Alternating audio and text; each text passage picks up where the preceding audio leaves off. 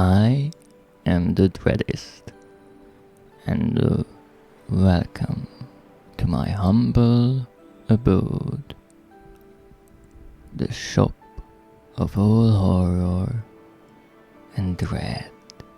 Please take a seat and enjoy the show, because today we are playing Amnesia, the Dark Descent. Let me get my controller and show you what we are trying to do today. You see, for I do believe 2 streams now, I've been collecting tinder boxes in this lovely game for one specific trophy, and that trophy is called Illuminatus. It tasks the player with picking up every tinderbox in Amnesia, the Dark Descent. Now that might sound simple, right? How many can be, right? It's probably just a few dozen at most.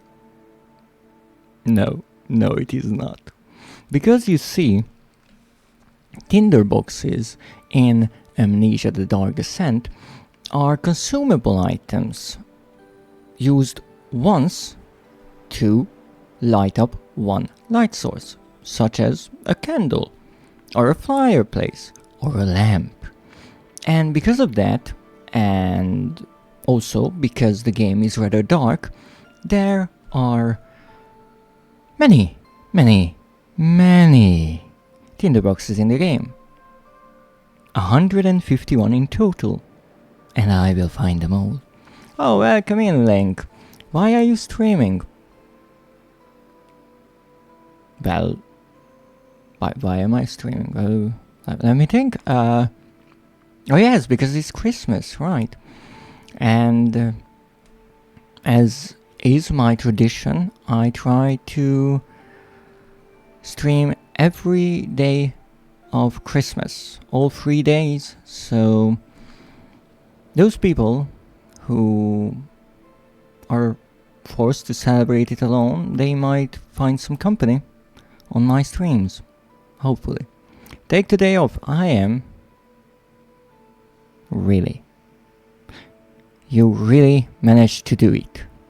You haven't worked today at all. Congratulations, I am so proud of you. And I hope your Christmas is going wonderfully. You and the good duck deserve a peaceful and fun holiday. I also relaxed all of yesterday afternoon. Oh my goodness. Don't overdo it. I got a cool new book. Oh, tell me all about it. I love books. They have words inside them. And I love words. Tell me, what is it about?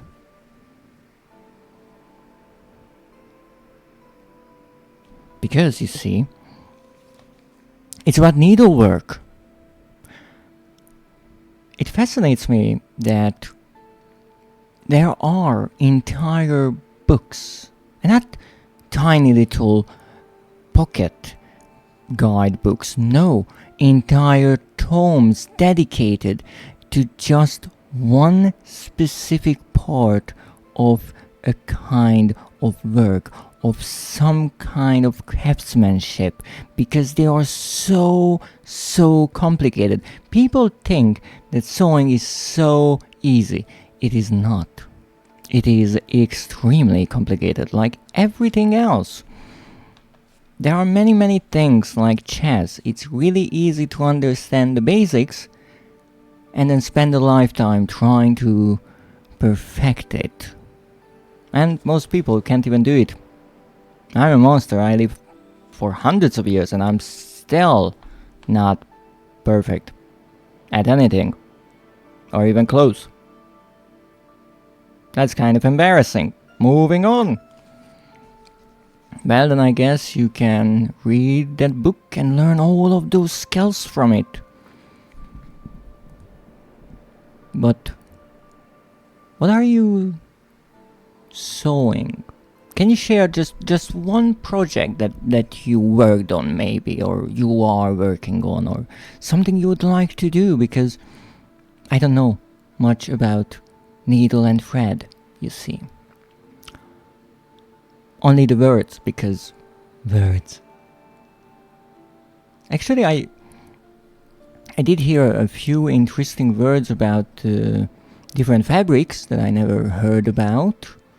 So that was fun, but I don't know anything about how clothes are made, for example.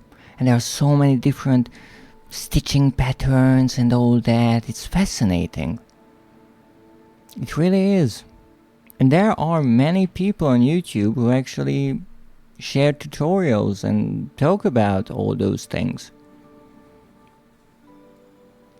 I'm more than sure that you are familiar with many of them, since you are rather knowledgeable about such things.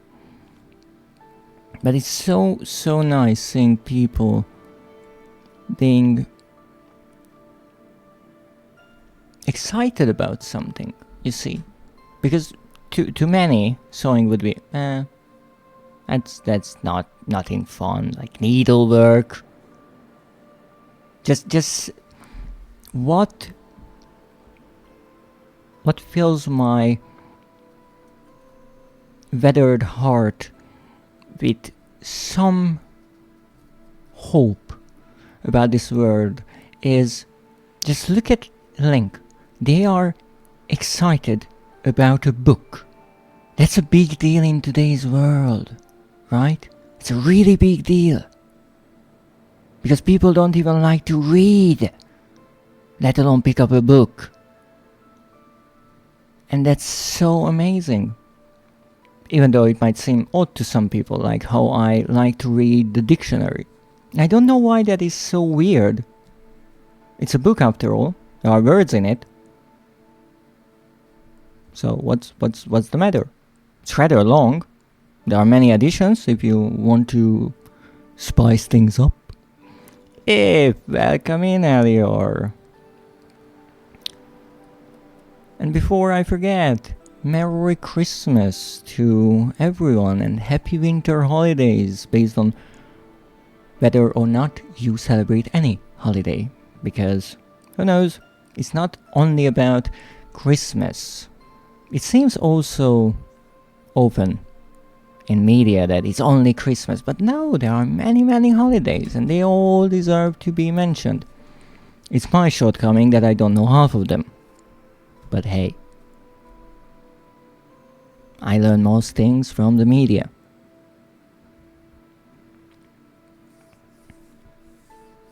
And also, let's not forget, Link was the first viewer.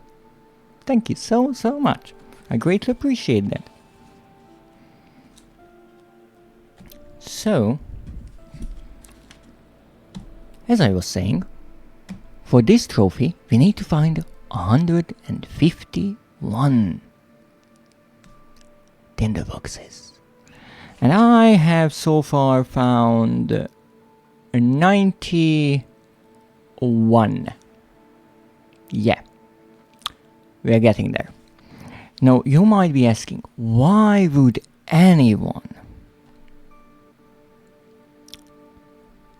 with a sane mind play Amnesia: The Dark Descent on Christmas Day?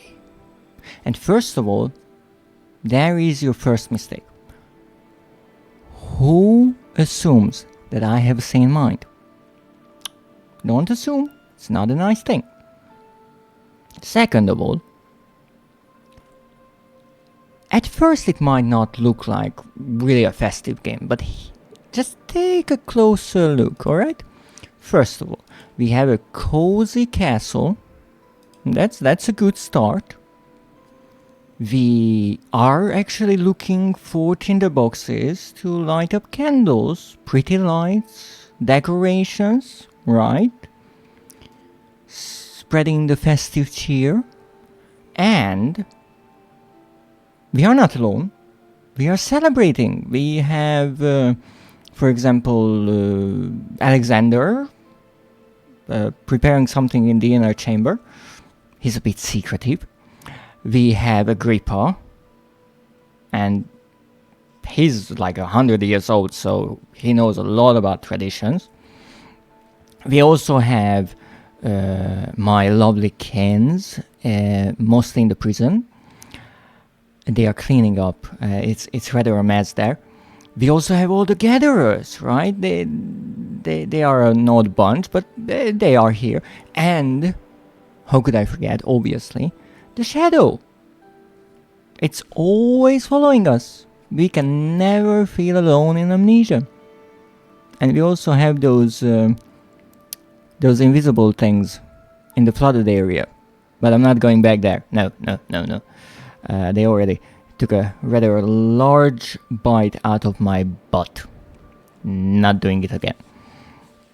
So, if you look at it like that, it is a rather nice way to celebrate, isn't it? It's not necessarily set in the winter time, but then again, let's not forget that even though the kind of stereotype is that winter equals snow and Christmas requires snow, but that's not really the case, because for example in Australia you don't have snow for Christmas and it's still Christmas, so who decides if it's a good way to celebrate or not, right?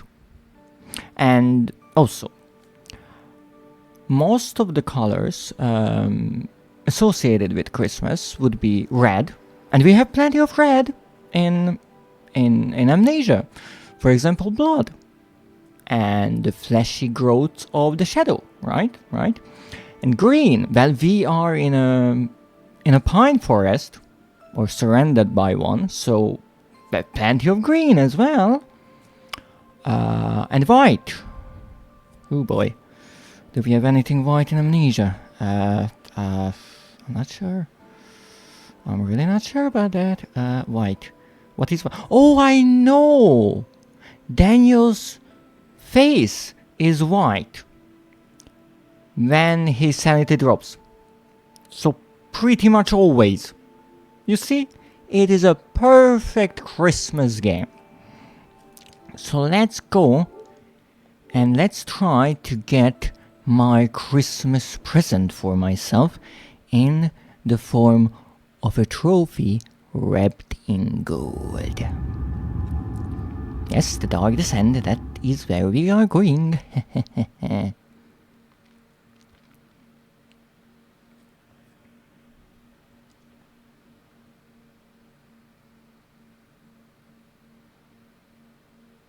Yes, I know there is an autosave. Slightly worrying of a detail because, you see, there is no manual save.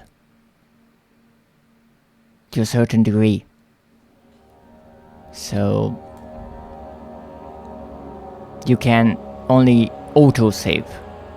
But there are different autosaves, so that's a nice thing. But what is nerve-wracking in a game like this, when you're trying to collect things, is if you leave an area and you miss something, you cannot go back sometimes. So you either use an autosave checkpoint and hope that it will work, but then you don't even know where you left off, or you do what I did and cheat a slight bit and look at the guide. Now, here's the thing, I did look at the guide and I did not hide that fact, but why I did that was to first of all check how many tinderboxes we are looking for, and I'm rather happy about that, because 151 is a lot of tinderboxes. The other thing that I wanted to know is their distribution throughout the game, and so I made myself this nifty little list that has every area name with the number of tinderboxes in that area as well as how many diaries you can find there. Oh, welcome in, Schmoozer. Now the diaries will be important later on for another trophy, but I'm not replaying this game just to do that on a separate occasion. So we are also looking for diaries, but for now Tinder boxes it is. I can speak. I would say today, but I know it's not only today. Ah, look at Schmoozer being all cozy. Oh, just adorable. It's just so nice seeing all of these emoticons. I was watching a live stream yesterday after actually my stream, and the streamer there also got some new emoticons, and they are so lovely.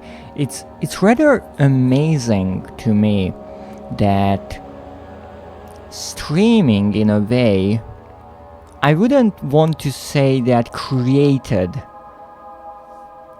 the emoticon art style. That wouldn't be right, but it certainly revitalized it to a certain degree, or at least increased the demand for such commissions rather tenfold. Oh, would you look at that? What's that? But that's my tail on someone else. Nilsson. You cannot just pin my tail on someone else. Can you? Wait. My tail can come off? Well, I'm not in my fox form, so makes sense, but still. Yeah, okay, right. I admit, if I had the chance, I might consider stealing Schmoozer's tail. It looks positively fluffy. To be fair, the darker tail fits better. But you are right about that. Even though I do not know the streamer in question, but that doesn't mean much because, let's be honest, I don't know many streamers on Twitch. I used to go around a bit more looking for fellow streamers and watching streams, but recently I am much more exhausted to do that. Now, let's see. What do we do? What do we do? Continue. Yes.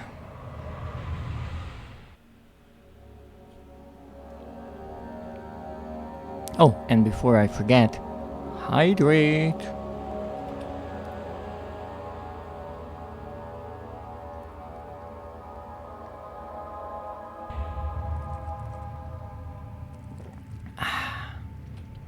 Oh, would you look at that?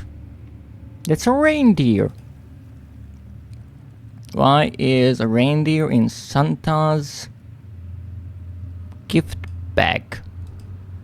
That's not how it is in the stories at all. Oh, and the snowman. Oh, that takes me back. That takes me back to the time I used to play Dead by Daylight.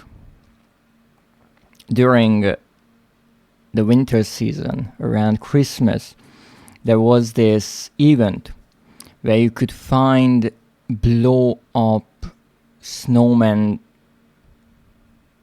dolls, I guess, around the map, and they were the size of a person, and you could hide in them, but you could also move around in them. So there was a game where I was playing as a survivor, and everyone was wearing a snowman outfit. So 4 snowmen were walking on the map. Not exactly the best way to hide, but it was fun. And then one moment we noticed that there's 5 snowmen.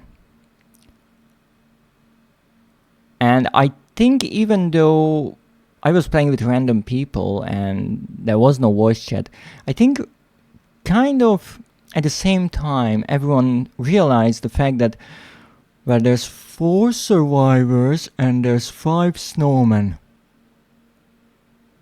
One of us is the killer. And so we just continued playing the game, and the killer never even hurt us. It was just walking around as a snowman. I don't even know what the killer was. Fun times. Oh, that's a little marshmallow. A fire marshmallow. Another thing I never ate in my long existence. I know, I'm missing out on so many things. Now then.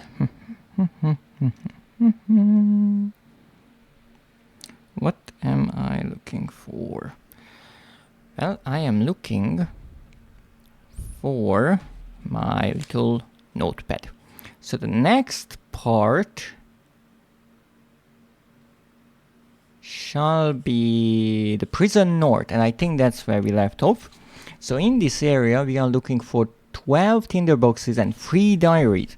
If I pick up something and I forget to mark it down, please remind me. Now, we are in a prison. What better place to be at Christmas?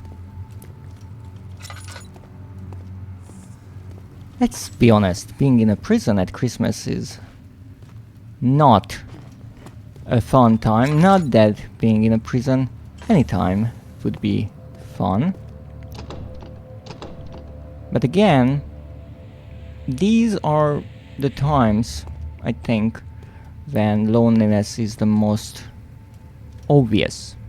Because whenever you look around, you are constantly reminded of people coming together, friends, families, celebrating.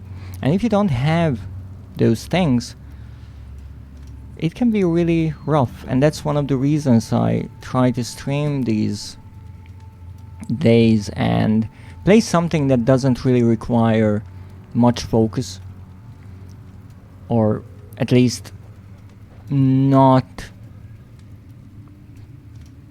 really heavy on the narrative. In this case, I already played the game, so I know it. And that way I can pay more attention to the chat. Kulina, let's go to the kitchen. Of course, we have to prepare some dishes for the feast. I would rather burn than have all the holiday stress. Oh wait.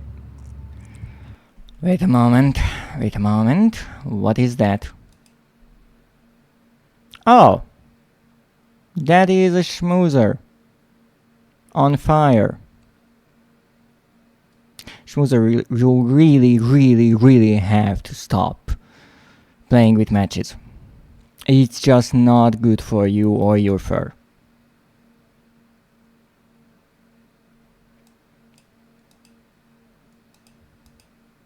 Also, thank you for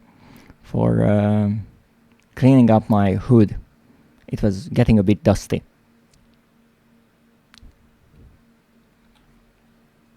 Alright. Now, let's get into the kitchen. Oh, what a nice place. Even though I have to admit I don't know much about medieval times. It's not one of those things that I would say is part of my research.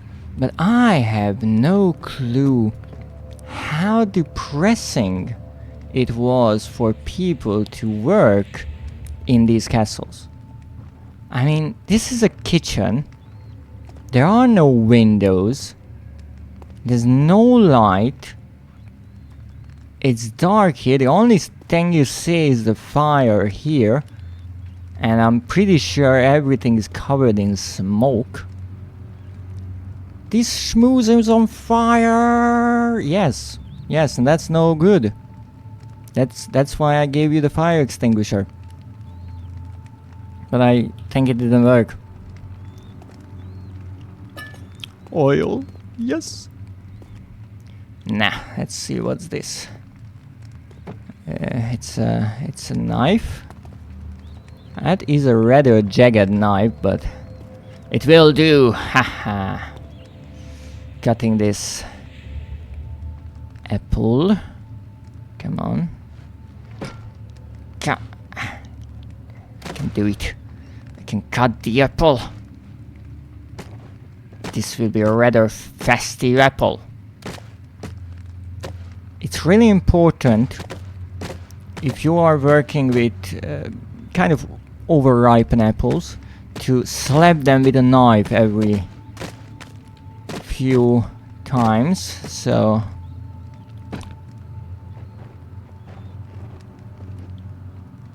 it seems more fresh. I'm not sure if that works, but here it might.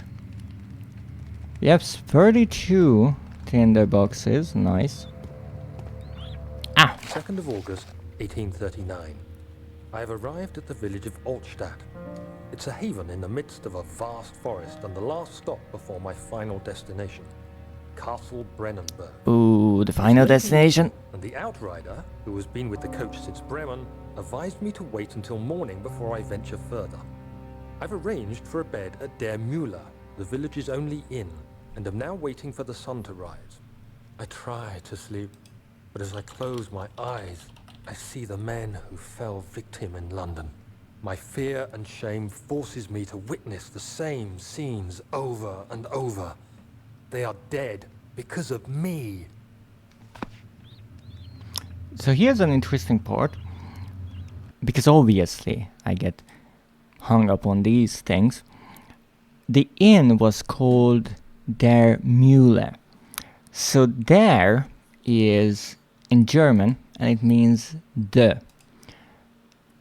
More specifically, it means the before a masculine noun.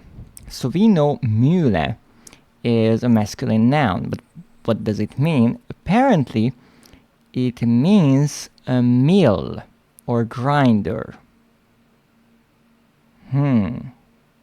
Interesting.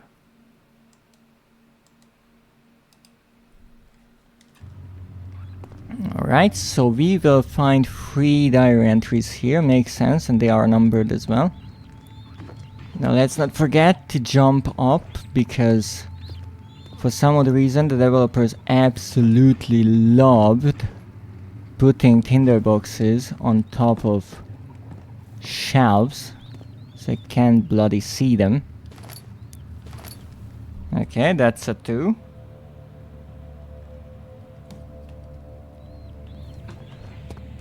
Nothing up here. Some moldy bread.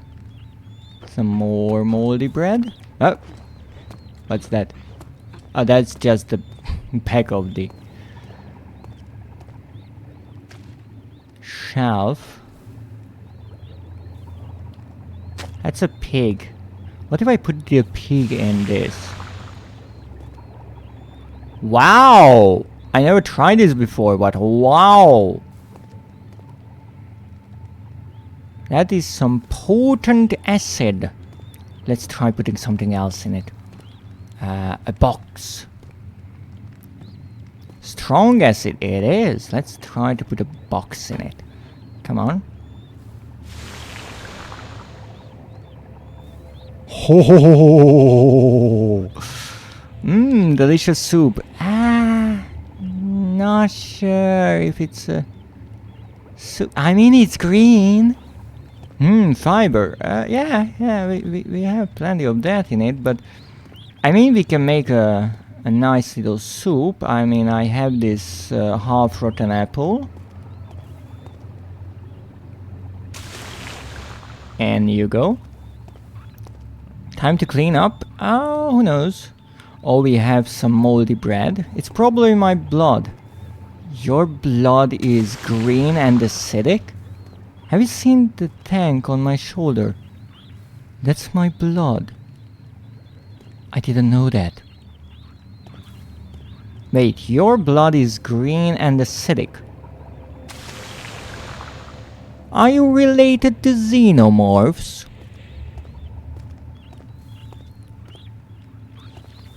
Wait, green acidic.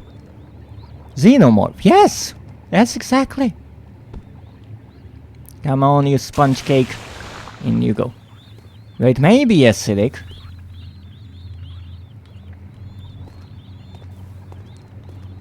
It's actually funny. I tend to neutralize it. Ooh. It's actually rather funny to me because once I was watching Uraite stream I think that Western themed RPG game that he's been playing for I don't even know how many streams for total completion. Grimstone? I think yes, that was the name. It's one of the 50 games that... Ooh! Games you play. That's one of the games of UFO 50. Yes, with the good doggo. And the rest of your posse. And oh, the dish doesn't hold the soup. Yeah, I'm trying to find something that can hold the darn thing, but so far nothing seems to be working. My passe empire. Okay, I think we are cooking something here. Not sure what. So he was playing that, and he was being a bit crazy about grinding everything and making sure... Ow! It's some sort of acid. Oh, okay, that's... Don't splash it, it may scar your skin. Yeah, and also don't touch it. A wound is bleeding quite badly. It's an acid burn, how can it even do that? Ouch. Let's see what our wondrously clever Daniel wrote about that. There is a barrel filled with acid in the kitchen. Brilliant. Okay, I think I need a laudanum. Thank you. Okay. And he was really trying to go for the completion of the game, though that is also true in Yakuza, and mostly when I noticed was in that odd point and click game, that cynical adventure. And at this point I think you're trying to make a bed. So, oh no, I'm just putting plenty of fibers in it, literally.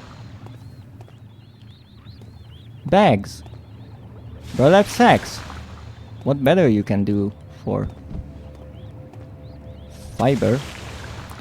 And I wanted to make a joke that when he was trying to find cookies in that game, which were hidden in the graphics of a point and click game, and they were so well hidden that I was staring at the screen for minutes and I couldn't find anything.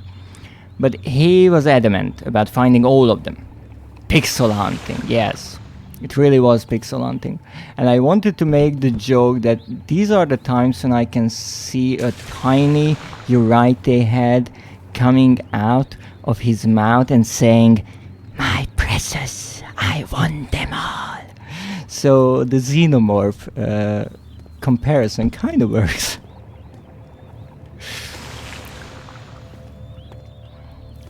Well, who would have thought that having a barrel of acid is a wonderful way to clean up anything.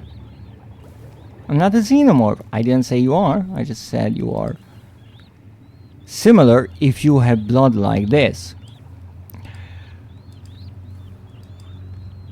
Even that crying emoticon is adorable. I'm sorry. Okay, but that doesn't work like that. Acid doesn't do that in real life. That is true because things will just not disappear in it. Also, after a point, I would assume all the junk I'm throwing into it would dilute it to the point that it wouldn't really dissolve anything. And also, what the heck is this barrel made out of that it can hold the acid?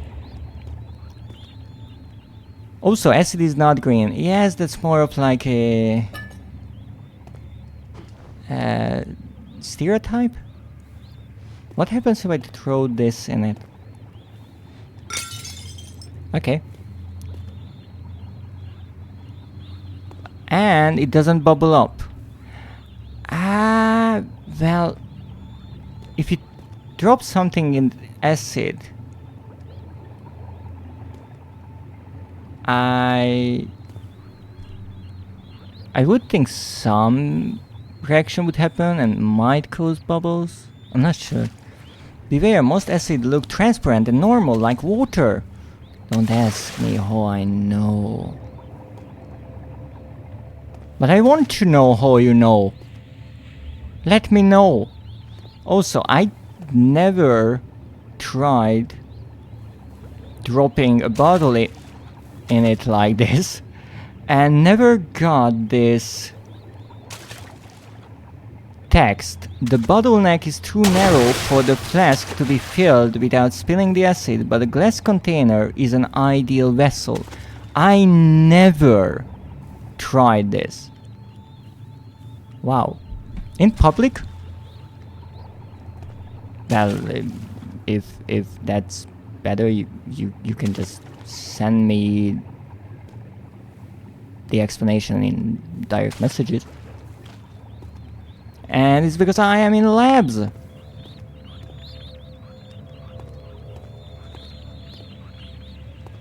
Oh wow, slick. I'm also not sure if you throw a glass bottle into a vat of acid, it would start bouncing up and down. I really don't think that's realistic. Also, I can hear my kin around here. Where are you? Kin? I can hear you. No, it usually doesn't happen. Wait, that means it does happen sometimes? Kin? Oh, there you are. Come on, come back. Oh, look at you, you're adorable. Last time I know I saw them around the fireplace. Not this time. Oh, welcome in, Mr. Tinhead. I wouldn't want to say ugly, Mr. Tinhead. That sounds rude. I don't know, I would not rule it out. Okay. That's slightly concerning. But alright.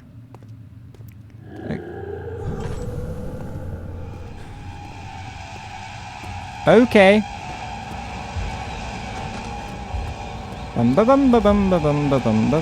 Let's hide here. I'm sure that he would not check in between the pigs. Friend wants to sip acid. Oh, then I maybe should have went somewhere else other than right next to the barrel of acid. Hey, Dreadist, welcome in. I hope you are having a wonderful day. Getting into some Amnesia, huh? Yes. I'm trying to complete this trophy so I can forget about this game.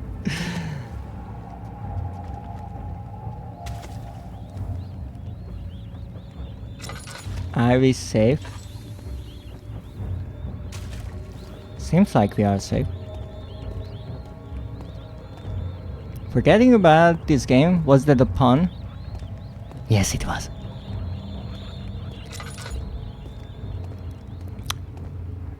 I don't know about you, but I'm kind of missing something here. I can't quite put my finger on it, but... Wasn't there a door here just a moment ago? Freaking bastard stole my door! You know how expensive a door is these days? Stealing doors in this economy.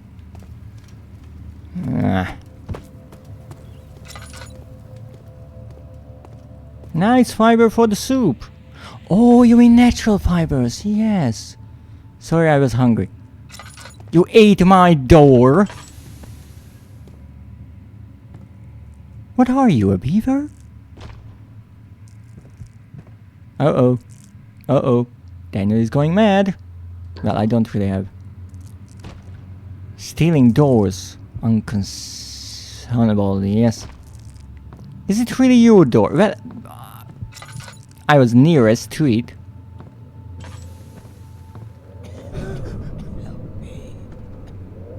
Who said help me? I heard that. Okay, no tinderboxes here. We have 12 tinderboxes in this area. So I better find them. Storage. Okay, I think I should start lighting these because I will run out of the oil. What the heck is going on? Oh goodness, this place is big. Find her. Find her? I'm a him, you dick. Is he safe? Well, it's for his own good.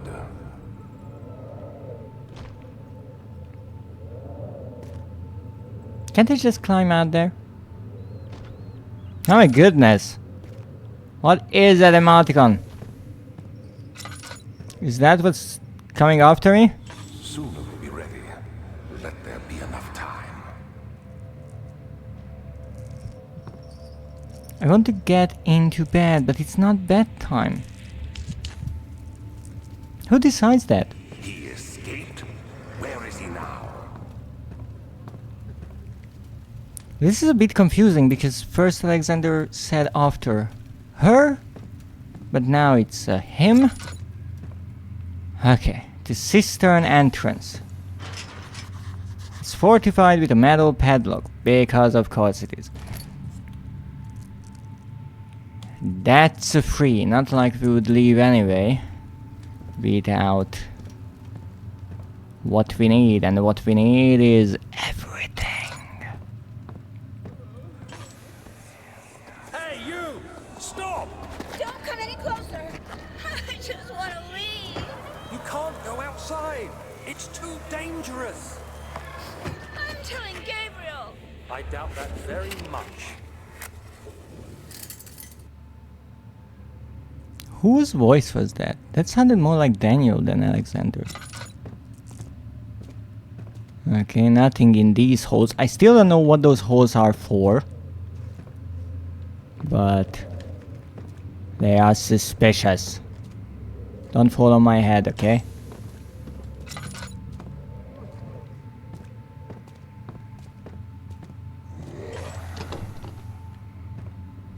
Great.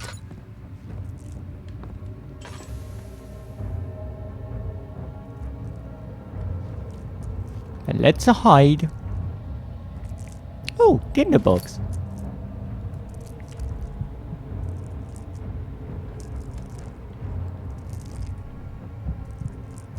Is someone here? I can't see anything, so if I can't see them, they can see me, right? That's how it works.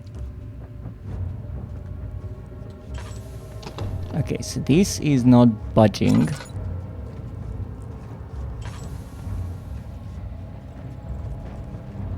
I guess I would see if something was on this corridor. Tinderbox! Yes, we have 4. So we only need 8 additional tinderboxes, and this place is a freaking maze. I didn't remember that it was this big. But I have to start using the tinderboxes. I think that's the place down to Agrippa.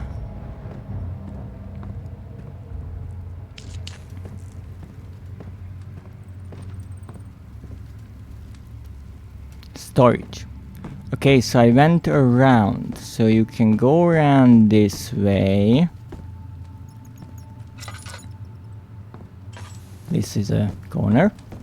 And then there's that way to, I'm assuming, what is the storage. And then there's this way. Oh, torches. That's hard. They are. And also rather illuminating. Okay, so this way I think is the... I wanted to say this way is the kitchen, but maybe not. Wait, this is not where I came from. Okay, don't panic. I might be slightly lost. Just slightly. Okay, I have no clue where I am. Okay, so what's this way? Stop banging on the door.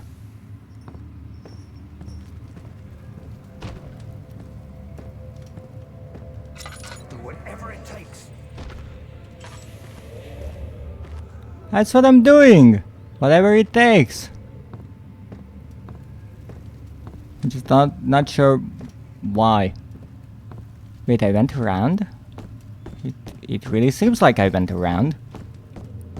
Okay, so this place leads here, and that leads back. This goes to the kitchen.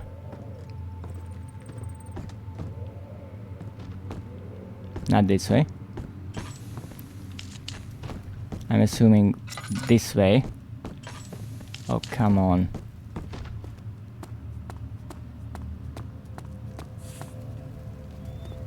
Oh yes, here's the hole. So this way we go around. I'm not finding anything, that's concerning. I'm not lighting a torch right next to a bright hole. Storage.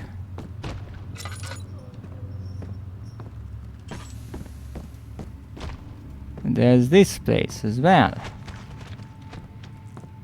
Oh! Hey! Anybody! Help! Christ! I don't believe this. Why? I mean, why? What did I do to deserve this? I mean, it can't be. Do I deserve this? It wasn't my fault. Why did he have to go in there? Don't go into burning houses. He should have known better. I like how people in this situation started questioning themselves whether or not they deserve something like this. But the obvious answer would be no. Oh, look at that! And yes, Mr. Tinhead, that is how I feel in these memory sequences. And also whenever Daniel is going insane. Because the screen gets so blurry that I can't see anything. Now, there's one really important thing that we learned last time around. That in these rooms, let's call them, there is often a bucket for reasons. And in those buckets, sometimes hidden is a tinderbox. That was oil. Tinderbox! That person! Keen! Come back, come back. I don't want to hurt you. Where are you? Come on. Oh, there you are. Look at you, you're adorable. Okay, that's 6.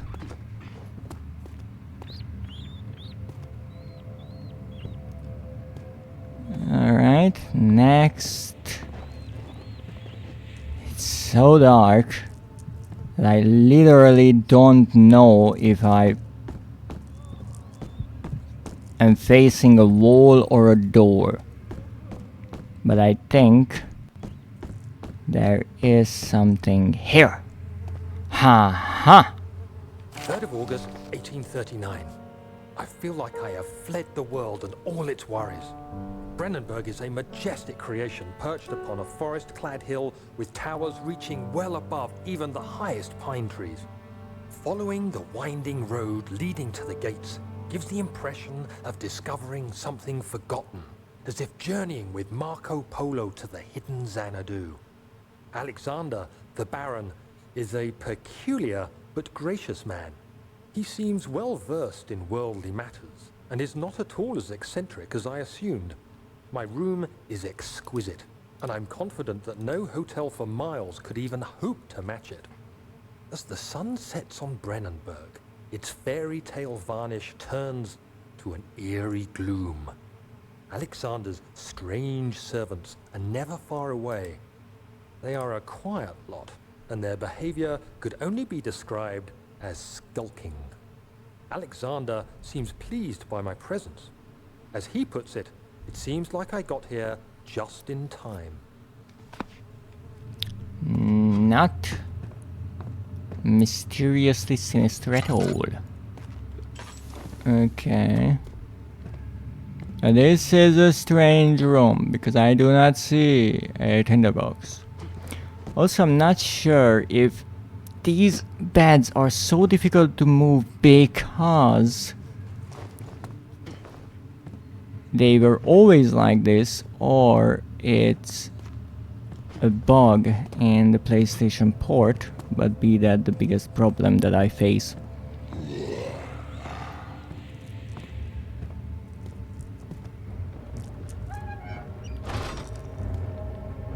Let's maybe hide in the darker corner of the room.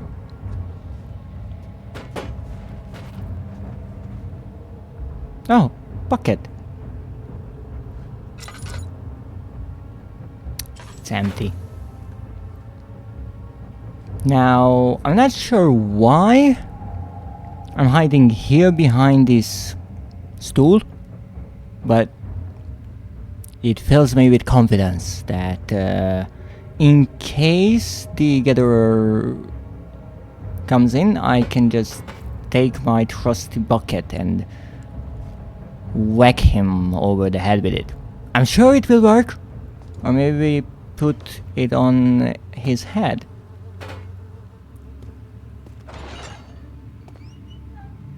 Okay, you're gone? Great.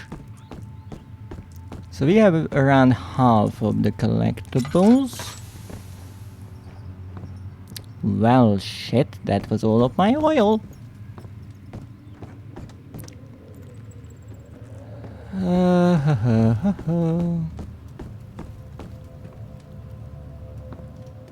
So this leads back to the lower floor, to my cozy hole,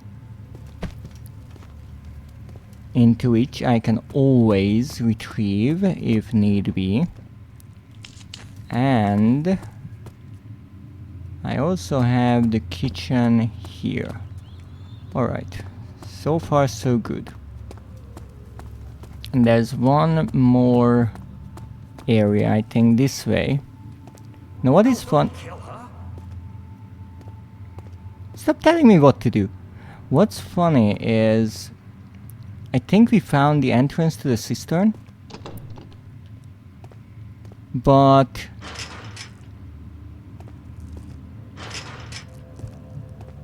I don't even remember where that was. Okay, so I looked at everything and I only found locked doors. Oops. Might have missed something. Yeah, where was that? But it's so dark that you can't find the torch on the wall.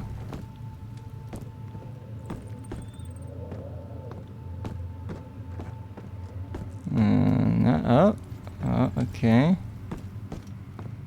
Why isn't there a torch here? Obviously it's missing, right? Someone is stealing torches, not just doors. Freaking people. So yes, this is a way around. And this is... people? Okay, understood, not going that way. Daniel, if you could be ever so nice and actually move. Torches couldn't be... oh no, stop trying to set yourself afire.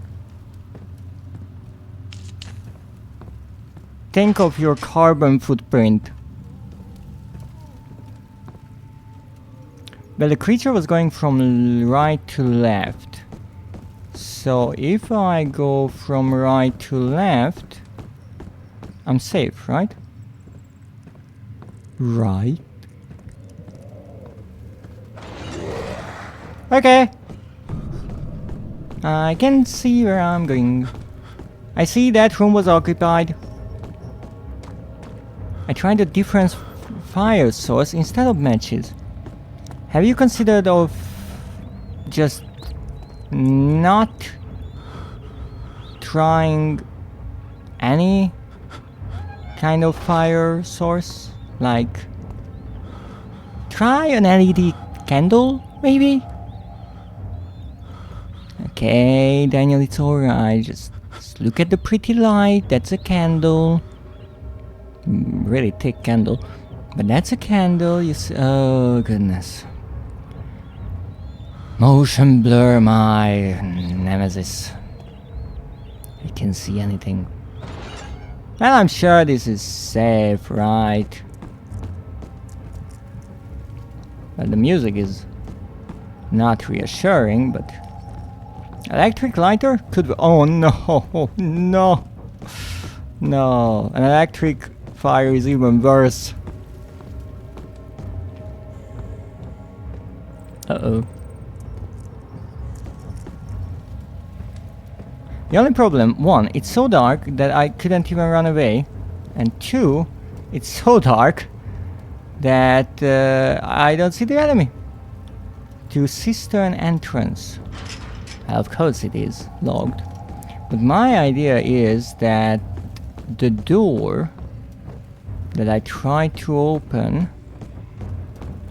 is now open because my grumpy little friend destroyed it. If I could only find a bloody way to go there.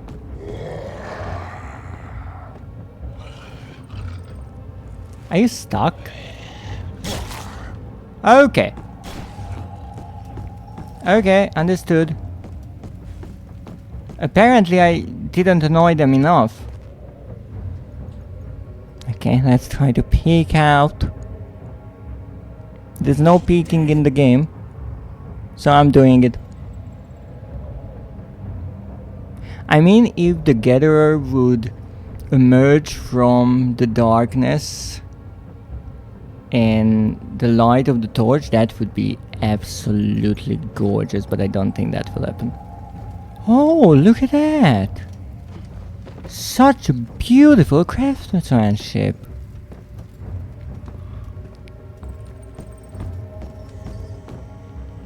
Are you done? You're still not for... oh, it's open. Oh shit, oh shit, oh shit, oh shit, oh shit. Okay. He really likes that room, but I have a feeling I need to get inside that room.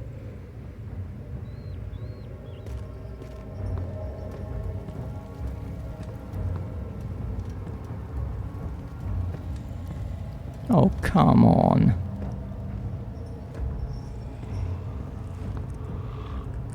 Are you kidding me? Why do you like that fucking place so much?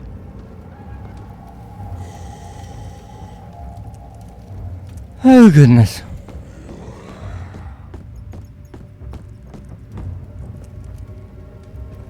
I think we are in a slightly bad situation. Oh, we found the staircase. How lovely. I don't even know which way I'm looking at this point. Oh wait, there was a sign here? No. Finally! We found something. Now, let's see. A broken chair? Tinder boxes! 2 tinder boxes! Oh, that makes it 8. A glass jar! My favorite. 2 additional tinder boxes. And that makes 10. You know what that means? We're only missing 2 tinder boxes. I like this place.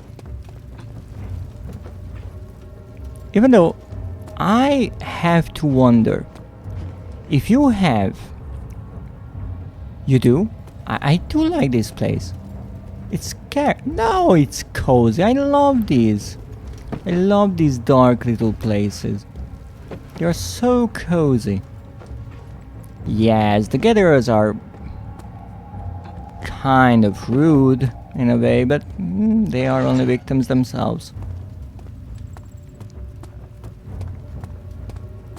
Horror can be extremely comforting, at least to me.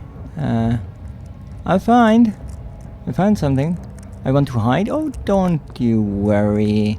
I'm here. The gate is locked. Great. I'm here. I don't let anything hurt my wonderful viewers.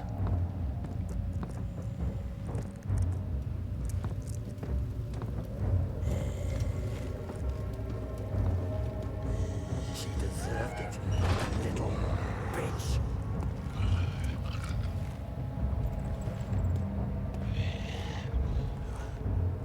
Okay, so I'm... Oh shit!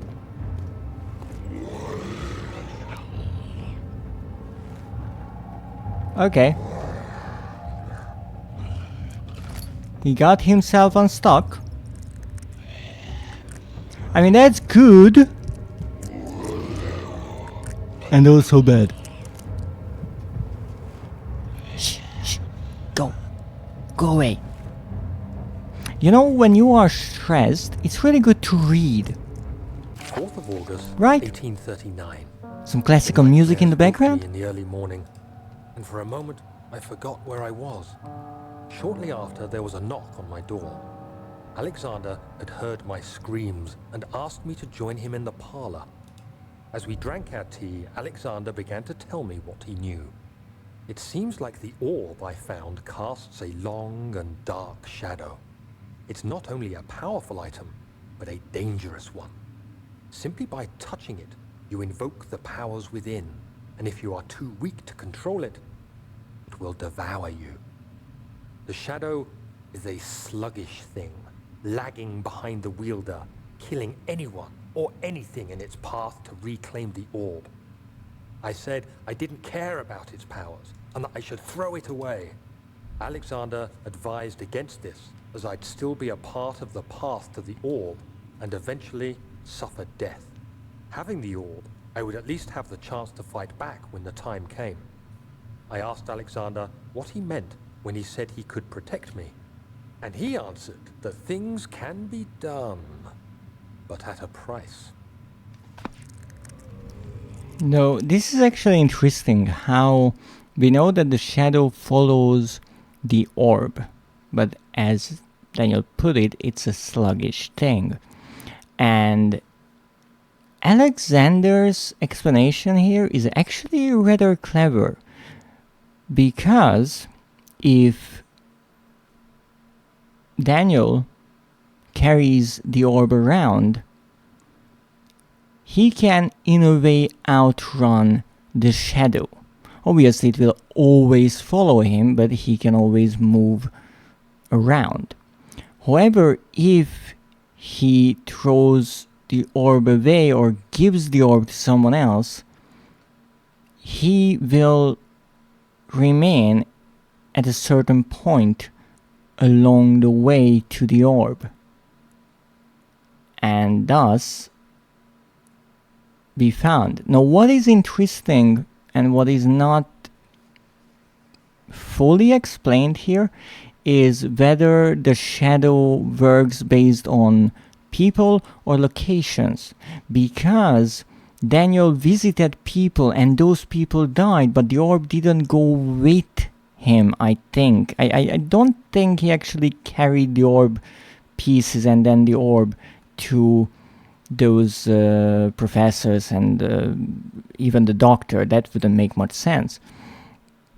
I mean, Daniel wanted some, I think something that would help him sleep. Why would he carry around the orb, this ancient artifact, just to get a prescription?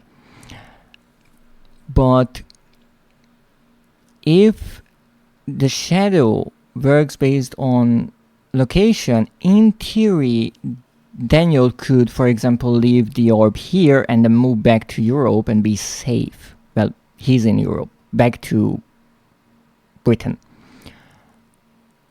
If it works based on people, the shadow would kill him anyway. But that is interesting. Now let's try to do something with the gatherer at the door.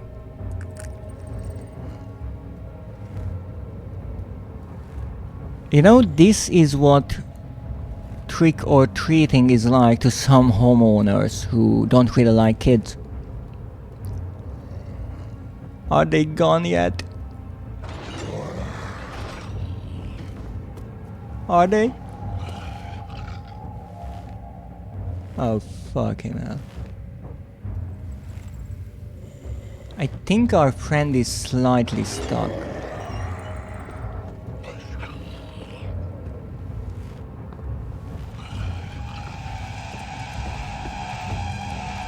So I have to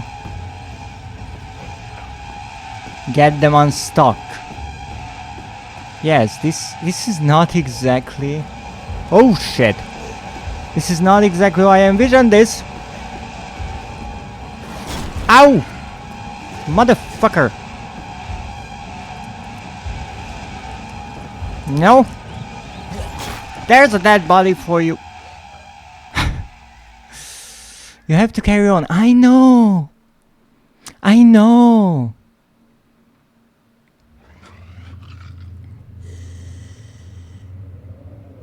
Chris Mega Huggies! Yeah, where the heck am I? Am I in the... Okay, where the heck am I?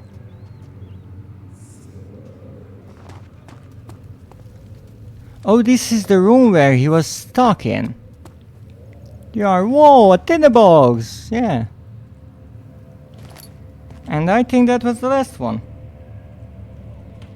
So this was the room beyond the creature, and I feel like the creature got a bit stuck here. Why I got respawned here is kind of a mystery to me.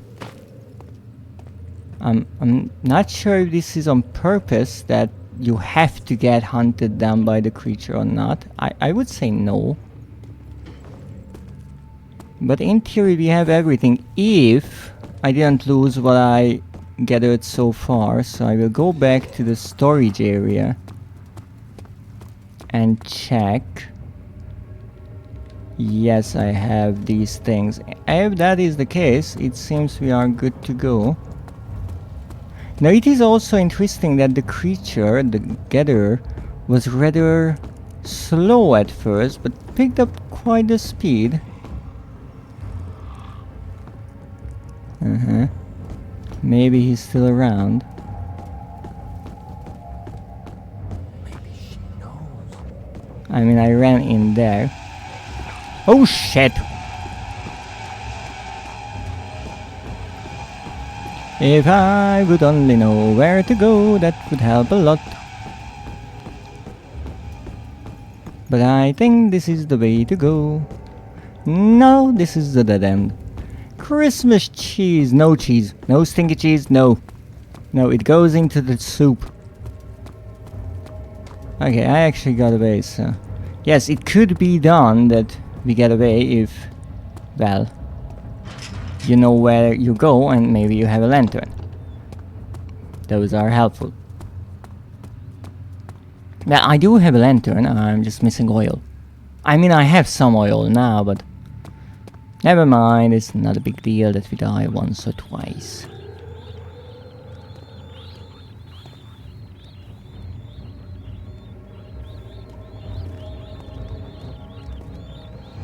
Mother...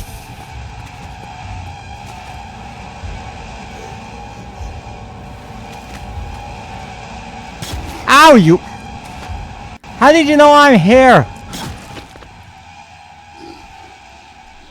I have a feeling this enemy is slightly bugged. How did it know where I was? Hug you again. I can never be hugged like that. And why is that? Oh! Oh, hello there. You have to carry on. Yes, I do have to carry on. Look at that. It's a cheering. Pick up. Oh, fuck hell, what does that? Wait, what? Okay, how do I get out of here then?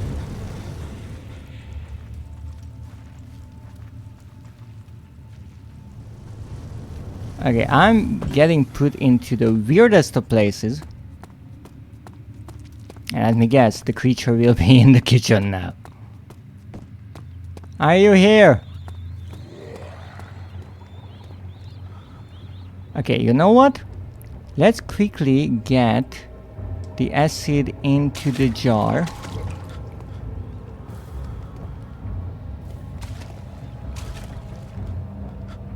Should I hide? Yes, let's do that. Let's see if we can hide. Okay, there's no way that he would find us, right? No way. I'm perfectly invisible behind this ham.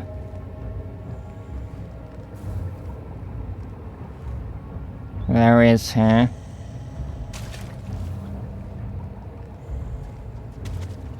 This is not good.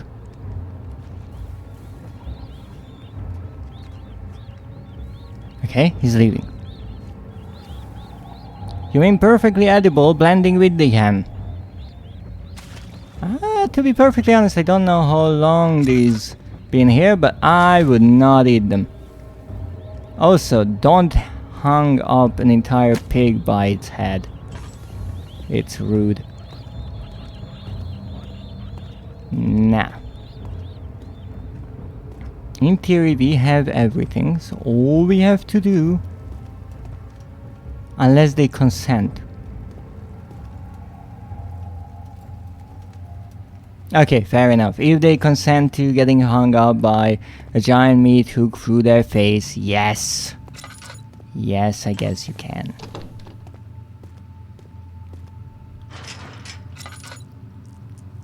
Okay, it's in excellent condition. Let's see if a bit of acid can help that. It wouldn't do no good. Okay, let's see if I can use the acid on this one. Cannot use it. Okay, so it's not here. Now, next thing.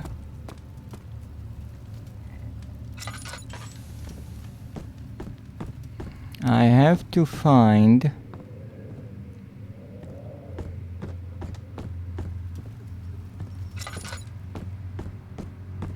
a door.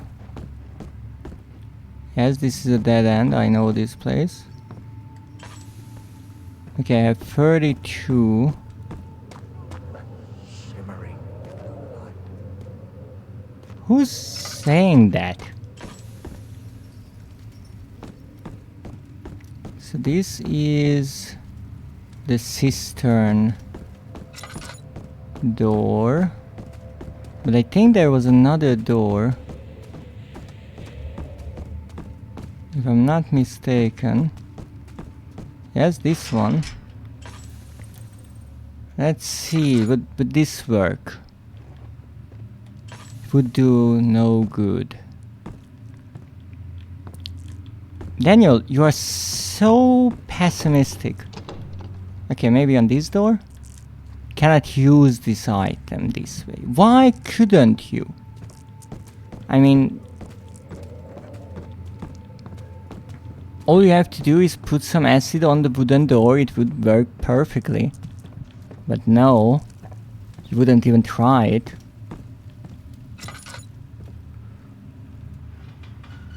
It is in very poor condition. Okay.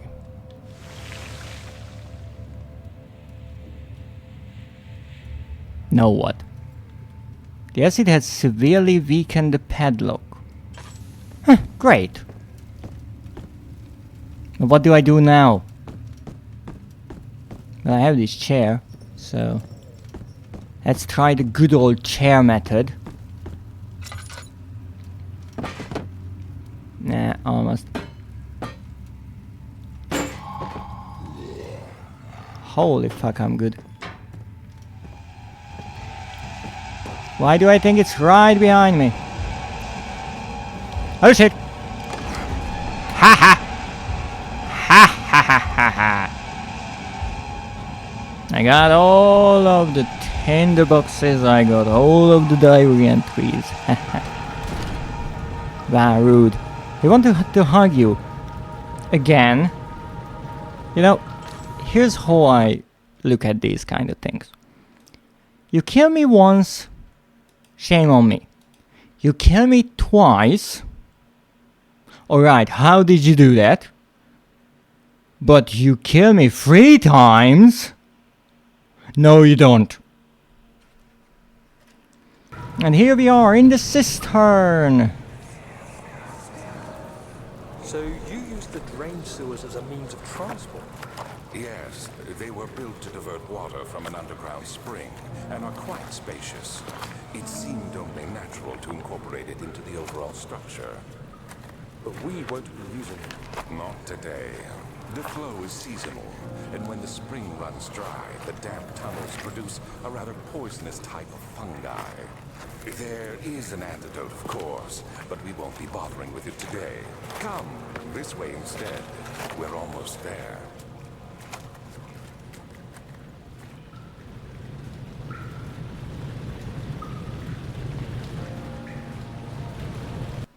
I didn't kill you, that I know of. But first of all, I like that you added that part. And second of all, I was talking about the gatherer. And not you. Are you a part-time gatherer in Brennenburg Castle? I mean, Alexander is a baron, so I'm sure the pay would be good, but the conditions, no, not worth it. Really not worth it.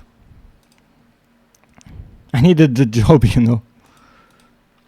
Fair enough, you know, fair enough. And also thank you for the quote, Mr. Teenhead. How's the pay? Awful, thanks. Yes, I can understand that. I'm actually rather amazed that you survived this long. Now let me actually add that with the quote command.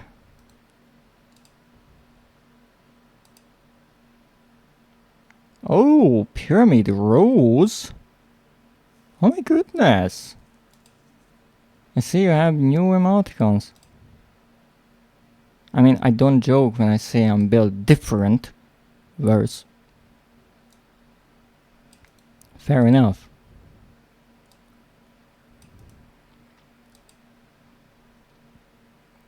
Though, let's be honest, the gatherers are, first of all, they became this way because they, I think, drank the poisoned wine of Alexander. And the other thing is, they are, I'm not sure what they really are.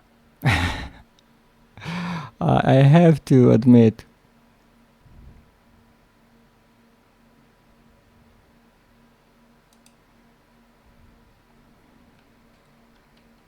They are gatherers. Now, let's look around here. This is the cistern. The cistern has 2 tinderboxes and 3 diary entries. Nice. Yes, I do have a quote command. Now, let's see. Here's a lever. Should we just pull a random lever? We don't know what it does. Of course we should. The lever is stuck. Its gears need to be greased. Does anyone have some grease, maybe? Oh no, this is probably be wet and bad for your bones. Yes, this is indeed in the cistern, so you're not getting away. I also know another thing that needs to be greased. What is that?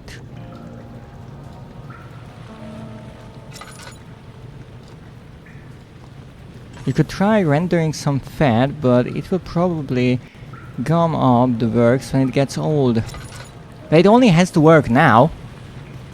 My neck still hurts. Aww. Poor you.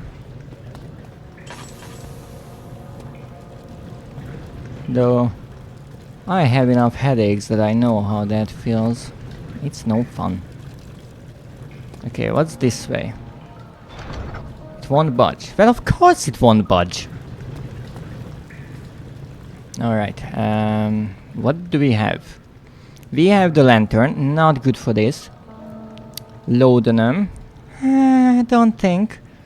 A hollow needle, a hand drill, hammer and chipper. You might try some tiger balm. Lantern oil. Apparently I can't use the lantern oil as lubricant. And an empty glass container. Tiger balm? Do I need a Kazuma Kiryu for that? Maybe you've been playing too much Yakuza lately. Well, to be honest, I never played any of the Yakuza games, but more and more I see people play it. Okay, did the developers hide a tinderbox in one of these pipes is my new question. Oh, what's that? Oil drainage. A vessel is needed to carry the oil. It's fun, you can do violence. That's true. Okay, let's use this. Haha. Look at that oil. Come on. Oh, it's already full? Picked up glass jar of oil. I lived in Japan for a few years. Does that count as playing Yakuza? Only if you broke a bicycle on people's head in the open street. Yeah, apparently. Well, your idea is the expert here, so okay. It's filled with oil. I'm sure I will just pour all that in there and just get it right in there. Good. Move it up a bit. What happened? Oops. A broken pipe is blocking the ladder. However, it got somewhat damaged by the impact. Now here's my question. This lever has been here for a long time. And that ladder has been there for a long time. How did this ever work? Who put this fucking pipe here? Like that even has a nice seam around there. It wasn't like a quick job putting it there. Don't worry about it. Okay, I guess we just have to keep on pounding. Come on, move. Haha, that's you. That's what you do. You see, a bit of violence can go a long, long way. Poor pipe. 3 rounds and it's all soft now. Relatable. Now, let's see what we do here. Oh, a bit of a shower. Thank you. Oh, more levers I can pull. I love pulling random levers. Huh, nothing happened. Repair the machine powering the eastern bridge. How do you know what it powers? But okay, let's pull this one, I'm guessing. Oh!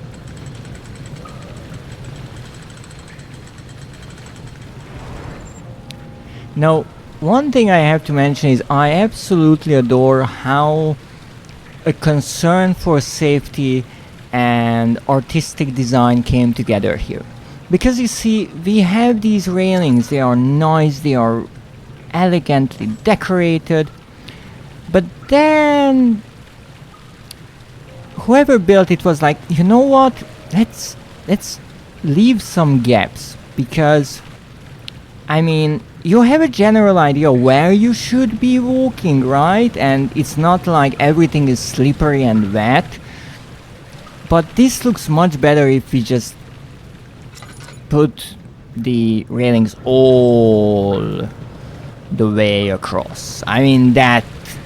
Or maybe that was too expensive. It was an artistic choice. Exactly, it was. And what is more artistic than a broken neck? Whoops. Now, let's actually see what's here.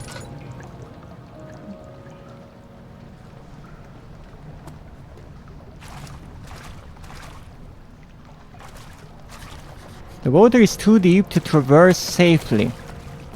Just hold your breath. Yeah, tell me about it. No, I did not mean it that way.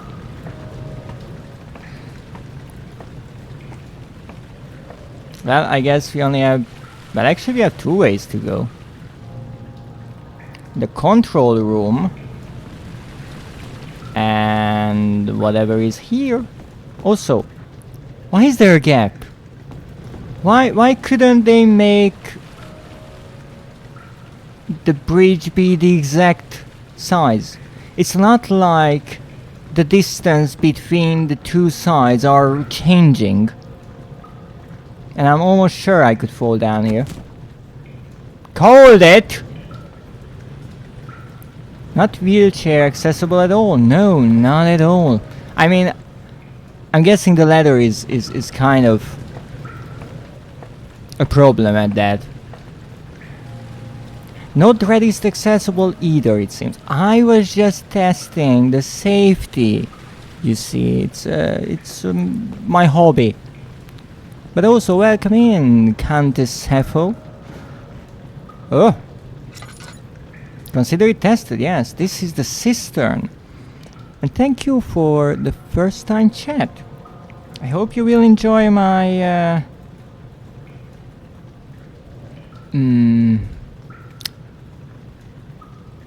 testing here. Safety inspection, right? So my little cheat sheet tells me that the control room is the first place we should go, and the cistern is that part, so there is no dictionary or tinderboxes in this area. Great. Now what are we looking for here? We are looking for 3 tinderboxes and 1 diary. Easy enough. I'm sure we will get through this in moments. I have been lurking for a bit. Unfortunately, I am working today, so I'll be in and out. Oh, you are working on Christmas Day? I'm sorry to hear that. How did we find this place? An old friend back in Algiers gave me a map. Why isn't he with us? Didn't he want to come?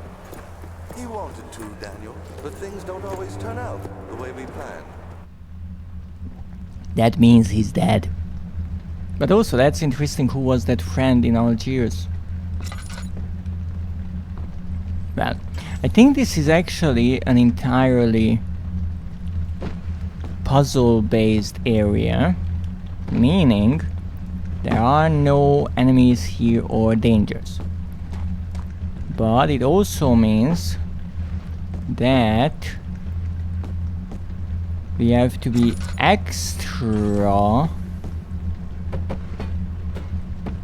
careful when looking around, because these developers, they can be sneaky. Nothing, nothing, nothing, and more nothing. Alright. Look at all these beautiful pipes, the rusty chain, it almost feels like Silent Hill. Another game I should play one day.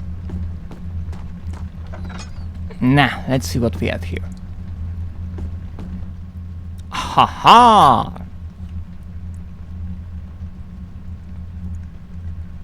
That is a tinderbox, and that is a paper I can pick up. Alright.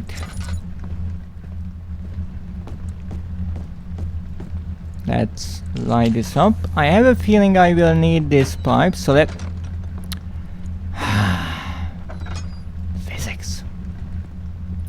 So let me take this out right here in the light, so I know where it is. Okay, so we can turn these wheels and lift up these counterweights. There was a click there.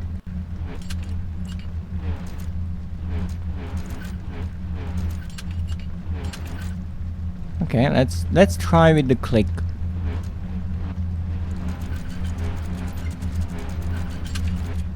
Close enough.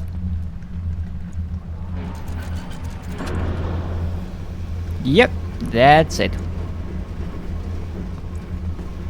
I think in this puzzle we always have to mirror the rooms. So one room is set up properly. Oh, pipe. While the other one is not. So this is the setup properly placed, and we cannot move these because they are stuck in position. Tinderbox! box.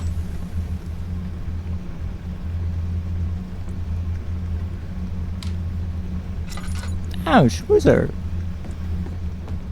No need to hide. Take a seat. And thank you for the redeems.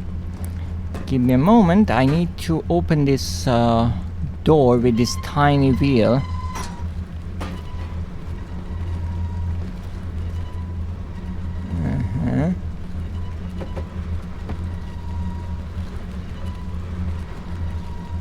Ha ha, look at that. A perfection. Almost perfection. You know that is not stopping me. I know the wheel is somewhere here. Somewhere. Nah. You might think this is overkill. And it definitely is. Now either the boxes came to life, or I'm imagining screams. Wouldn't be the first time. Yep, come on.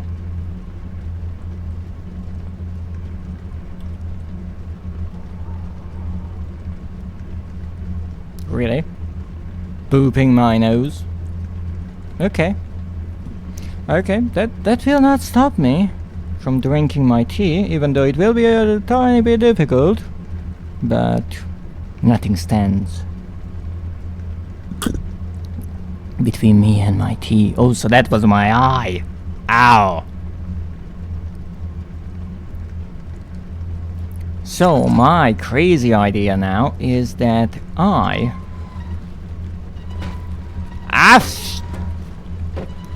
am not crouching down for this puzzle. Oh no. I am standing. Take that. Ha ha ha ha ha. Hey, nice. Got a little teacup for the avatar and everything. Yes, my tea is rather important for me. Now stop with the booping. We have work to do. Okay, that's one pipe. And that's another pipe. I actually never tried to put 3 boxes on top of each other, but it is possible. T wants tea. Well, go and get some tea. There's always time for a tea break. Don't let anyone convince you otherwise. Oh, would you look at that? What is this place? Oh, it's you no, this is the thingy. Yes, wooden crank, exactly that. Whatever it is good for.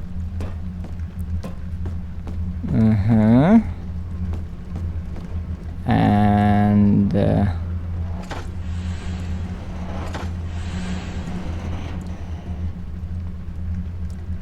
I'm legit gonna go make some right now. You've inspired me. That's great. The tea shall rule the world.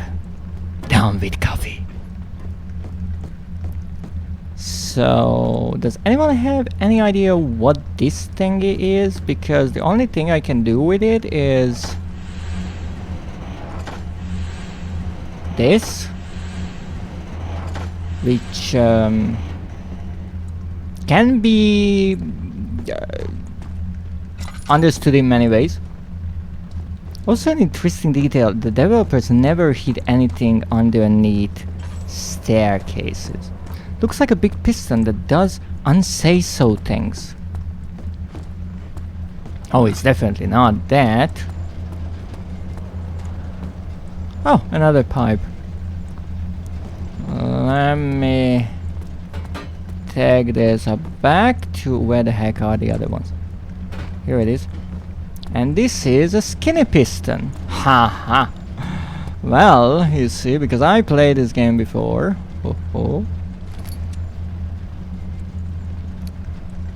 I know that you've been tricked, dear.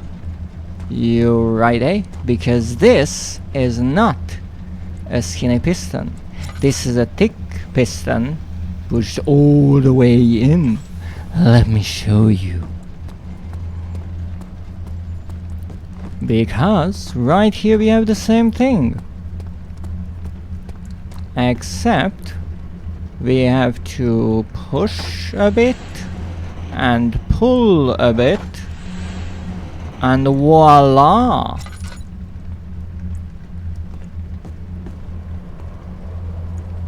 I said voila! Oh, come on!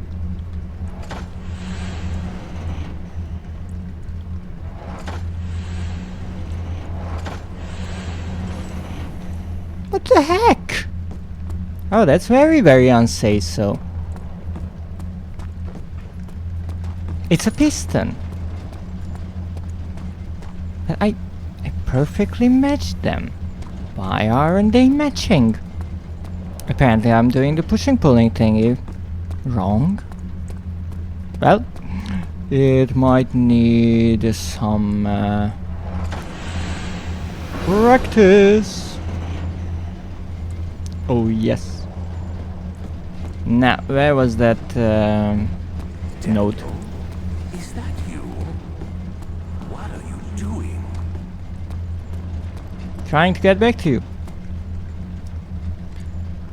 So you need practice to get things in and out. As they say, practice makes perfect.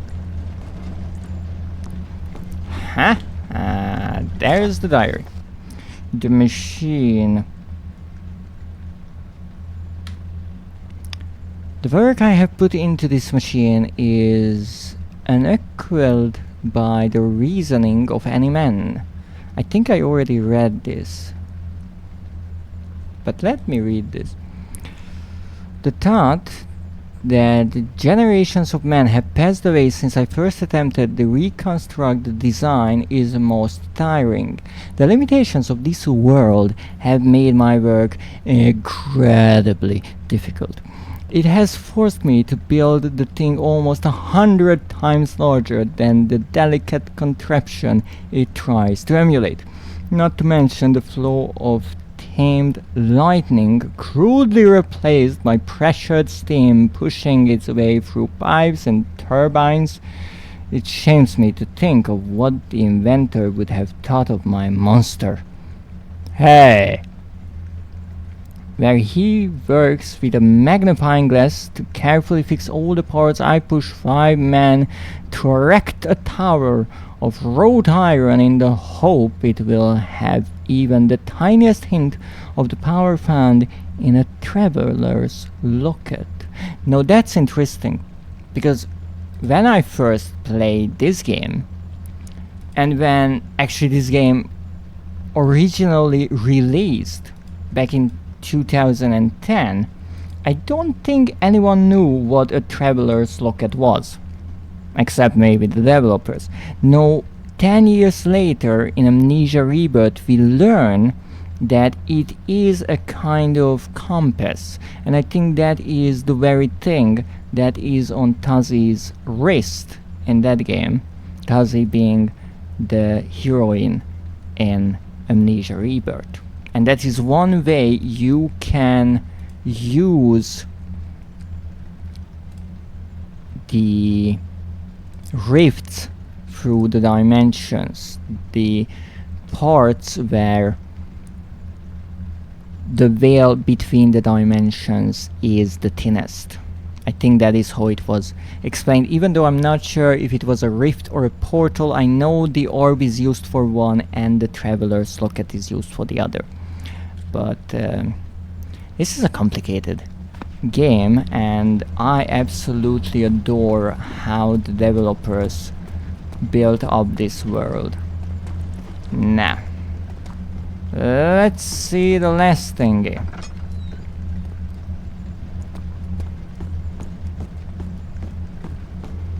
And that is cleaning out these pipes, because it is important to clean out your pipes every now and then, because they get all kind of gunk stuck in them, and that's not good.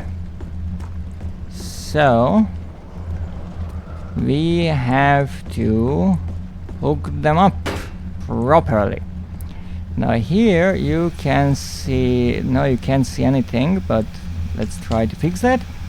Here you can see this. So we have 6 holes in the wall, and they are connected by 3 tubes. And here I like to preheat the tube. And here we have 1, 2, 3, 4, 5, 6, 7, 8 holes. And what? How will I mirror this freaking thing if I have more holes than on this side? Well, whatever. Who approved of that? I don't think there was any approving here. It was just Alexander telling people to build the thing. Okay, so if I need to mirror things, then these two will have to be connected. Let's say by this. Great! So it was vibe piping. Yes, yes, they did everything based on the vibes, you know? So these two have to be also connected as such. I wanted to put this way, but who cares? I mean, this pipe is a bit longer and all over the place, but yeah, that will work. And then I can pick this pipe and just whack it right there. Now those 2 holes,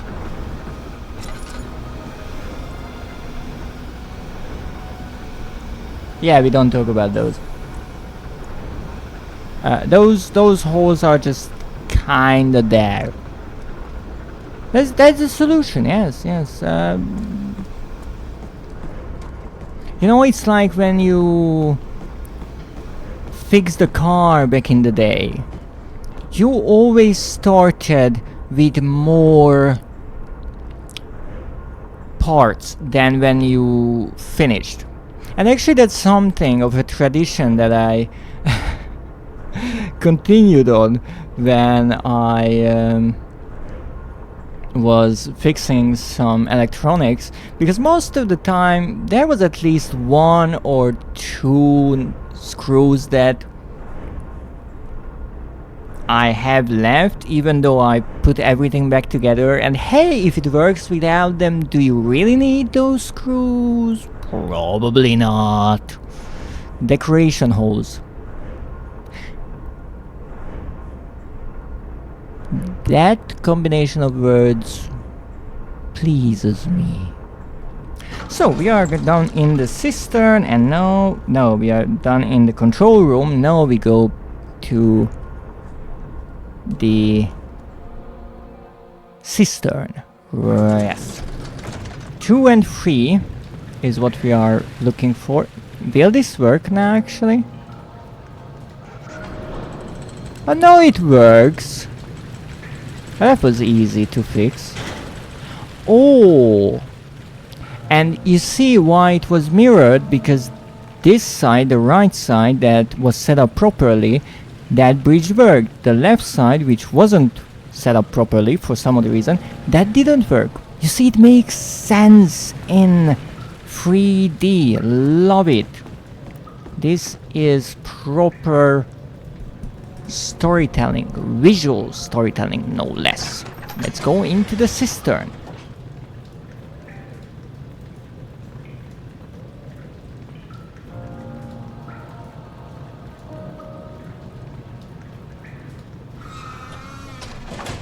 Now, here we are in the cistern. Lovely place, lovely place. You don't want to go into the water. You're conserving water from the spring. Yes, it enables me to control the water in the drain sewers to some extent. Also, it can be used for all sorts of purposes. Like for drinking. Well, that too. But mostly to run different machines. Ah, like water mills. Exactly. That looks not very clean. It is not clean.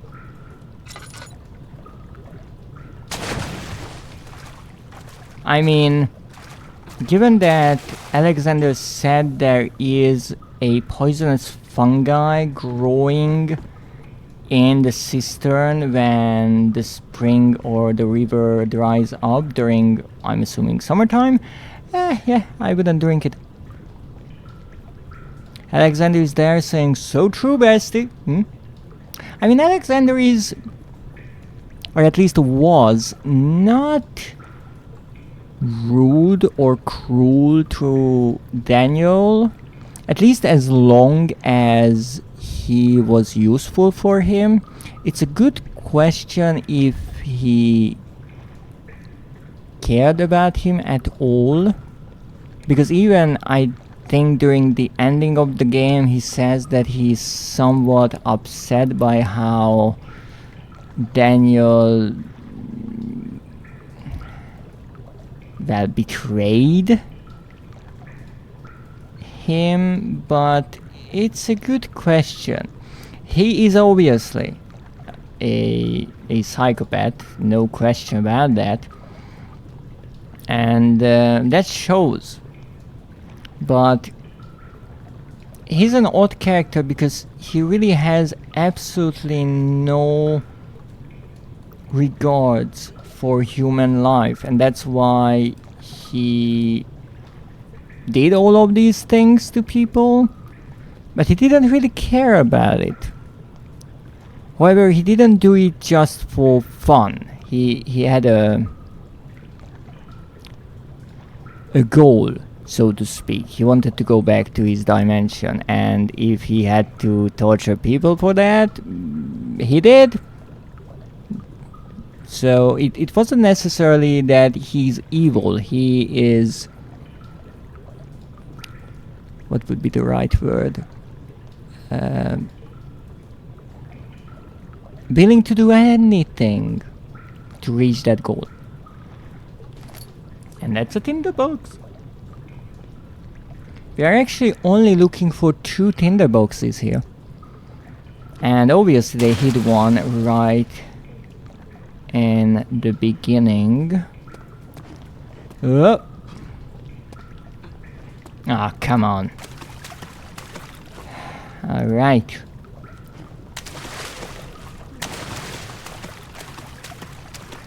Bleach, bleach, bleach, bleach. We're going to get wet. Okay. Whoops. I'm not good at parkour. Not at all. Okay, I guess I'm jumping there. What was that? Oh! 7th of August, 1839. There is no denying that Alexander puts a lot of faith into what I can only describe as magic. I'm not surprised. Even while traveling across Europe, I assumed I would have to embrace the supernatural to save my mind and life. As a novice, I do everything in my power to stay focused and not dwell too much on my own doubts. Alexander woke me up early and told me it was time we got started on our work. He was obviously excited to get going, and we headed downstairs to the old dungeon where he preferred to attempt his rituals. It turns out that Alexander is a true Renaissance man, paralleled only by Da Vinci, I'm sure. He showed me several rooms fitted for specific research, such as anatomy studies, alchemy, and botany. The crown of Brennenburg must be the inner sanctum, a most hallowed ground where we shall attempt to permanently banish the orb's shadow. So this is to redirect the sewer water. And I will not do this right now because I want to check something that I missed the first time around when I played this game. You see, there is this block of bricks, and what is odd about it is the fact that we hear crying coming from this contraption, and you can see there is a pipe above it because that is where we will redirect the water, and I should not fall into the water.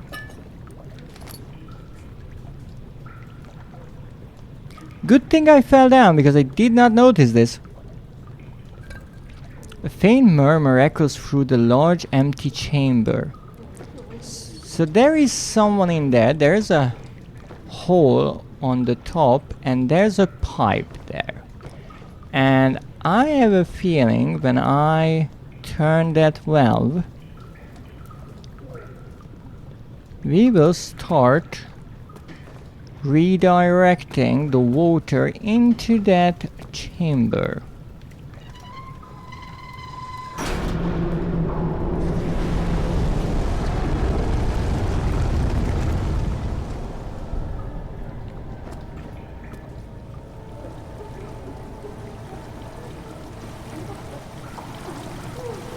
See?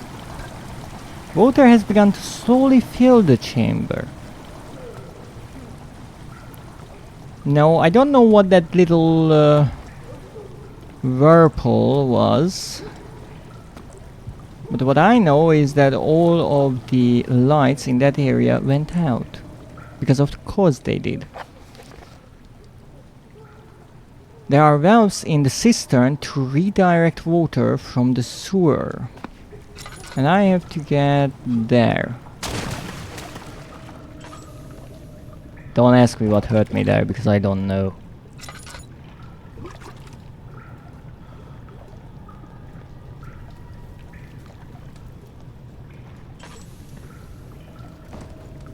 Oh, come on.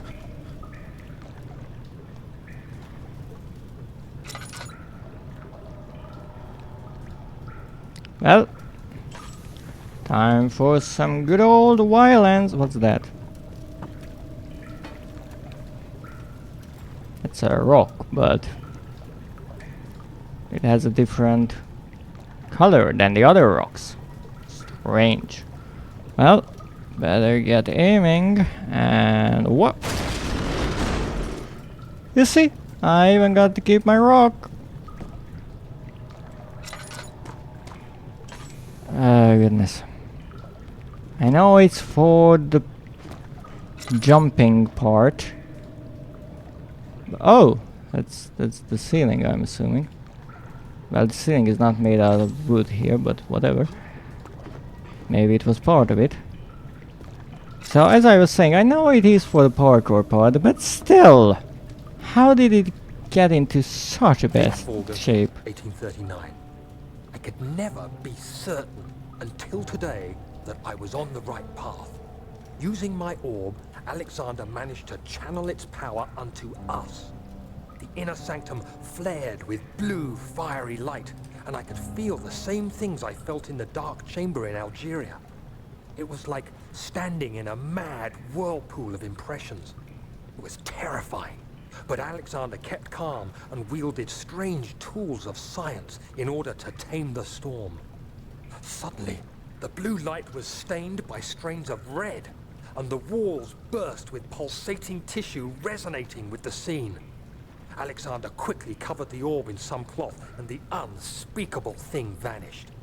Apparently, the orb's shadow is closer than Alexander thought. He said I should prepare for a warding ritual tomorrow. I'm not sure what he expects, but I have a bad feeling about this. Oh, really? You do? Well, maybe Daniel, you are not as silly as I thought. But then again, who would imagine that any of this is true? All of this madness. Redirect sewer water again. Oh, come on. Well, off we go, back from where we came. Ow. Was it here before? Don't remember hitting my head on it. Ooh, that was close. Run. That was my oil. Shit.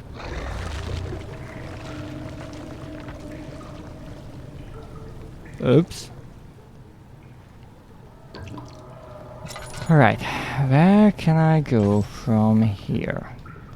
I have to find the way there. So I either jump from there or here. I guess we're jumping from here. Ooh! Steam! Steamy! Okay. Now we're still missing something. So this is actually an extra valve you can use to shut off the steam. It's not part of the puzzle, it just makes your life a bit easier. What? Why do I think these waters are infested with those invisible creatures? Not fun. Not fun at all, I'm telling you. 9th of August, 1839. It is still early, and Alexander is busy preparing for the ritual later today. Seeing him this worked up makes me question why. What does he stand to gain? I realize he is curious about it all, but surely there must be more. Is he so foolish he will attempt to tame the power of the orb? I must admit that yesterday, when Alexander flooded the inner sanctum with blue light, I realized we had but graced the orb's true potential. This might turn out to be more than escaping a creeping shadow. It might be the beginning of something truly extraordinary. Of course, of course. People always think that until things go wrong, and then things go really wrong. And then they say, huh, maybe shouldn't have done that, but it's too late for that, buddy. Oh no, it's too late for that. People never freaking learn, do they? Nah. Let's see what we have here. One more sewer water redirect.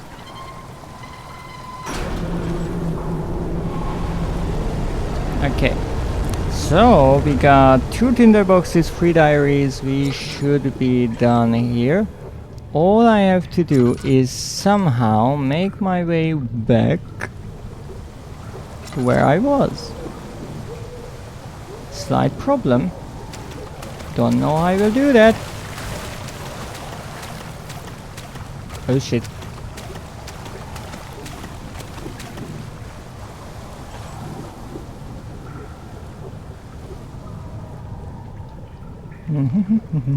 Get out of here, get out of here, get out of here.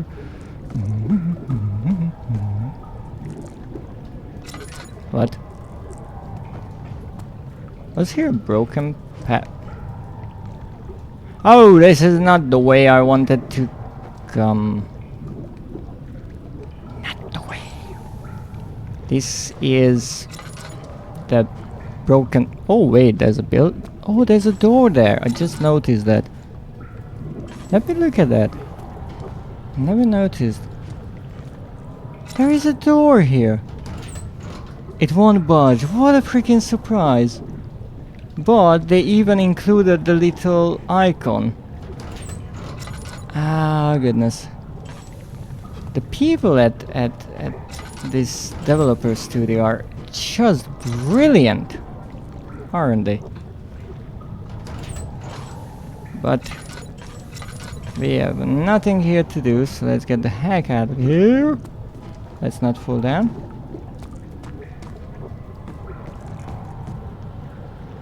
And let's go to the actual exit, because I was silly and went the wrong way. I mean, to my defense, the staircases are right next to each other. This is where we're going. And this is the only place where the light is still on as a kind of help. So we're done with this. Now let's see. We are at how many tinderboxes exactly? So we have 34 on us, and we gathered 12, so that's 103 already. And then we gathered 3 plus 2 is 5, so we are at 108 tinderboxes.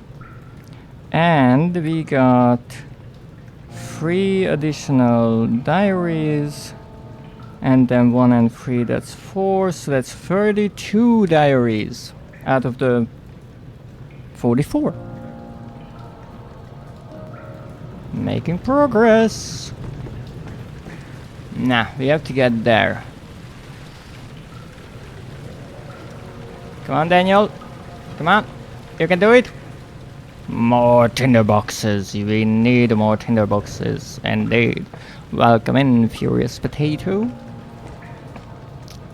Merry Christmas to you. Happy winter holidays. Now let's try to get this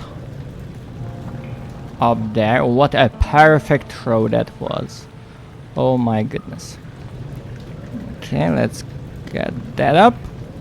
I'm so good at this. More tinderboxes. More. Indeed. I mean, we are still missing more than 40 of them. So, we're not at all there. Oh, thank you so much. I hope you are having a wonderful day. Now, with these lovely weights, we shall be able to get the bridge down. Apparently I overcomplicated things a bit, okay? Tad bit. You only need one. I mean, that is a clever idea, gameplay-wise, because if you start thinking about, oh, what could I do to get the bridge down? And you get the idea of throwing something onto it to get the bridge unstuck. You try it once. And if you get it right, but nothing happens, you stop doing it. But this way, you get some positive feedback right away. No, obviously the developers could have added more animations, so if you throw one rock or brick onto the bridge, it comes a bit down and you need to do more. But again, you would need some kind of a feedback that you are on the right track. Dreadist overcomplicating things? He would never. No, never. Let's go into the morgue, because that's a nice cozy place. Okay, we don't have many things here either, so it shouldn't be really difficult. Now, let's see. Or not. Do you see, Daniel? It has yielded. What? The shadow. It has? For now. Come, let's get this out of here so we can get some peace. Yes, let's.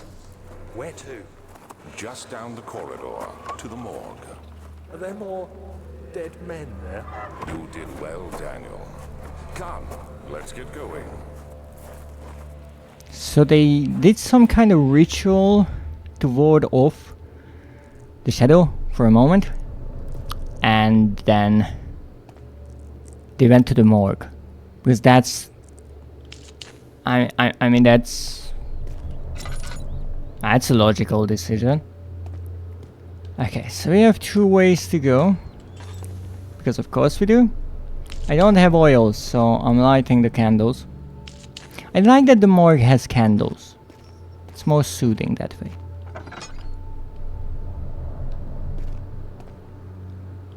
Let's close the door, because if there is a creature inside, we obviously want to be trapped with them. I almost felt like that was just a plain texture, but no, it isn't. Oh, what's that? Plague outbreak. I do know this. This is about how this poisonous fungi is causing some trouble, and so Alexander tried to create a vaccine.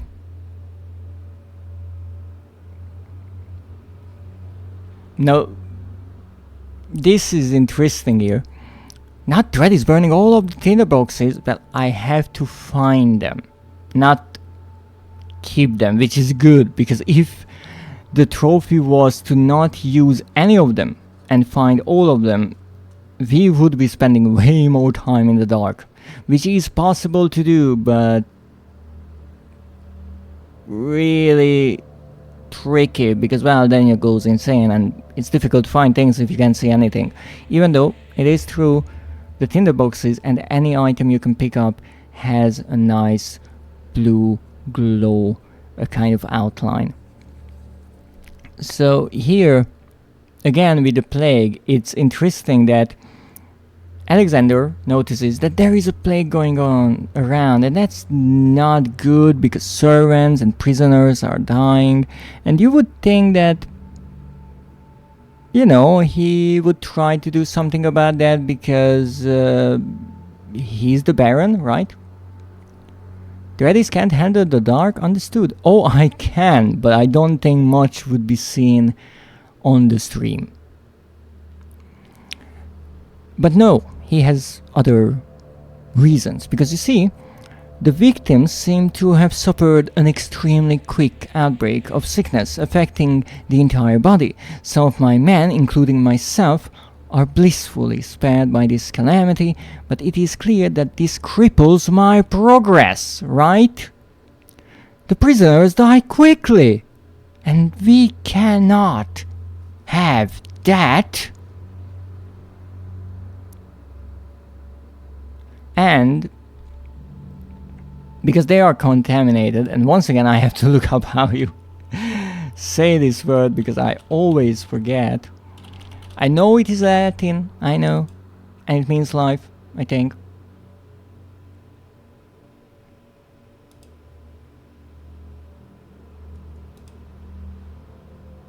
I need the plural because apparently this is the plural. So this is VTi, okay. So I remembered it correctly. So they're contaminated VTi, which is this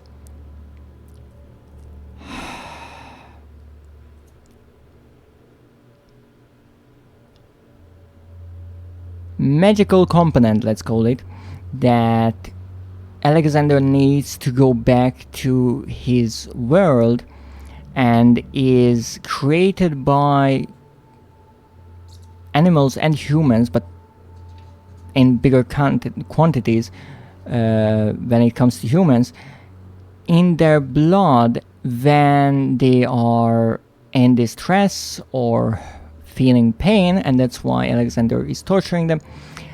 Their VTi lacks the energy Alexander seeks, right? And that is terrible.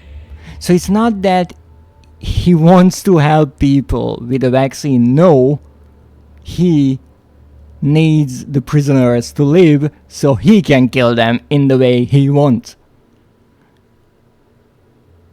The plague killing them is no good.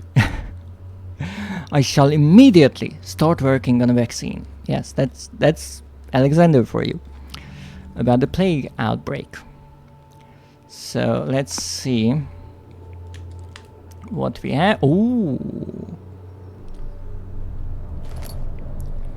So we have 1 diary entry and 1 tinderbox.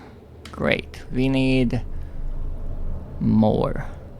Oh, vaccine trials. We have both of the diary entries. The vaccine enabling my men to work in the fungi-ridden sewer is a definite success. Unfortunately, only a few of the servants have been remedied as the procedure proved difficult. The others will perish. Now that's interesting. So the others will perish means that... Oh my goodness! I just got a notification about an anonymous gifter on my Throne wishlist purchased Amnesia the Bunker. Apparently our adventures in the Amnesia franchise will continue on after I finish with this game. And whoever that is, if you are listening and watching right now, thank you so much for your support. I will have a wonderful time in the bunker because I know what that game is like. I never played it myself, but it reminds me a great deal of an old game created by Frictional Games, the same developer studio, and I absolutely adore that game. So thank you so much. I need to add that to my new schedule. So here he says the others will perish. They haven't died yet. But he just, again, doesn't care about them because the procedure is difficult. Right? I will have to create more of them to keep my experiments running. Create more of them. So those are the gatherers. Note that an injection of vaccinated blood will work as a shield long enough to pass the sewers without any risk of infection. It will do fine for prisoner transport. Yoo-hoo! Dreadist get loved and supported. Yes. Thank you so much. You make these streams possible. And that's not just some marketing, because I got all of the Amnesia games with the help of my viewers. They were all on my Throne wishlist. Oh, welcome in, Vidor Foxo. Oh, what an absolutely amazing emoticon. Is that a 3D emoticon? Thank you for the first time chat. I hope you are having a wonderful day, and let me wish you happy winter holidays. We are playing Amnesia, the Dark Descent, because what is more festive than looking for Tinder boxes? And that's another one. Okay, only one Tinder box missing. Ooh, what's that? It's a memory. I fear for Daniel, for he is reckless. He is tainted by the approaching shadow and will not be able to pass the gate. Will he be able to accept this in the end? My love, I've seen evil in him. How am I to trust him with the truth? What cruel irony that I have to do unto him what Agrippa did unto me. Oh, summer here! I see. Well, I guess summer holidays? I'm not exactly sure about how I would need to word that. But one interesting thing here is again how Alexander calls Daniel evil. Let's say that Alexander is a bit delusional or has a really twisted moral compass. Maybe a broken one. But what he mentions here is that Agrippa to a certain extent tricked Alexander, and that is why... I hear you breathing, Daniel. Do you hear me? Have you changed your mind? Stop listening to my breathing, you weirdo freak! So... Agrippa had an orb of his own, and Alexander tried to use that to get back to his realm, but Agrippa kind of knew what it was, and at the end his student, I think his name was Weyer, went through the portal. Agrippa was left behind and Alexander couldn't enter the portal, so he felt betrayed, and then he imprisoned Agrippa, and then Weyer kind of wanted to trade for Agrippa, but it didn't work out, and that's a long story about how Agrippa was kind of left here. We will meet him later on. Now, let's see what we have. No oil. Wonders. Oh, right. Dead body. Right. Okay. Don't worry, we just have a dead body on a table. That's normal. We can touch the dead body. The body is still stiff from rigor mortis, and it can't be older than a day. That's reassuring.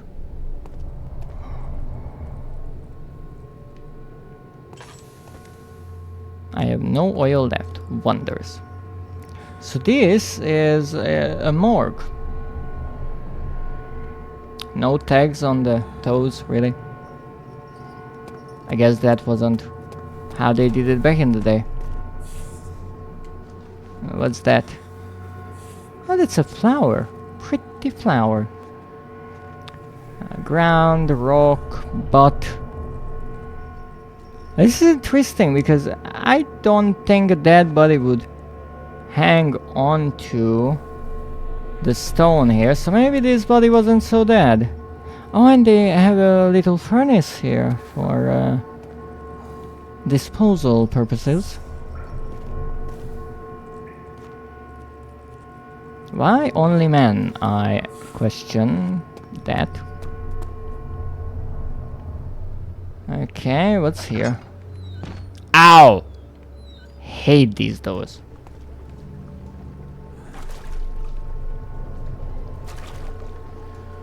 Why are we submerged? Guess it helps with the smell. Okay, we are looking for one tinderbox. The shadow. It's close now. Have you seen a tinderbox? No? Okay, don't worry. It's not here. Ah! Good. I needed that reminder that actually I should be doing something with this body, because the game is slightly hinting at the fact that we need a vaccinated person's blood, which is interesting because this is not a gatherer, this is a real person, I guess a worker of or servant of Alexander. And he looks like a human being, not a gatherer. So if he was vaccinated, because you can use the blood of a vaccinated person, not the blood of someone who got the blood of a vaccinated person, since it's not a transfusion, it's just a small injection. That would mean when Alexander said that he needs to make more of them, he was talking about the vaccine and not the vaccinated people, because I had this theory that the vaccine turned them into the gatherers, but I think that was the poison in the wine. So Alexander had human servants. They are all dead now for some other reason, I'm not sure why, but that also explains one of the diary entries of, I do believe, Daniel, because he mentioned that Alexander has some strange servants, and I'm sure if Daniel just arrived and he saw a gatherer, he would be a bit more worried, maybe concerned. So let's get some blood. Now, how do you get some blood? Well, one easy way to do it is obviously to take these shears and kind of stab at the person, but apparently this is a dull pair of scissors. I don't think the hemostats would help, so we can use a knife, and we can kind of just cut. We need something bigger. Okay, I'm sure there is enough blood in, let's say, a leg, right? Come on. Yeah. What's happening? This is not proper science at all. Okay, let's go with the head. Maybe that's easier. No. We've got it. Yes, wait. No. Thank you for believing in me. Okay. Now that's proper. Okay, and then we need to move it back. Come on. I don't think Daniel is really good at this. That's not how you use a saw, Daniel. Okay, we need something more sophisticated. And you will not figure out what that is. At least I didn't. I knew this for a long time ago, how it kind of works. I didn't know the exact items, and when I first played this game on stream, I I think I spent a good 10 minutes trying out every possible item. But what you have to do is use this hand drill, because that's a normal thing to do.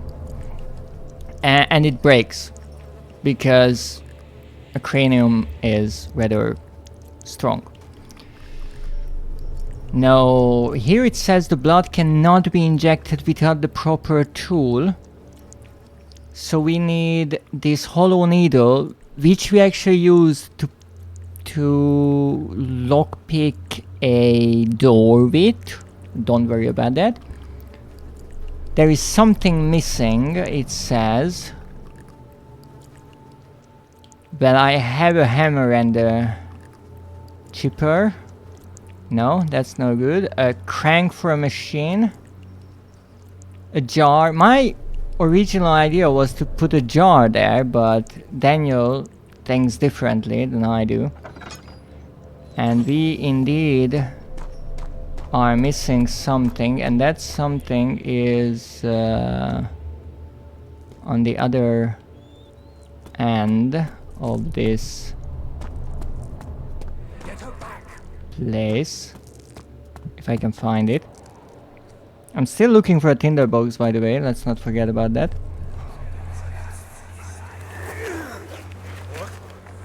What happened? Why are all these dead? Where am I? What's happening? Help! Anybody! Help! But this is interesting because here we hear a memory of someone who was trapped in here, but I don't think that would be Daniel. 3 days now. This is ridiculous. Why doesn't someone get to this room? Hey! Anybody! Am I all alone here? Help! Help! I'm so tired. If I sleep, will I wake from this nightmare? If not, I pray my Heavenly Father will take me in my sleep.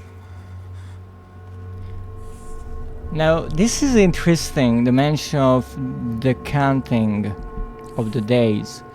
Because for a moment I thought, how would anyone know how much time passed? But there is a crack in the ceiling, and the sunlight reaches this room.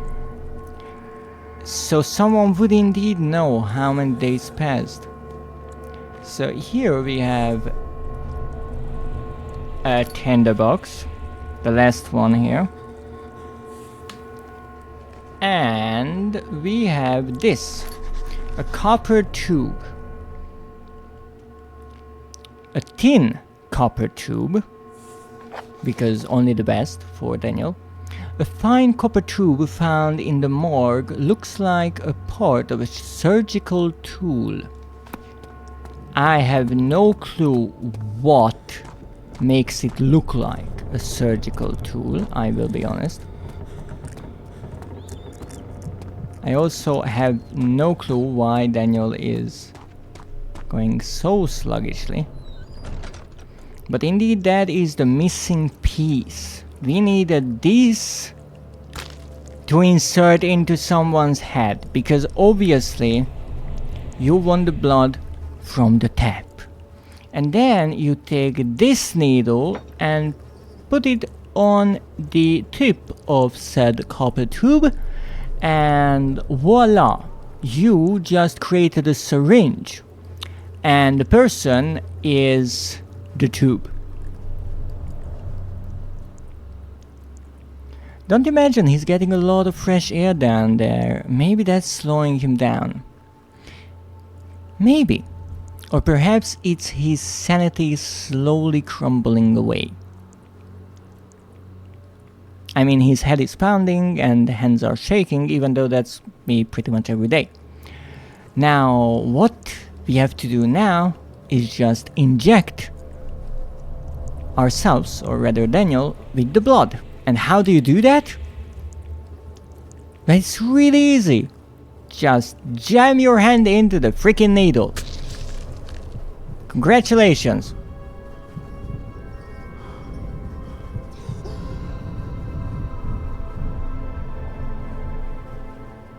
I mean, Daniel had some really stupid ideas, but this is top of the freaking line. Yes, I remember this. Shh. It's a good question what happens if you have the door open, but I closed it because I actually want to survive. And I actually like to close the doors most of the time. And that's an interesting thing. Why people like to close the doors in a horror game around them. I think because that creates a kind of safe place. A well-defined area that is hopefully well lit, and so the player feels in control. They know what is around them. And that is interesting. Some fine psychological research. Now, I think our friend broke that door. Now my suspicion is that you can hide in either of the rooms and the gatherer will just break the door of the empty room. A rather simple script, but a rather powerful effect. I'm not sure if all this blood was here, but let's not dwell on that. And I am sorry for all the blurriness, but Daniel is going insane. And that's always so annoying. So we got everything here. Now we have to go into the sewer, and we only need to find one tinderbox in the entire sewer. So let's go.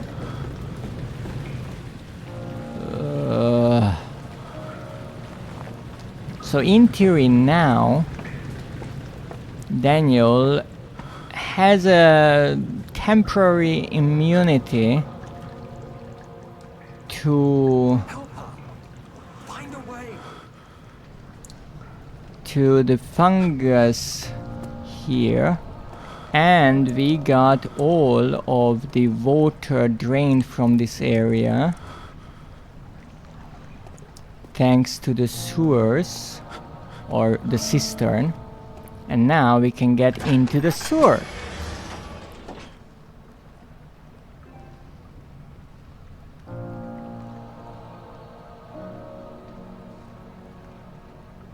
Henry Bedlow, who was that?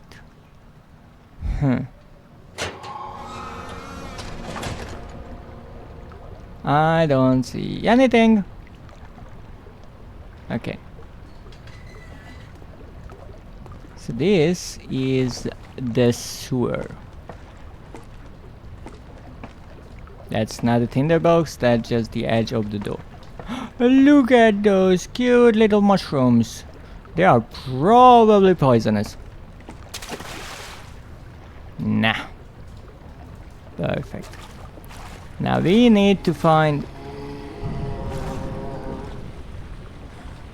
We need to find a good hiding spot. That is what we need to find. Because of fucking course there is a creature here as well. So we have to find one tinderbox in this area. One. And that is honestly concerning. Because only one. What are you doing? Let me go! Please don't take me! Nobody ever returns!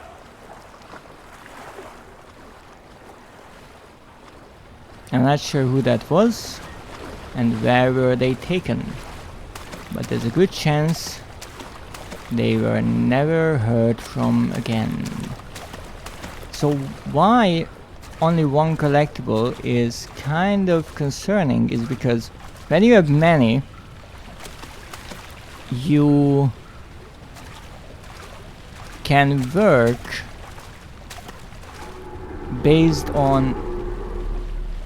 Okay, not going that way. Based on a system of the items, the collectibles, being placed evenly on the map.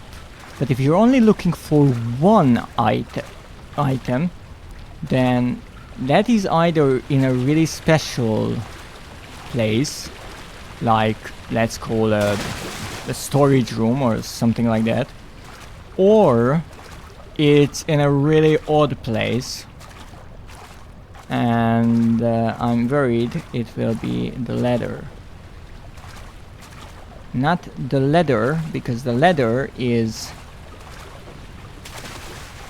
apparently not where it's supposed to be, because it's broken. Because of course it's freaking broken. It's okay, Daniel, don't you worry. You know, Alexander said that he can hear your breathing, which is good. That means you're still breathing.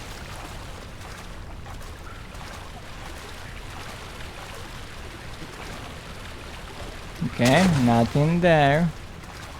I will check each and every one of those places. Okay, not going there. I'm just checking for tinderboxes, because can a tinderbox be underwater? I mean, it can definitely be on the other side of the bars, because Daniel can reach through them. But this looks promising. Oh, this is a door that doesn't lead to a new area. Okay, is there a tinderbox here? Oh, pipe. A barrel contains a full refill worth of oil. Gimme! It's full. Such a beautiful sight. Okay, where's the tinderbox? I see no tinderbox here. That's no good.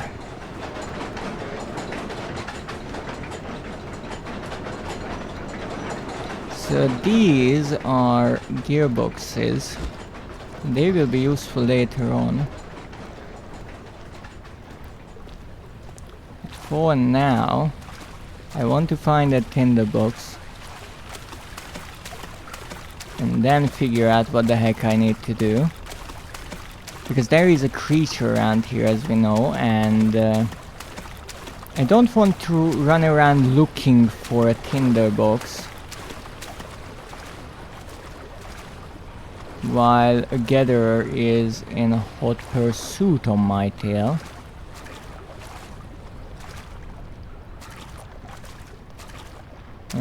Maybe something here. Oh, this has no water. Okay, understood. Not going this way either. Just let's not run into the gatherer. That would be silly. Ha ha! Ha ha! In a weird place indeed.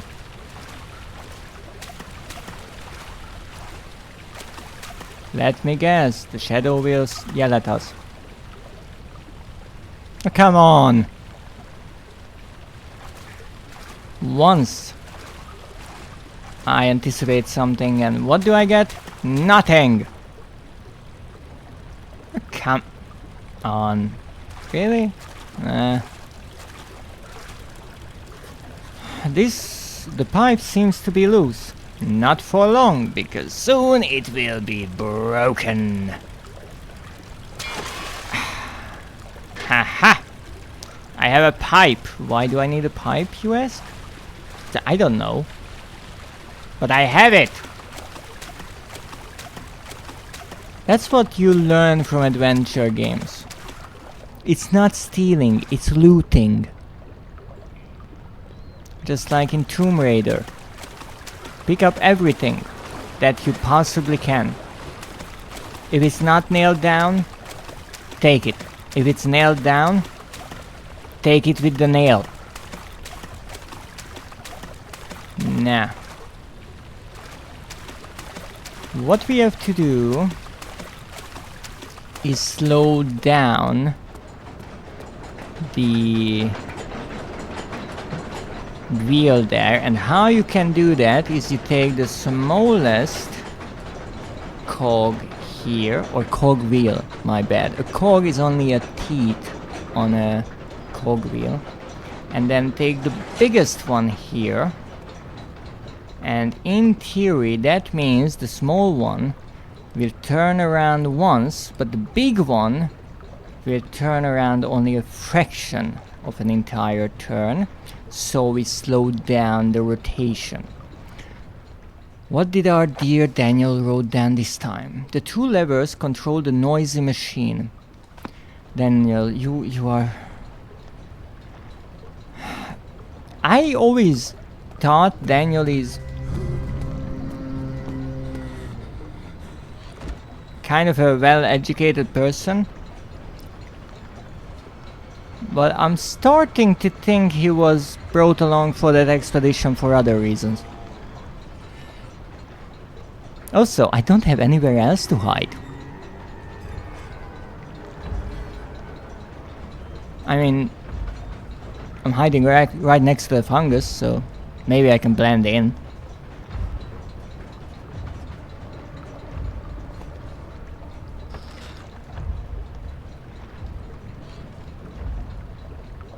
Is it safe out here? Same safe. Okay. Let's go. Or maybe not. We could stay here for a while. I don't know. We don't do that. We don't do that here. We go. We brave the horror. We rush right into its ugly mug and we get lost. And then we rush into its ugly mug.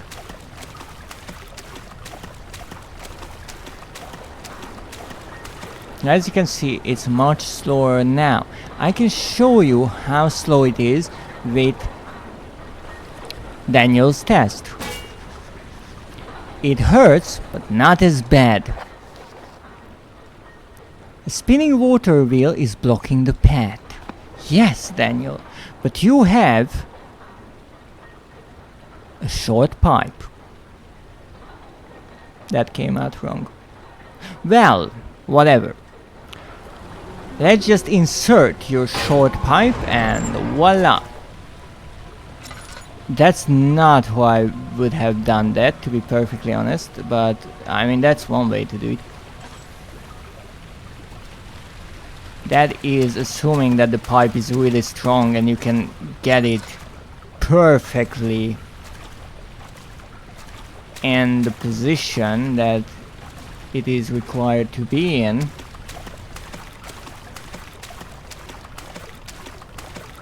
As far as we know, there is no other tinderbox here.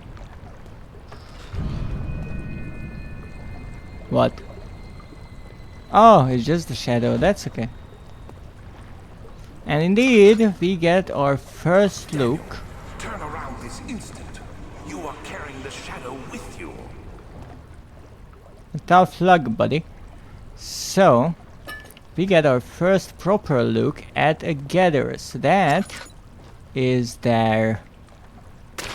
Ow!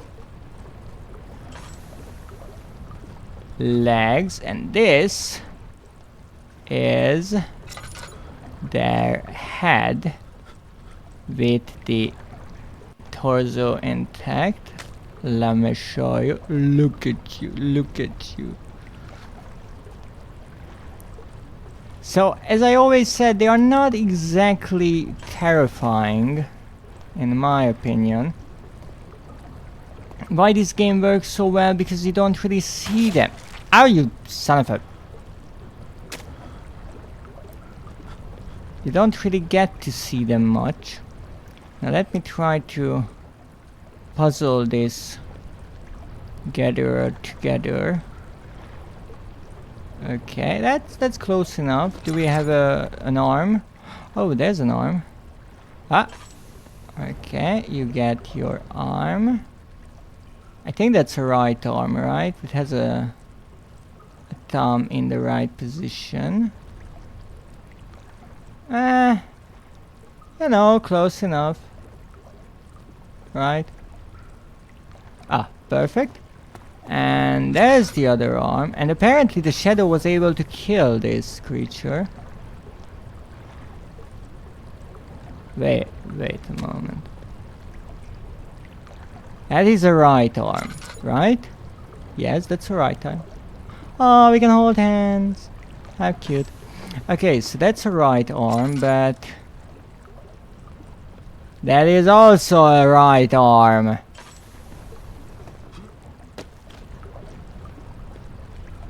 I mean, I'm not judging. You can have two right arms if you want. There you go. Look at him. Oh shit. Son of a. Look at him. He's ready to party. Yay. Ah shit. Okay, I really have to stop this.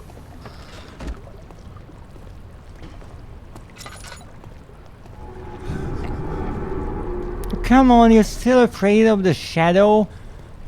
You've been running away from here for I don't know how long.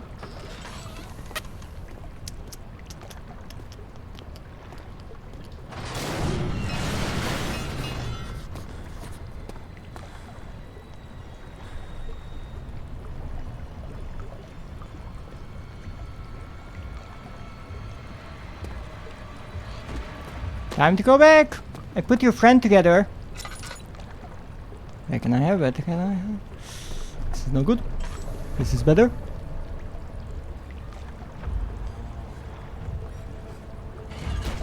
Oh shit! They are breaking down the door! I put your friend back together. That must mean something. Right?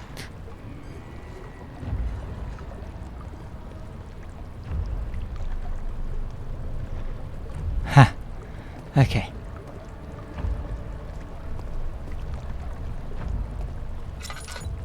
Look at them, they're so adorable, aren't they?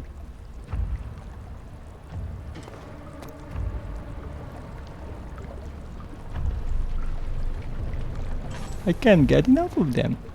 Now, let's go. Ah, sleepy. Yes, they are just partied so hard they have to sleep a bit. Oh. Wow, they broke through here. Big times. And now comes the tricky part. You see, I remember this part because I died here. For a really silly reason, actually. What you have to do here is lure the creature around, because he obviously decided to stand in the worst possible location, and that is right in front of the freaking door. Right there. We don't like that.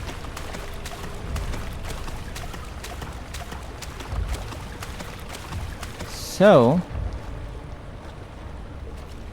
we have to get them using these rocks away from said door so we can run in there. And last time when I tried this, let's say it didn't work perfectly. But this time I will try not to mess this up. So I throw one rock there, hopefully it noticed. We throw one there. And then we go around and hope for the best. I'm not sure if that rock was close enough. Apparently it was. You know, if you know what you're doing, it's not so difficult. I thought that was the exit door. It wasn't. Ow! You son of a freak, I was already on the... Run. Yes, I know. I know. You got my butt from the leather. You scratched your butt without consent, I'd like to add. Where the heck am I? Kinky, I mean, what?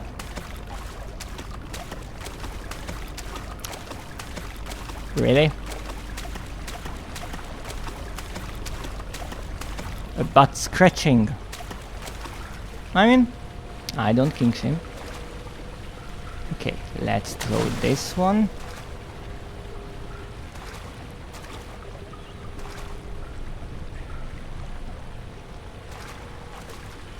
I don't think they heard that.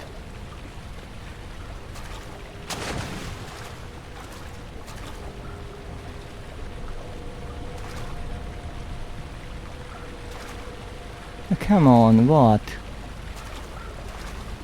I'm in the wrong place or something?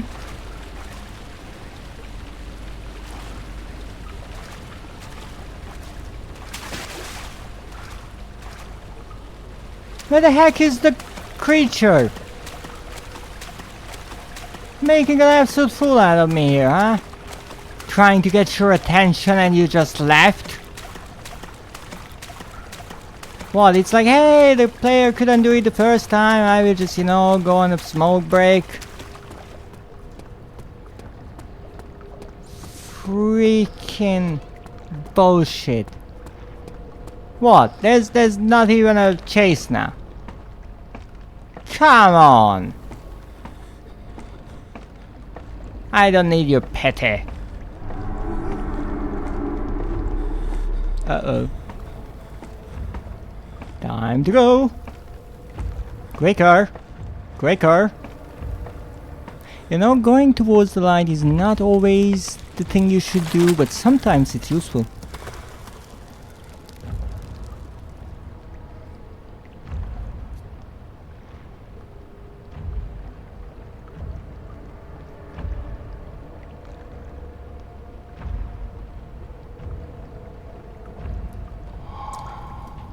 And now we...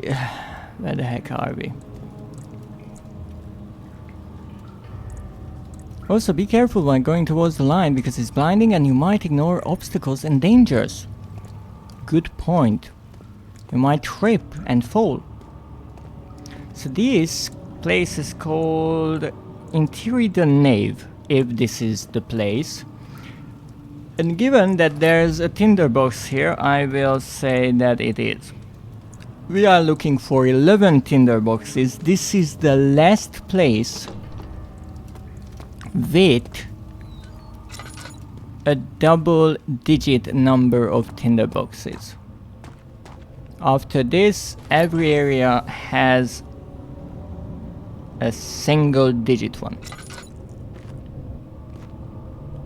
You scratched your butt, yes! Yes, it did!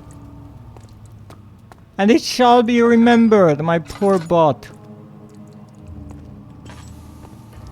He didn't deserve such harsh treatment. Have you seen the clothes of these freaking things? Okay, so this is one way and that's another way. In loving memory of Dreadist's butt. Wait, that sounds wrong. Yes, it does! You know why it sounds wrong? Because my butt did not deserve that. Okay, so I checked this place. No, you found the words for us all, indeed. It sounds wrong because it's wrong to do such a thing.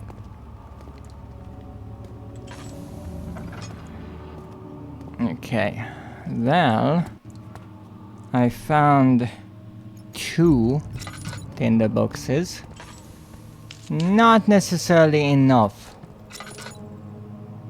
Ooh. That's a long fall down. Let's go the other way. I actually don't know where I should go next because... But... my guide has a certain order, but I'm not sure. Tinderbox, that's a free. Ooh, 9th of August 1839. I can't stop sweating and shaking. The warding ritual was not something of a sane mind. I did not even realize the dungeon was still in use. Alexander had his servants bring one of the prisoners, a murderer, he told me. Alexander made all the arrangements, but he said I had to perform the ritual in order to have the right effect. The shadow could be led astray by the blood of another. Killing the man would provide us precious time. What else could I do? Alexander said it had to be done. He is saving my life. I don't have the luxury of argument. now this is interesting. I'm rather sure that I got this diary entry the first time I played this game. And let's remember that I missed 2 throughout my entire playthrough. So out of the 44, I have 42. But in this area, there is another one in theory, and this diary entry was numbered 1 out of 1. So there is something else here in this area that we still have to find. I will leave this contraption like this for now, but nice detail, these pipes I'm assuming are the same models and textures as the ones we used for the puzzle, and that's rather clever. That's how you reuse assets in a way that is not too obvious, but you can save a lot of time. So we have 3 tinderboxes. That's not a lot, considering how many we will need.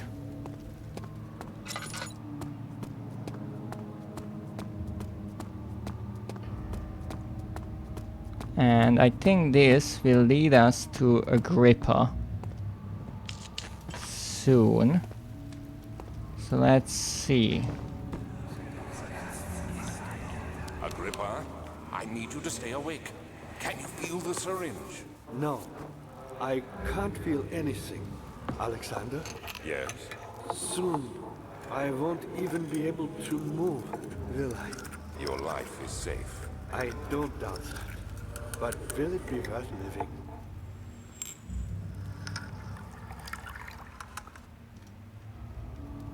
Yes, that is Agrippa. We will soon meet him, but first... Tinderbox. That makes it 4.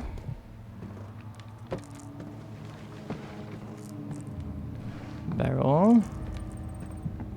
Barrel. How focused I am. I wouldn't be surprised if I just fell into a hole. How would you look at that? And now I can test. Indeed, you can move the tinderboxes around by moving the item on which they are placed. And that is 6. Still missing. Still missing ow. Oh, that's the staircase. Yeah, silly old me. So this is a good start. But we are still missing many items. So let's go and meet Agrippa. Holy shit, it's dark in here. Alright, this is the laboratory. We will get there sooner or later. And maybe Urite will be able to provide us with some safety instructions to use the laboratory. Agrippa the friend, yes, maybe the only one in here. Oh my god, I'm there! Well, I'm really sorry that you've been boarded up, or is that your doing? Because I can't get in there.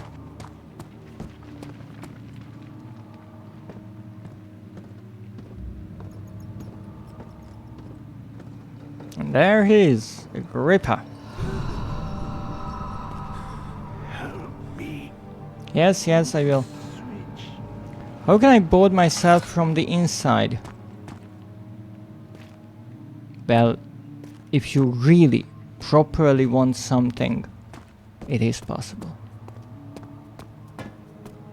And also, maybe you had someone else helping you out.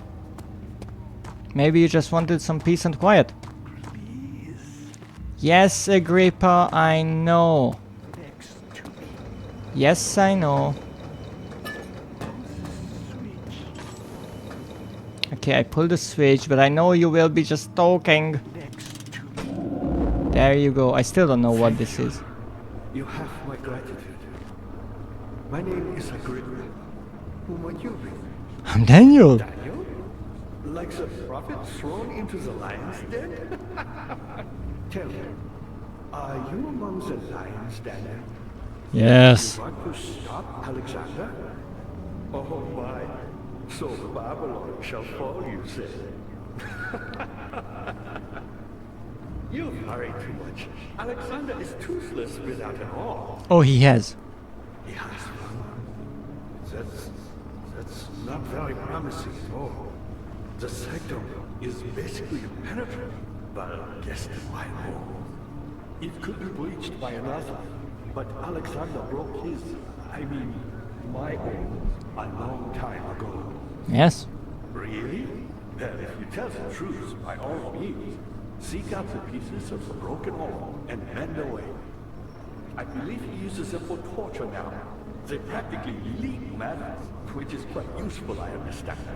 There should be 6 of them. Look around the choir and the transept. You should be able to find them there. Thank you for the useful information.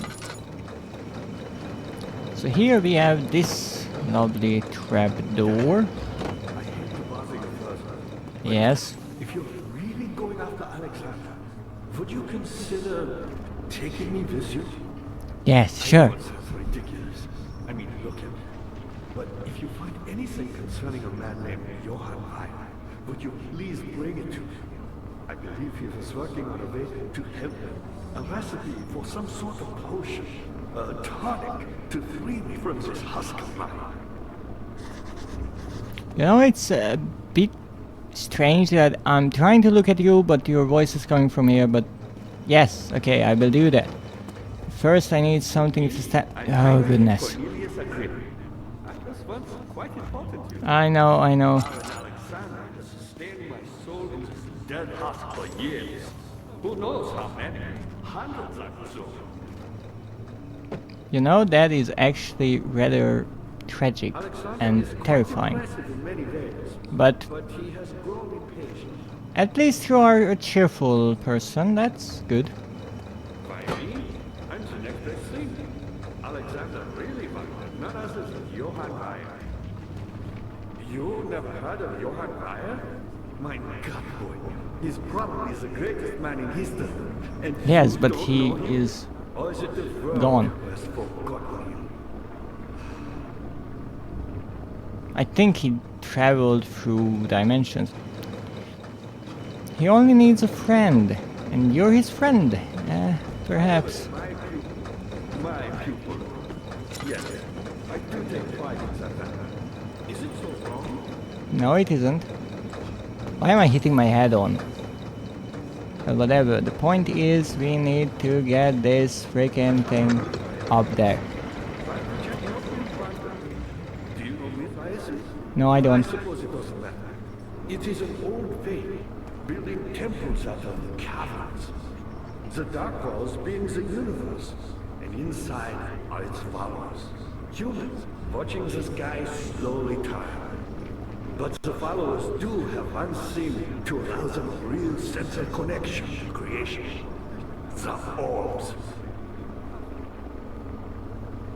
Thank you for explaining, but I still have to find some things. For example, open these. Okay, let's light this up. Let's light this up. Close enough, at least I see something.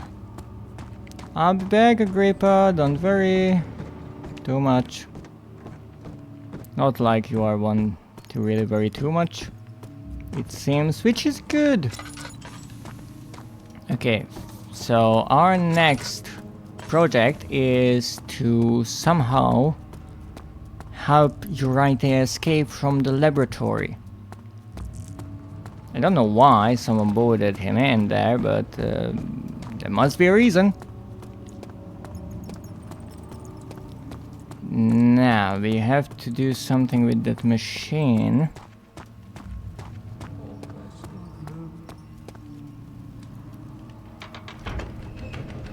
And I think, if I remember correctly,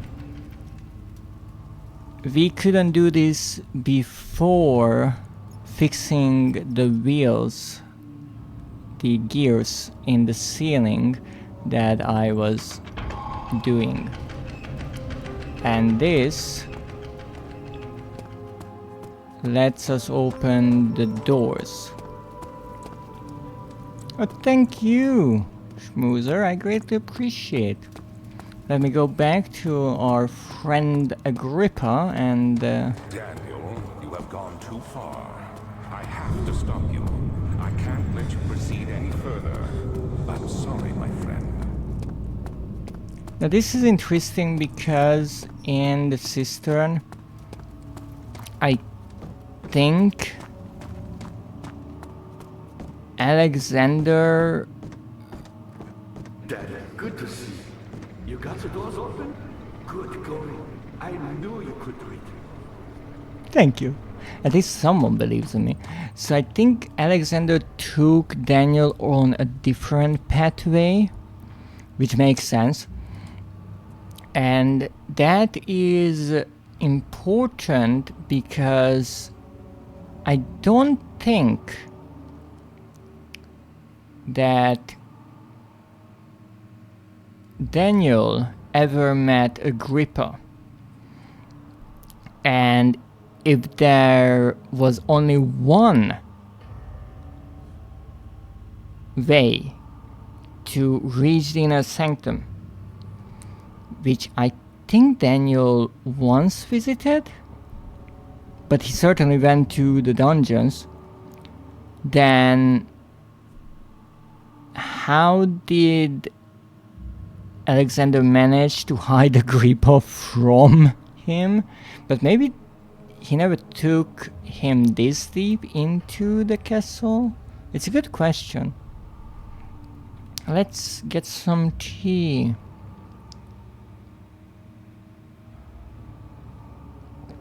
Because you see, there are not many things better than a cup of tea. Some would argue 2 cups of tea, but I'm not greedy.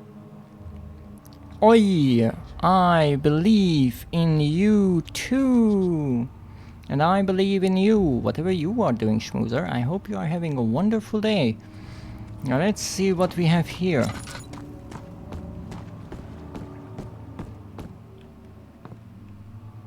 Light this up.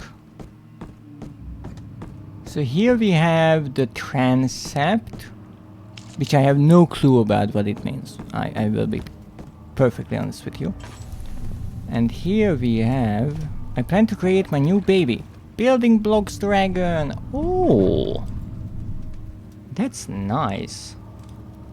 I saw that you were building one But I think that wasn't a dragon, that was a dinosaur? A T-Rex?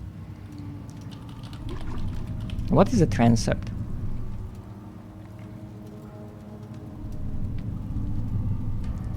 Either of the projecting ends of a transept. A part of a church that crosses at right angles to the greatest length between the nave and the apse of choir. I'm pretty sure I completely butchered those words. So it's part of a church. The T-Rex is a self-brought gift. The dragon is a gift I got yesterday. Oh, that's wonderful.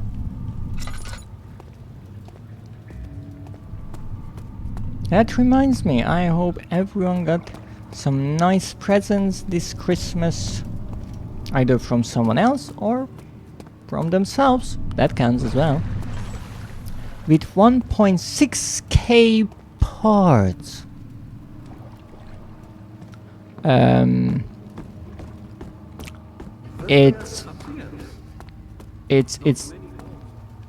It's not one of those micro building block sets, is it? Like those garden sets you once built with such tiny pieces that most people couldn't even hold them properly. Ah, finally. A nice little cozy corner. No, it's not. Oh, that's a relief. Oh, there's a tinderbox. We're up to 7. Oh, would you look at those? Those are proper old stone carved tablets. Oh, I love these little rooms, studies. But this baby has 360 plus steps to finished. Ooh. Oh, tinderbox. A tinderbox, tinderbox. That's another one. Yes, I put an all-nighter. Will you be streaming it? 360 steps? That's a full stroll. It is. Yes. Oh, that's wonderful. And boat. I see. Oh, what's that? I can grab that. What is this? It's a thingy. It's a flask. Let's heat it up. Let's see what happens. Steam and full stroll. Yes. Nothing happens. A shame. That's a vase. Okay. Nothing in that. Yes, I check. Who knows what these pesky developers came up with to make my trophy gathering more difficult. Nothing up here. Can't reach that.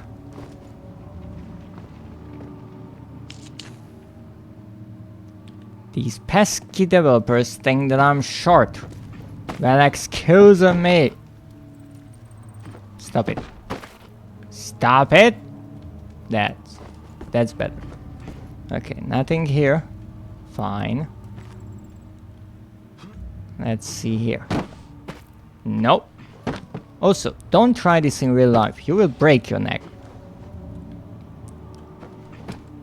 Ah! But maybe they think Daniel is short. Maybe Daniel is short. I never thought about that. Oh! Darn you, physics engine. Darn you. Oh, come on. Okay, I don't think there's anything there. Oh, what is happening? I'm getting seasick. Oh. There's something there. Ah, that's a book. Not what I was looking for. But we have the other journal. Agrippa channels wire. Yes, I did read this. This is about a conversation of, or rather, I think Alexander's recalling of communication between him and Wire, and how Wire went on to traverse the dimensions, and obviously, well, Alexander wanted to, well, get back to his realm, and they were talking about how Wire wanted to help Agrippa as well to join him, and I think told Alexander that he would help him as well for it.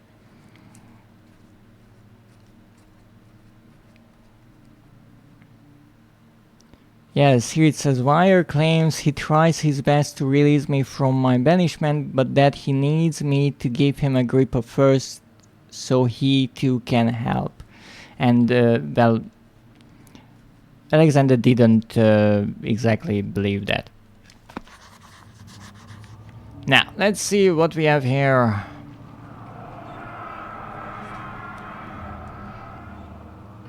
Two notes, lovely. In court, the Order of the Black Eagles spew their politics at each other while I sit quietly in place, willfully forgotten.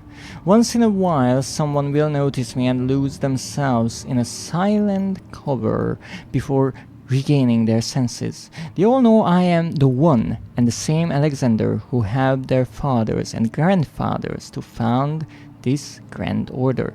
I've seen them take their fathers' places, and they too will grow old and pass away, while I remain the same, aged not by time, but my anguish.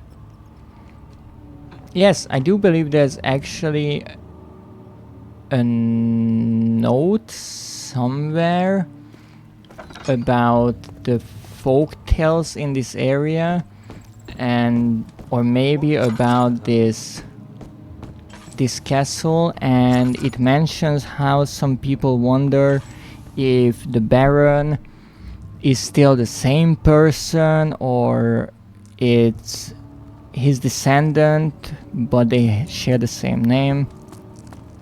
Good to see. Ah, Incredible. You found Vire's recipe. Then there might still be a chance. Listen carefully. Alexander is working on opening a gate, a door to another realm. It's where he wants to go. If you could put your anger aside, let him open the portal before you take your revenge. Let me pass the gate then. Please, find the ingredients and prepare the tonic via disguise. And do so before you assemble the orb. The barrier keeping you from the inner sanctum will only be breached for a short time. Unless everything is taken care of before mending the orb, you won't be able to save me. I'm actually not sure if the order of actions is really that important, but maybe we can try. One note speaks of a mixture made with 3 ingredients. That is what Agrippa was talking about, and indeed that shows that I found this note as well. An orb is needed to enter the inner sanctum. Its shattered pieces lie scattered in the torture rooms. Agrippa, the dying man, wants a specific tonic made to save him. Alright. Well, I think the missing...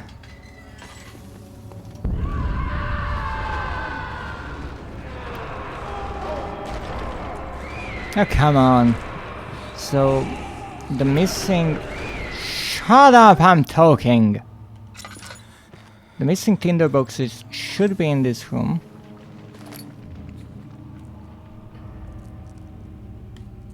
Namely, this one and 2 additional. Oh, that broke. Haha.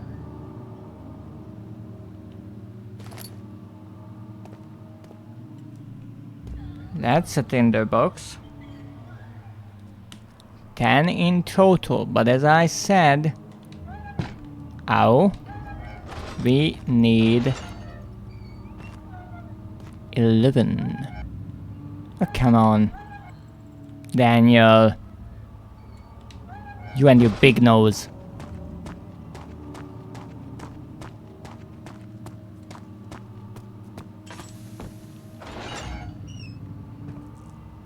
I saw a torch here. Didn't I? Oh, there it is. Yeah, nose. Yes, nose. What else would it be? I'm not sure what that pipe is for. No, the orb pieces are not here. His arm! Definitely not.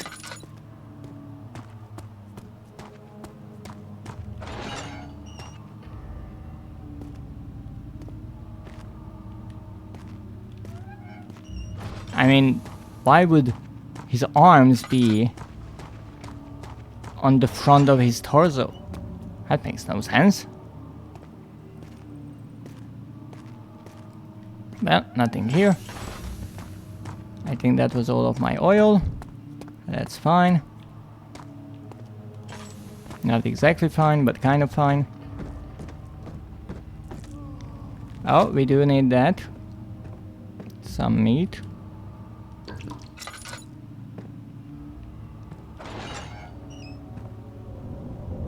We're looking for one more tinderbox. I know this. I've been here already. I know this taste. The taste of Damascus rose obfuscating the truth in a dim haze. They may sweep the traces from my memory, but my body remembers. These cuts speak volumes, even though my mind remains silent. They will be back. They will be back.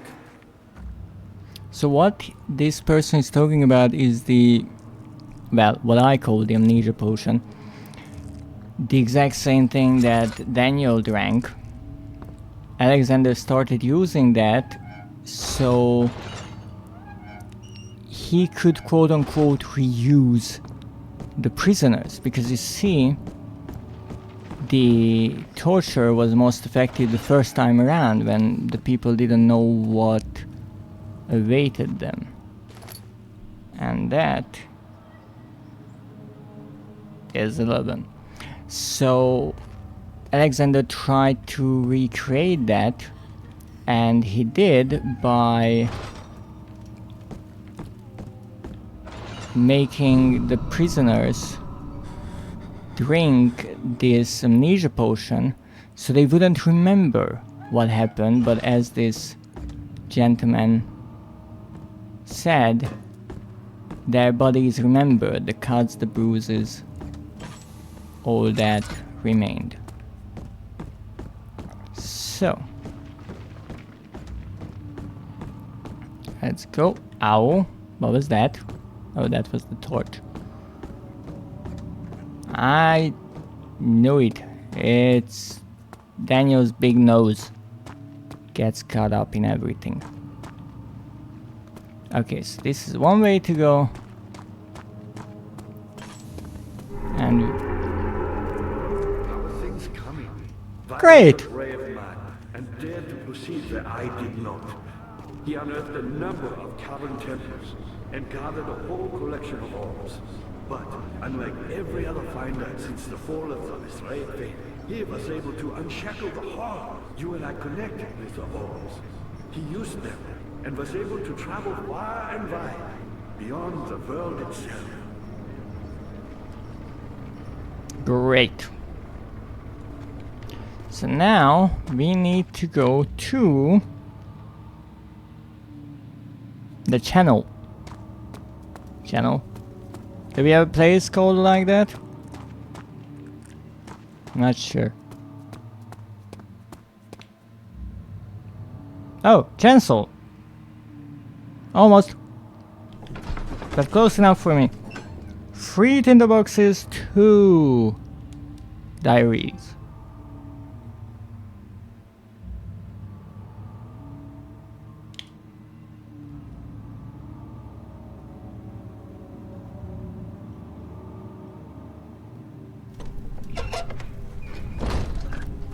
Nah. Always check the corners, that's most important. Oh, that soundtrack is lovely. Ho ho. Oh. Not sure if I should be here. Isn't this the end of the game? Normally I came here as last, but hey, I'm following the guide. If I have to be here, I will be here. Just a little further. It's like Orpheus descending into the underworld. Are you hiding something? What do you mean? Never mind. Your intuition is remarkable. I'm not sure I'm following. It doesn't matter. It's just a myth after all. No, it is true that I don't know the myth itself, but I think, given that Alexander is rather old, he knows all of these tales, he learned many things during the time he spent in the mortal realm, and so... shit. And so he found it funny that Alexander didn't know what he was referring to.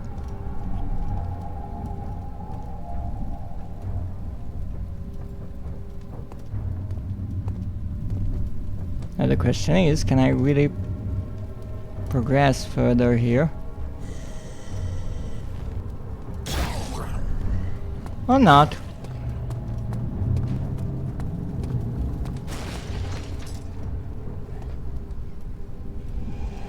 Shit! Let's back to the nave!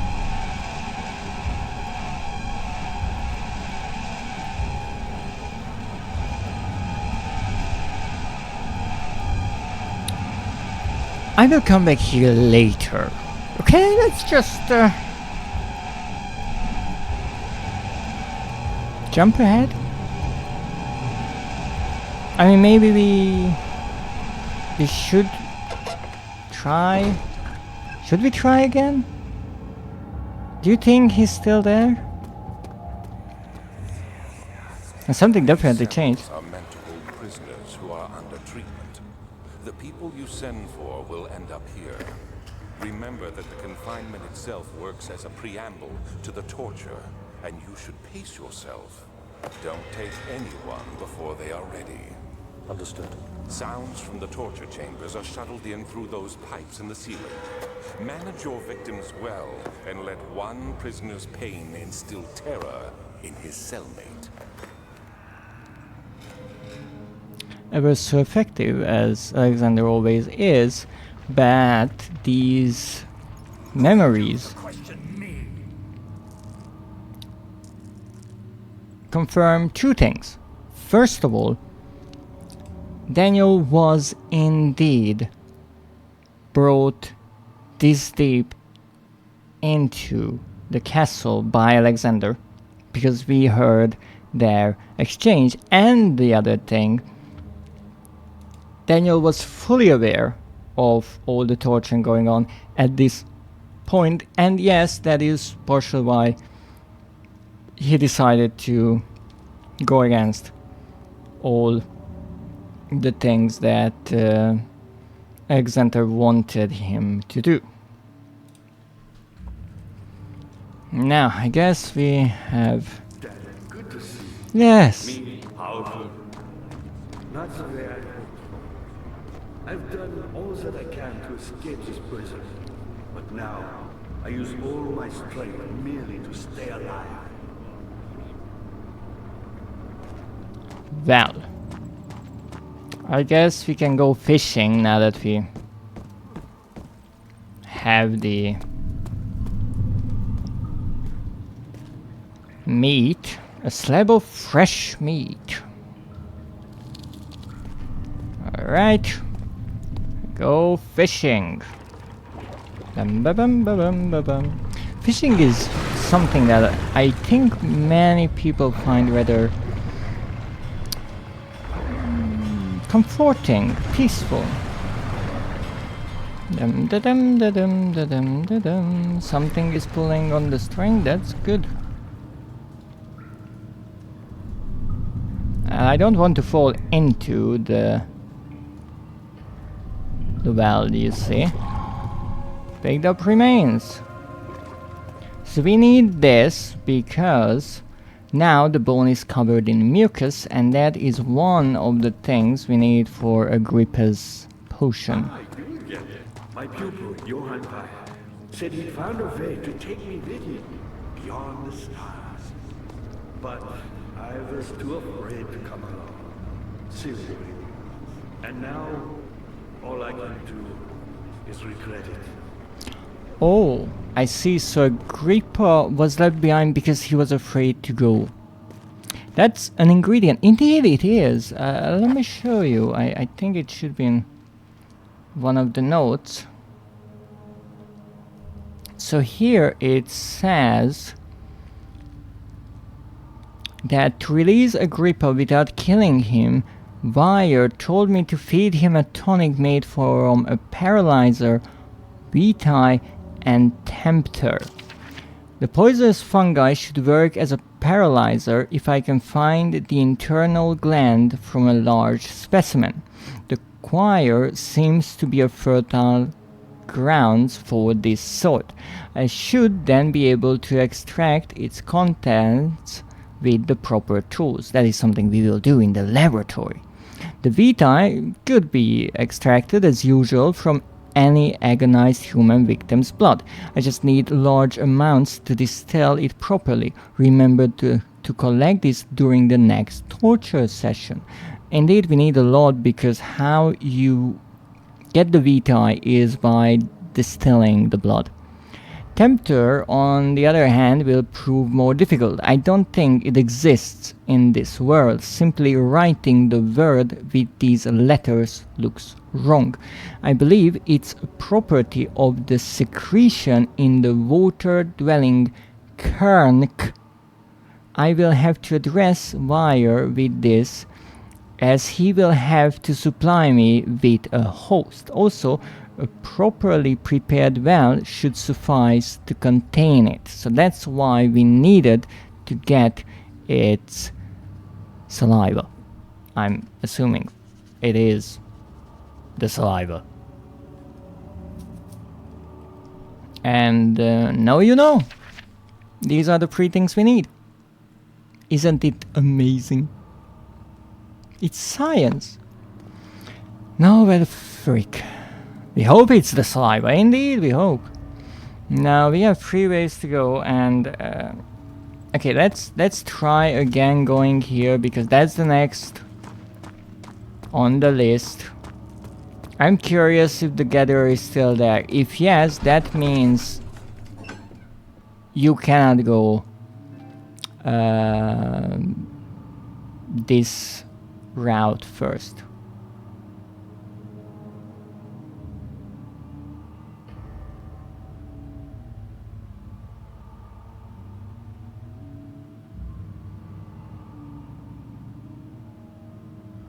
Let's see.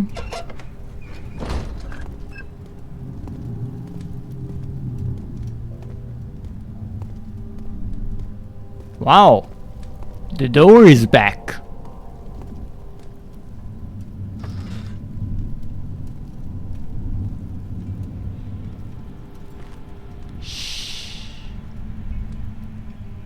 Nice repairs. Well, I mean they are gatherers because I think they gathered the village people for Alexander as test subjects, but apparently they are good at repairing things as well.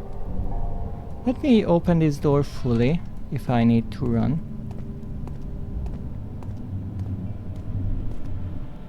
Seems safe-ish.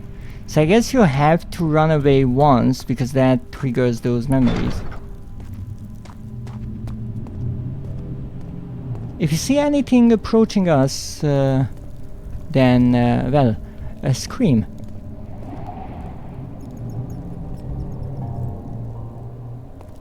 I don't know what is this sound in the soundtrack, but I love it.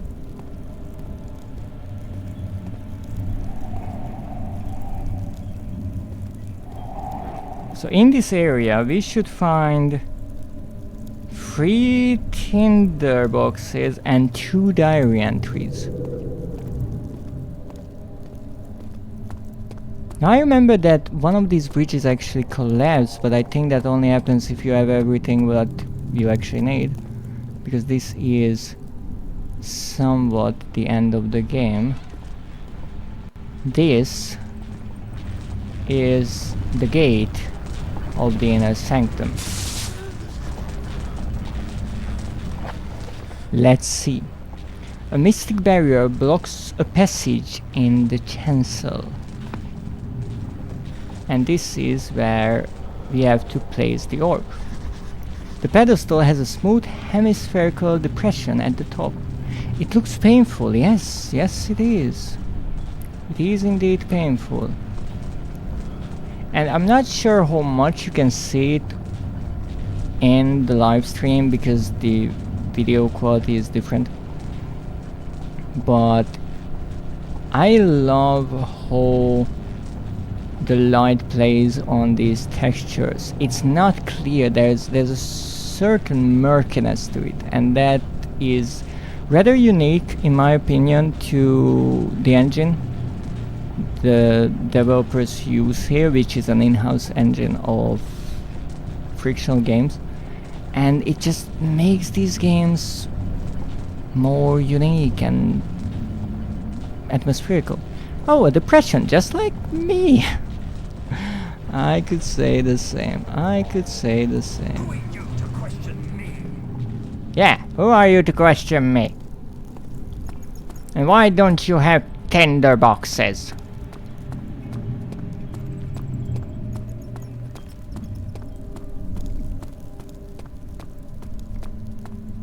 Well, let's go this way. Ooh, pretty place. Note. The shattered orb. All is lost. I must once again start over. I definitely say this game's got a good atmosphere. Definitely has. Definitely.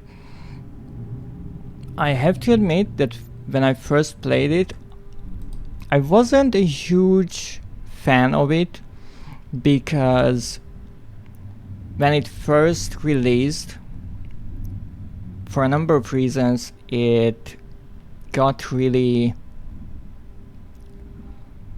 popular and there was a lot of hype around it, which is not necessarily a bad thing, but it got to the point that people and magazines were saying that this is the scariest game, this is a game unlike any other, and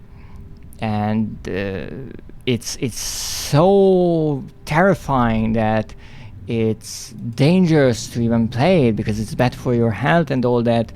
And when I finally convinced myself to play it a rather long time ago, I played through it and I found it rather boring, honestly, because I went into the game with this mindset that, oh, this is like, oh my goodness, bad for your health. That is actually the article that made me play the game, because up until that point I saw all the videos releasing about this game and everyone playing it and everyone screaming their heads off, and then I always told myself, like, they are just overdoing it for the views, or they are just really squeamish. That's alright, and that's their natural reaction, but I'm not like that. And then I read this article saying that this is like something else. I mean, if you play this game, you might have a heart attack and you just die. And so I decided, okay, I will play it. And I played it. And like one day. And nothing. And I was like, no, this is not a scary game. This is... I don't know why people say that this is scarier than any game, because in my opinion it's not. And then many years after, just I think this year, I decided that I would give it a fair chance and play through it and read all the text, see how it works. And it's a good game. It's a good horror game. It has a really interesting story, especially if you played this and then Rebirth. I think the world that they established in this game was really nicely expanded upon in the third one in the series, and it has a great atmosphere. It has some clever little puzzles, and that's fun, that you have to use your head a bit. And obviously there are a few scary moments and you get chased around and all that. So in its own right, I say that it's a good horror game. Rebirth is a good horror game. The Bunker is, I will say, in my opinion, will be a good horror game. I haven't played it yet. But it's not this otherworldly experience that people made it out to be. No self-preservation instinct. Yeah. I mean, I played many horror games. I don't really find many of them scary for me. So I have a mindset that I try to see why it would be scary for other people. And with frictional games, I loved the Penumbra series, because I found those games to be clever. Their graphics were similar to Amnesia, but they were in a more modern setting. I really liked the puzzles, and I played all those games, and then Amnesia was released and everyone was hyping it up, and I had this bitter feeling towards Amnesia.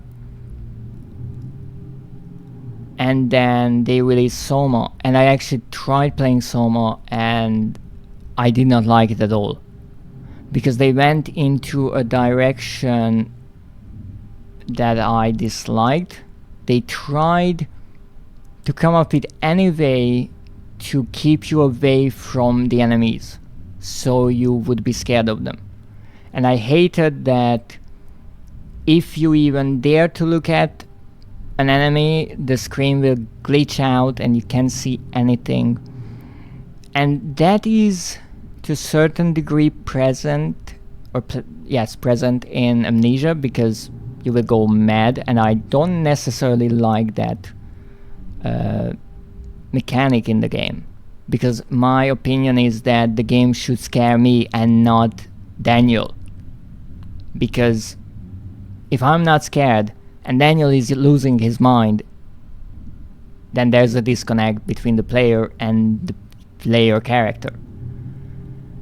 But now that I'm playing this game again, and I'm really pushing Daniel, because sometimes I'm out of oil and I think I spent like a half of an hour in the wine cellar looking for the tinder boxes in pitch black. And he was kind of okay. So you can push the game to lengths and you won't be punished as much. So the entire sanity system is a good idea, but the developers didn't make it punishing, and I like that. That's true. So that's my problem, because many times the games are not scary for me, and I don't care that the characters are scared, because I feel like the game should be scaring me. And that's a bit similar to a game that I never played before. I might play it one day, Alien Isolation, where part of the marketing was that they recorded people's reaction playing the game, and they were all screaming, and I saw that video and I was like, oh, that's great. So you paid some people to scream at a screen that I can see. Yeah, I don't care about their reaction, I want my reaction. Make the game scary. And maybe it is, I don't know. I never played the game, but I always feel like when it comes to horror, all the theatrics are pointless. If you can make a truly scary game, it will work without any marketing. Because I mean, Amnesia worked. It's a small indie game. If you try to make people believe that it's scary, but it isn't, it will just flop.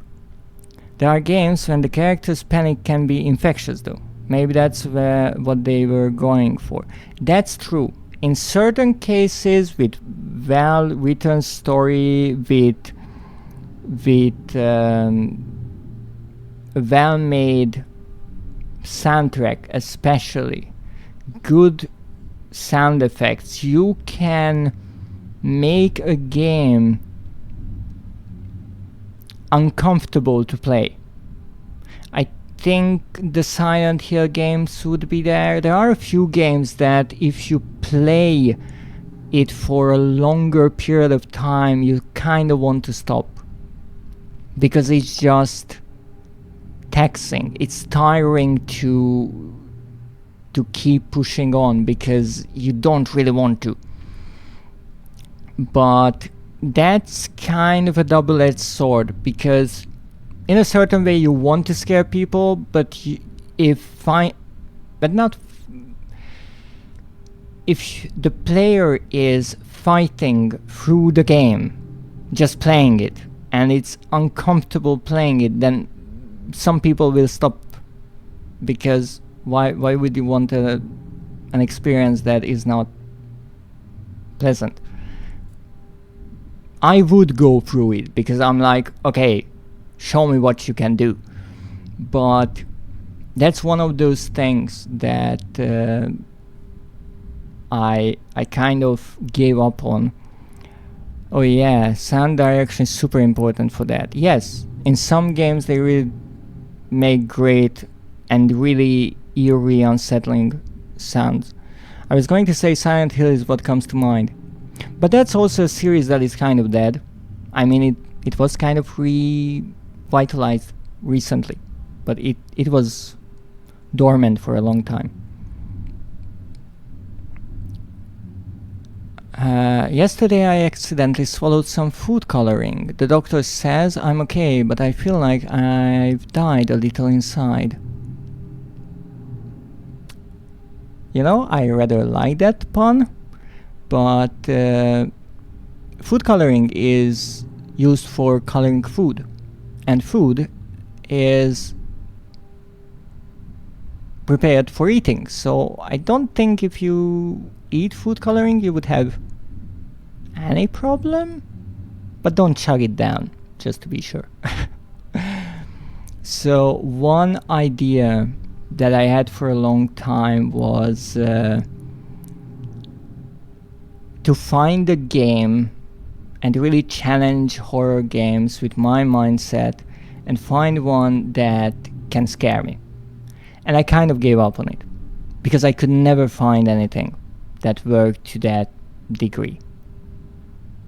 I mean, Amnesia Rebirth, which is probably a game most people would find really scary, I think it managed to get me once. Once one ghoul managed to cut me off guard. For one tiny moment, it startled me enough. So it's just different. But I love these games, and I enjoy the horror. I find it rather comforting. And to your right, see, hear me out, I'm very scared of everything. I can understand that. And that's why I say horror is not for everyone. But when it comes to horror games, there's, I think, a sort of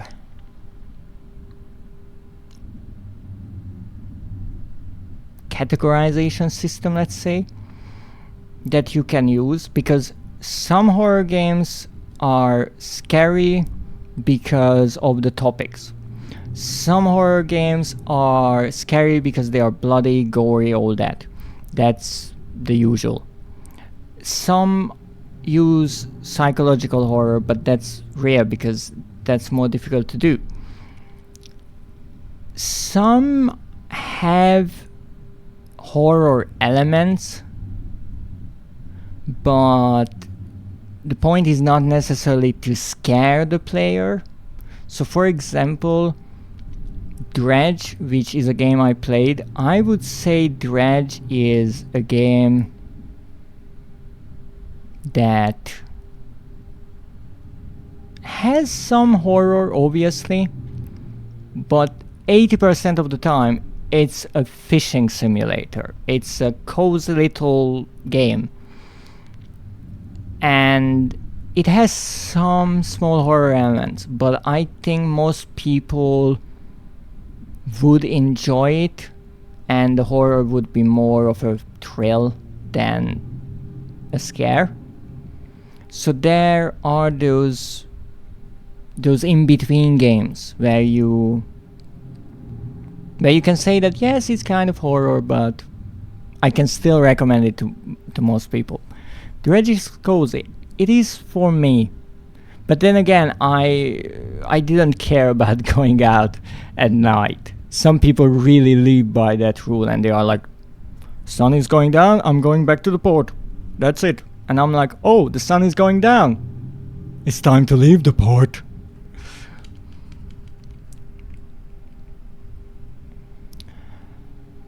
Now let me see. Ever since I recovered the orb first found by Agrippa, I have depended on it for my research. The incident with Wilhelm made me most impetuous.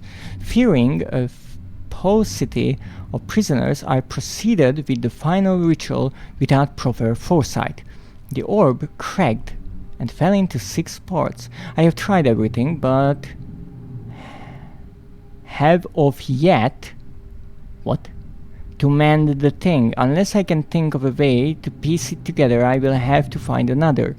There is still life in the pieces, and even if the orb isn't restored, I might be able to salvage some of its power for some other purpose. Centuries have passed in vain, and I begin to wonder if I will ever be able to see my love again. How much longer can I sustain my life? Now this might be one note that I missed, and I think it might be because this bridge collapses if you try to come here later on in the game. But I'm curious what this incident with Wilhelm. Wilhelm was that person who worked for Alexander, and I think what it is was Wilhelm and his men were getting a bit sloppy, and the police started to piece things together that people are disappearing and all that, and Alexander didn't want people to find out that, you know, they are getting kidnapped and being taken to the castle. And that was when he locked Wilhelm and his men into the wine cellar and poisoned the wine, turning them into the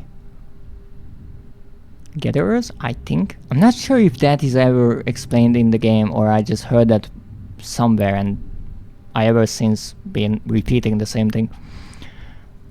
But it seems because of the number of prisoners going down,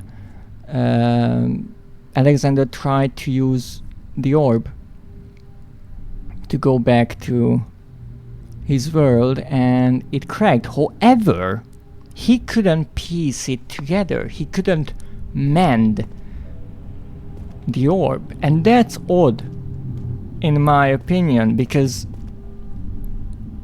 Daniel could. Now what is this?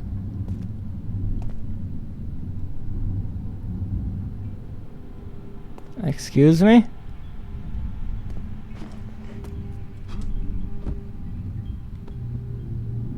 I'm not sure what the heck is the instrument playing in the background, but it's like a wind chime. Absolutely amazing.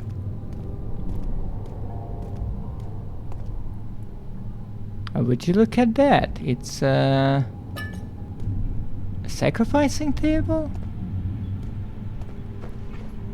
Ooh. That's some pretty green there. And a rather big hole. I don't see anything there. I don't think I've been here before.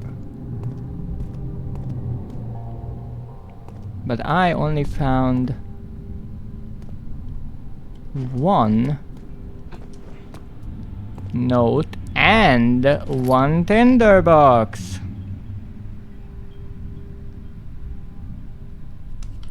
We need 3 tinderboxes and 1 note from this area. I mean 2 notes. We need 1 more. And I think that's on the other side. And that is where I've been, if I remember correctly. This is again an area with multiple rooms and with a puzzle. 1839. Banishment ritual is taking longer than expected, and we have to do what is needed. I spend my time helping out the prisoners. Being around these degenerates makes me ill. None of them even tries to face their punishment with any kind of dignity. They taunt me with their lies of innocence and their cowardly pleas of mercy. What can make a man fall so far from the grace of a civilized existence? They are all wicked men, and I remind myself of it constantly. Still, I am thankful for God sending these monsters our way, as they will serve as the instruments of my salvation. I try to study the different tools in the torture chamber and learn how to use them effectively. Last time was messy, and the effect suffered from my inexperience. When the next warding is to be performed, I shall be ready. It's rather amazing how much Alexander was able to convince Daniel that he's in the right, and all of these men, they are terrible people. They deserve no mercy, and overall that Daniel is just better than them. it's rather fascinating, and that happens. People really easily can believe that they are better than someone else, and then not even treat those believed to be lesser as human beings. It's a terrifying thing. Nah. Oh, what's that? A bucket of tar. Oh, I get you. I get you. I get you. I get you. I will get you. I don't know how, but I'll get you. Come on. There it is. Ha ha ha ha ha. That's a 2 and 2. What's this? A wooden bucket filled with sticky tar. That's lovely. Don't know why I need that. Thank you for the lurk, schmoozer.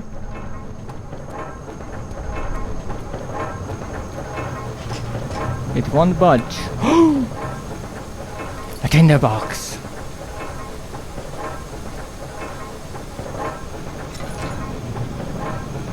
What do you mean it won't budge? It's literally open. Maybe I can't do this just yet, but hey, we cleaned out this place. So yes, we will come back here, but for now, we are good to go. What was that?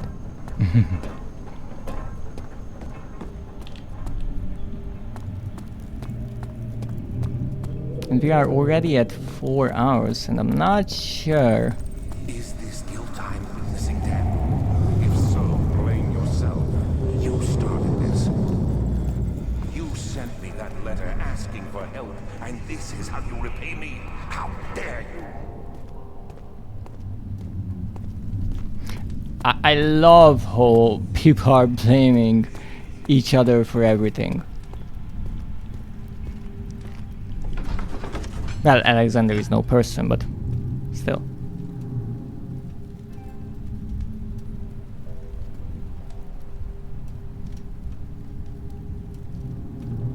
How dare it thee!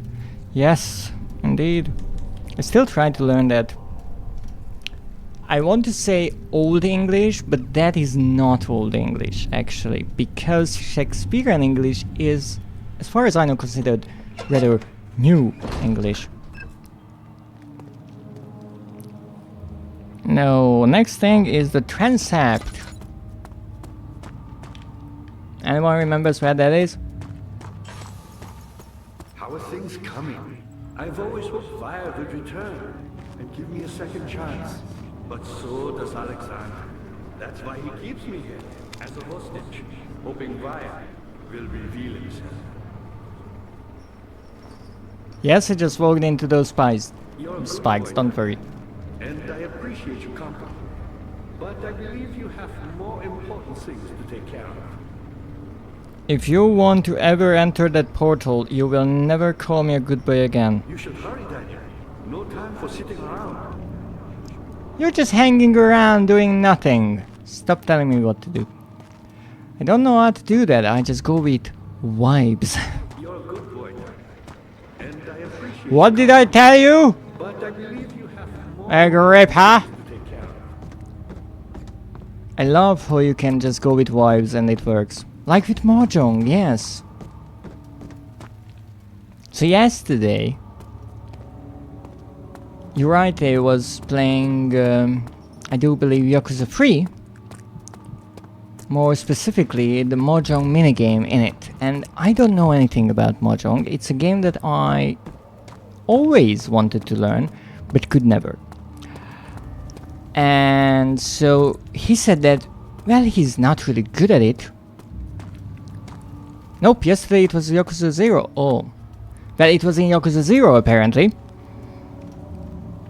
I can tell the difference, but the point is, he was playing Mahjong, and even though he kept insisting that he doesn't know anything about the game and does not know how to play it, only the basics, he was still winning and calling out all these things. I don't even know what they mean. But they must be something good since he was, you know, winning. And that's what matters. Wait, you're not a good boy? No, you're not starting that. And I don't. Well, you are really good at it then. You're really good at going off of vibes. The barrel contains a full refill worth of oil, and this is why I didn't refill, so I could come back. Wait a moment. The barrel contains no oil. That wasn't a full lamp worth. I was scammed. The one really rather fun part was that I mentioned. It said almost a full lamp, so we weren't scammed.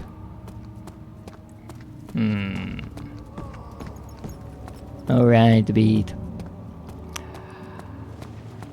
So I mentioned that I would want to learn Mahjong, and so a rather helpful individual from the chat gave me a link to a quick start guide to Mahjong, which was 18 pages long. You should hurry, Daniel. No time for sitting around. Because that is quick, apparently. Nah. I still don't understand the document. Wonderful. Well, that makes us two. Let's go to the transept. I don't know what's here, but I know I need 4 tinder boxes, 1 diary, and who knows.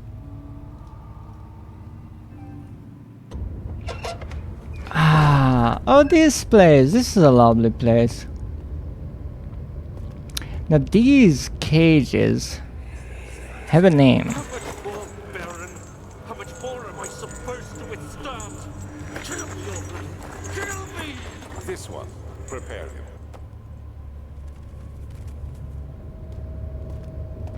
So they have a special name, but unfortunately I don't remember it. But how nice that they set a lamp above the doors so I can actually see where they are. But first let's go up on this spiraling staircase, much like my sanity is spiraling out. Appease by the staircase, I guess.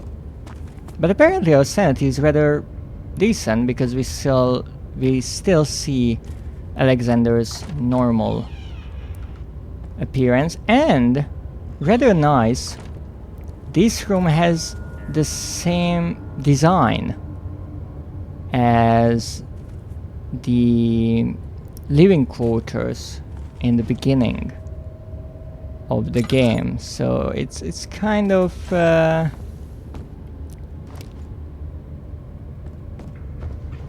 nostalgic in a way, brings back memories. Okay, that's 1 tinder box. Good start. That's a string. Not sure it will be enough to hang with someone, but we can improvise. Notes on torture. That's 1 note, and we needed only 1. Now, let's read this. Not because I haven't found this one. I'm pretty sure I did. But just because I'm curious about the topic. There are quite a few things to be said about torture. I had figured that the reaction I would get from the victims would be highly individual. Thankfully, this is not the case. The humans all have a very similar approach to dealing with physical pain and the terror of anticipation. I can't stress enough the importance of restraining the victims before proceeding. Even the most timid creature can break out in fits of violence where their strength exceeds their expected prowess.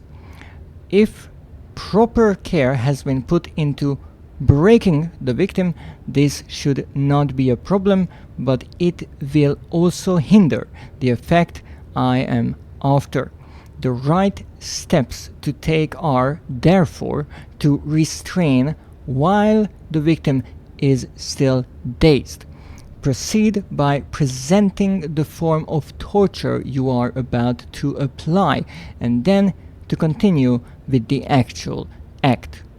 The point of presentation is to infuse terror. The human mind is extremely efficient, as it will trigger itself into greater fear, simply by imagining it.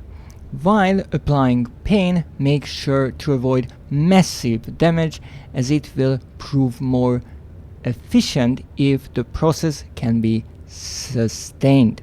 Also, apply the pain in doses, if possible with breaks to let the body settle. If you are whipping or cutting the victim, strike once, wait for the pain to subdue, then strike again.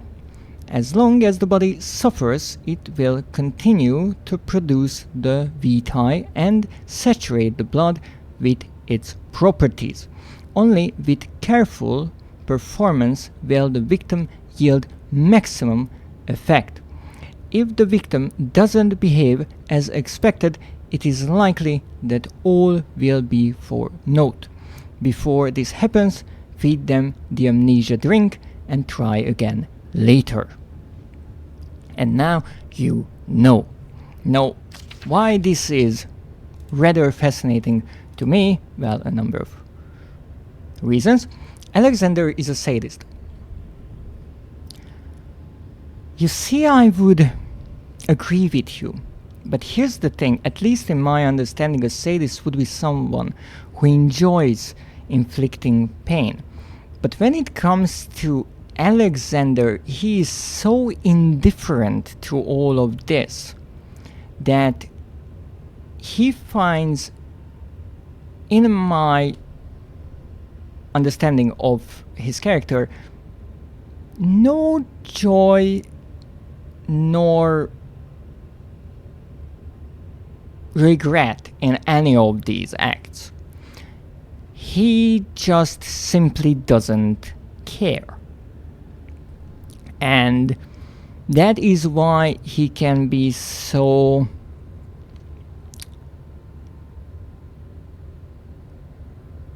effective. He is writing all of these notes in a matter-of-fact style. He doesn't care that he's writing about torture. The point is, how can we make someone produce the highest amount of VTi? That is all he cares about. And that is why it's interesting how, as we progress in the game, we see how he tried to create VTi, and his attempts we actually found, in a way.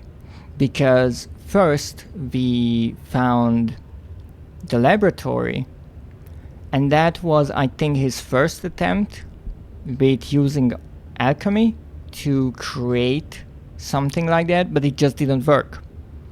It was good for us because we could use the different chemicals to create a potent acid to get through the shadow. Now, the next one was with the animals, and that's the room with the bunnies and dogs and all that, and there he writes in a diary entry, I think, that even though there is VTi in the blood of these creatures, if they are hurt, it's not really enough. And I think what he was doing, he was going from smaller animal to larger ones, and ultimately he came to the realization that the humans are the best for this process, because humans not only feel the pain and have a reaction to it, but they, as far as I understood, intelligent enough that they can anticipate it. And that is actually mentioned here, and that's one of the things why I find this fascinating, because it is written about torture, but it applies to human behavior in many other ways. Because what is written here pretty much works with horror games. The point of presenting something, showing something to the player, let's say there's an enemy, there's a creature, and it attacks someone, and you witness that. One example of that would be the original BioShock, when you first see the Big Daddy as it comes to the rescue of a little sister and dispatches a slicer, and it's really cleverly made because the player character is in a room and all of this is happening in another room, and there's a glass wall in between us which actually gets broken by the splicer's body, and so you right away see that you don't want to mess with this thing, and you feel a certain unease around it. You are somewhat scared of it. Of course, later on you start fighting it, but that is one thing. That is a trick in the book of horror games. The other thing is the human mind is extremely good at scaring itself in a way, because, and that's something that this game also plays with, and pretty much all of the frictional games titles, is if you look at the gatherer here, it's not as scary. These creatures are not that scary in a way. They are almost silly looking if you see them in broad daylight. But because for a long period in the beginning of the game you never see them, you only hear strange noises, doors open, you hear some groans and weird noises, and then you see them kind of moving in the corner of your eyes, or they appear and disappear. You start to feel a bit scared, like, okay, something is not exactly alright here, this is not a safe place. And that's really clever how this game builds an atmosphere. And then even when you are chased by them or you are in direct danger, you can't really take a good look at them. You never get the chance. And that's clever, because that way you never get to see them fully. You see a shape, but obviously if you try to look at them, your sight is quite blurry. If you run from them, there's a good chance you are looking forward and not back. And so your mind will fill in those gaps. And that's a really, really clever thing to do, because if you just show something scary, that will be scary to one player and not at all to the other. But if you just hint at something, well, guess what? Everyone's mind will create a different image of the very thing that person is afraid of. And that's the interesting part with certain horror movies. Even though people are watching the same thing, they will imagine the creature differently based on what they are afraid of. And some horror creators realize that there is no universal horror in a way. They cannot create one creature that everyone will be afraid of. So instead, they let the audience create the scariest thing for themselves. The creator is just there to set the stage, create the atmosphere, make a scene that lets the viewers do the rest of the work. And that is what is happening here. So I find it really clever and interesting that these horror developers, obviously knowing these things, they wrote this note, but most of it can really nicely be applied to the horror genre overall. And actually, on a side note, the physical aspect, about the whipping, the cutting, all that, this is about torture, yes, but those are true in a different manner as well. Those would be somewhat true when it comes to kinky activities of the kind, which is rather interesting. Another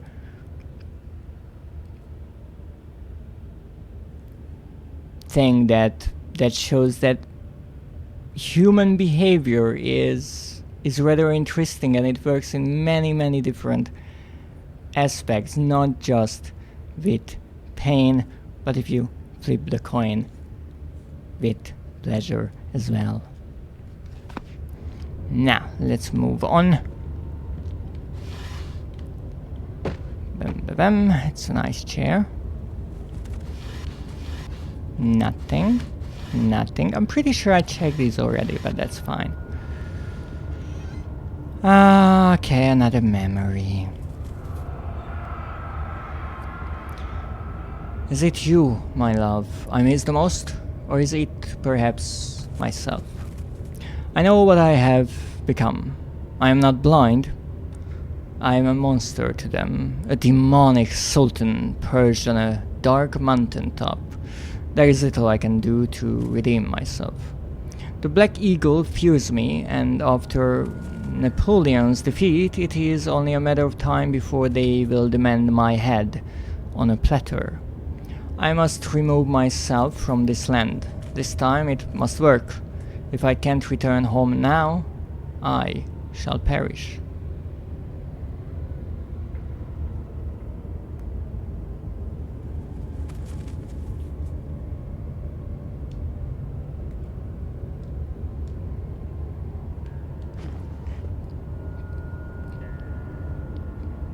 That's interesting.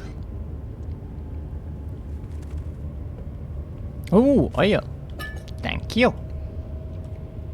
So I find the note here, and there was only one, and I found one tinderbox, and we are looking for...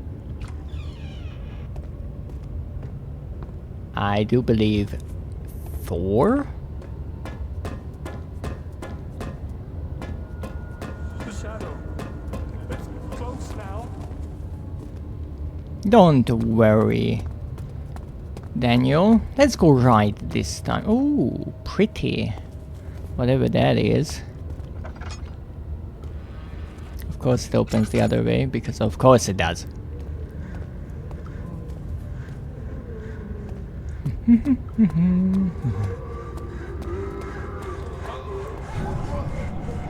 Oh, that is some sawing going on. Reminds me of an old song. Ooh, what's that?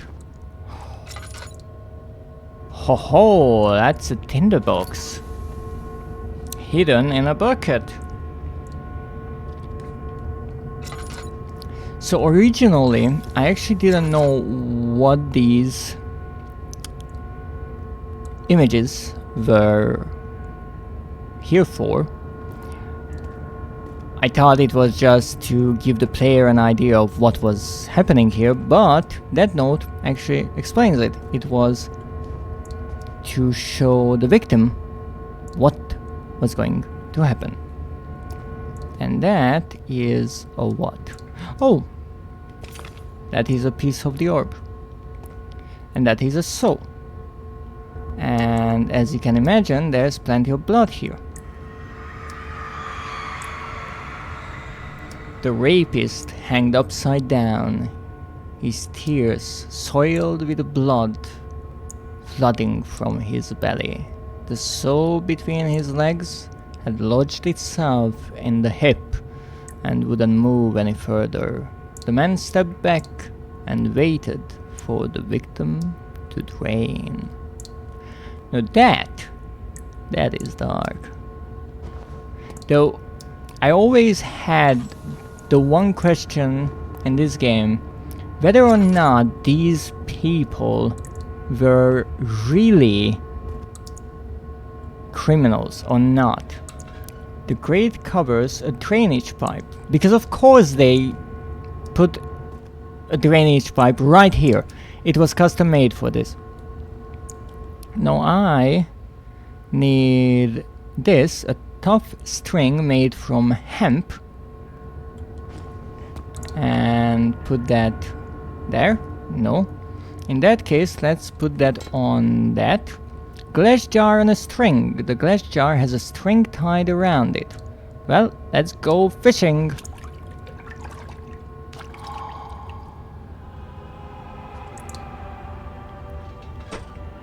And that is a glass jar of blood. It is filled with blood, and that blood contains the VTi that we need. Rather gruesome, if I might add.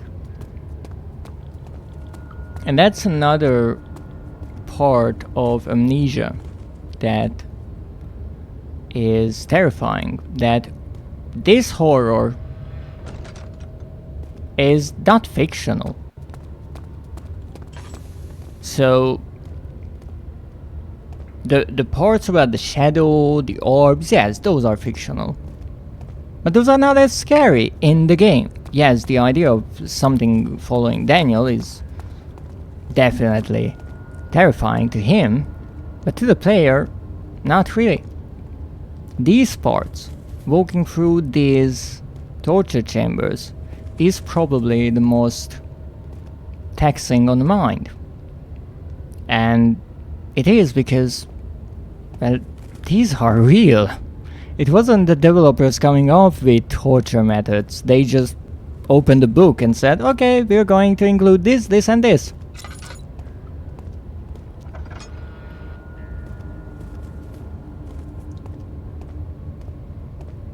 Oh, Kin! Look at you, you're so adorable! Ah, what do we have here?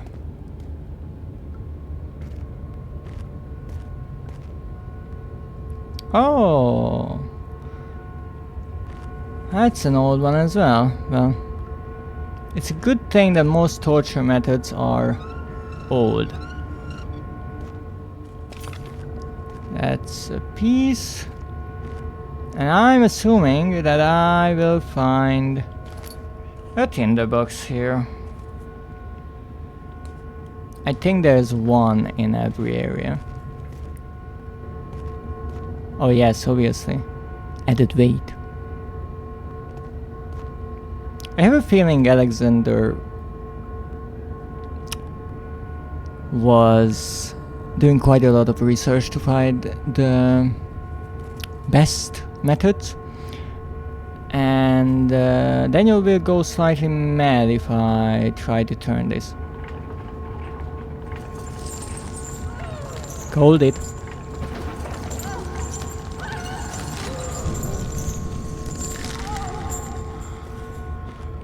That is, let me think, that is probably the sound of the arms popping out of their sockets. That is my guess with this particular method. And yes, Daniel is going slightly mad. Would you stop it, please? I think I will be sick. And for completely different reasons than the game wants me to be. Oh wait, I need to close the door. Just to be sure nothing nasty comes out of there. And now I can actually show you something, because I mentioned that I learned about the painting of Alexander changing based on Daniel's sanity, and I think he's mad enough now to see this version of Alexander. And maybe even this changed? I don't think so. What's this sound? I know no one is walking around here. This is a completely safe area. Though running down on this staircase, that's trippy. So let me think. I only have to check this one, right? Why there are these circles on the ground? I'm not sure about.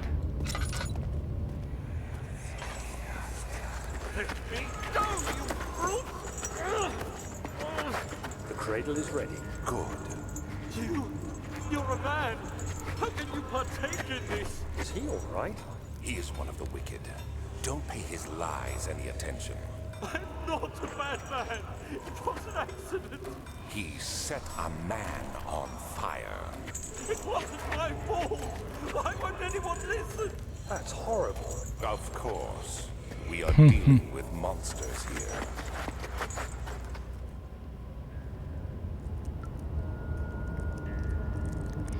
No, this is one of those parts where once again I wonder if these are really criminals, because I remember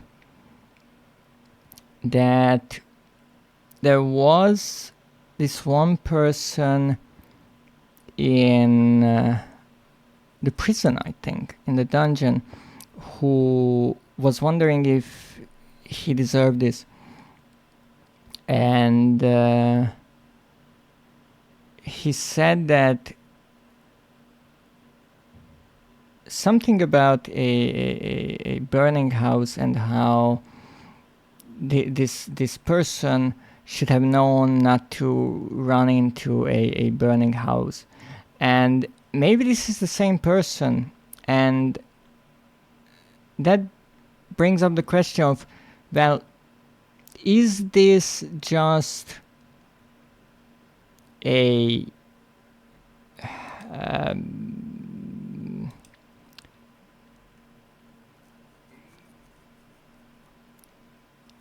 person sentenced to prison for the wrong reason, maybe? or he wasn't even sentenced at all. He was just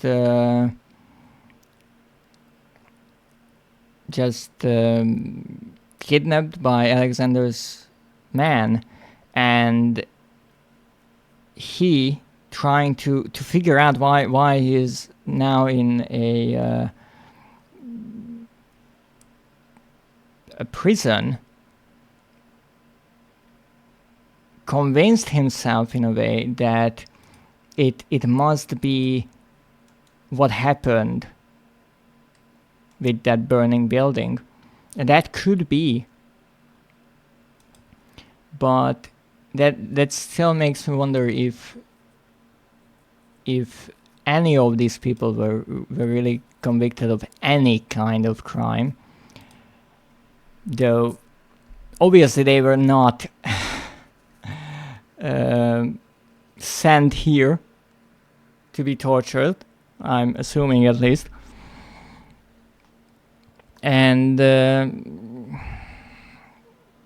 it's quite chilling how Alexander can so calmly convince Daniel that whenever someone is trying to appeal to Daniel, it is explained as that person is mad, or that person has done some terrible thing, and so they don't deserve any kind of mercy or rights. And it's so easy to call someone a monster, isn't it? I mean, Alexander did it, and in that note, I think Daniel was almost fully convinced that yes, these people are terrible. They should perish, and hey, it's kind of a good thing that that their punishment will be useful to save him from the shadows. So it's this twisted kind of thinking where Daniel could even arrive to the conclusion that the fact that he can be saved by torturing these people is almost a gift to these victims, right? Because their demises will have a reason of sorts, like their worthless lives, because they are just terrible people, it will do something good in a way, because they will, in a indirect or more direct way, will save Daniel's life, because obviously Daniel's life is so bloody important. And that's one of the things why when I finished playing this game and I got all 3 endings, because I wanted to show all of them and obviously get the trophies, I never felt that Daniel surviving is a good ending. Because as much as he might be scared, convincing himself to the degree that we see here, that he is all good and everyone else is bad, and that him surviving justifies everything, is rather delusional. And even in the ending, I do believe he doesn't really admit that he might be slightly guilty for all this, but he says that by by descending into the dark and ending Alexander, he kind of repented for his sins. And I could not accept that at all. I don't think that is really on the same level. It's that, yes, people do bad things, and some people argue with reasoning that there's a point after which they shouldn't pay back to society for that. But in my views, they should still at least admit that they have done something wrong. And Daniel, in every line he said, tried to stay away from that fact as much as possible. He never really admitted that he has done anything wrong, and in the beginning he hasn't. That's true, because he went to the expedition. That's fine. He got the orb. He shattered the orb. Okay, all of that is understandable. The problem arises not even when he returns to Britain and unwittingly kills a few people, because he's not the one who kills those people. It's the shadow, and he's unaware of the shadow following him. He only realizes it later on, and he actually feels guilty for that, which is odd to me, because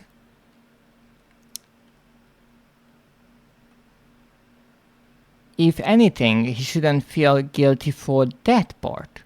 But then he goes to Alexander and he manages to somehow justify all of this going on.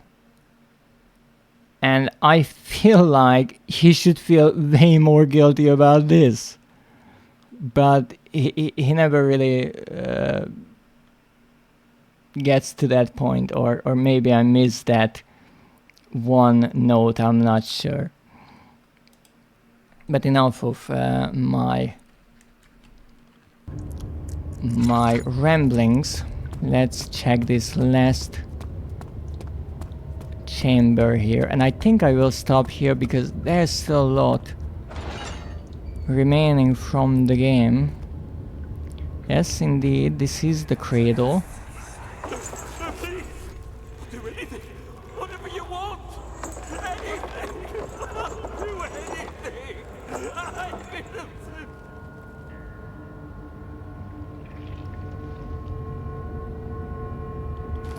And that is the last tinderbox in this area. Wonderful. Not overall, obviously not. We don't have a drawing of this, but as you can see, we have the cradle here. And for those who would like to have some nightmares, indeed this was a real torture method. I'm not sure if I should call it a torture method or an execution method, but the idea was that someone would sit atop this pyramid, and based on this, their legs would be bound to the floor, which still doesn't make sense to me, because the idea is that they would be lowered onto it. And I think these bags kind of work as, well, one, they work to hide the orb from me, which I almost forgot about to pick up. But also they could be used as weights. But we don't have an image here, so I'm not sure what the developers were exactly thinking of here. But that's enough of this place. At least for me. Get the heck out of here. This is one long corridor.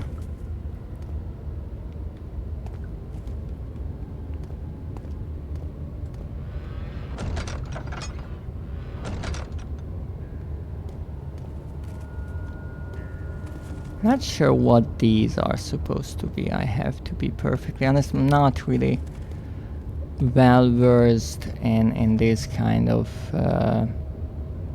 I'm not even sure what these would be. Summoning circles, whatever they are. Well, we are done here. That means we can go back to, well, actually there.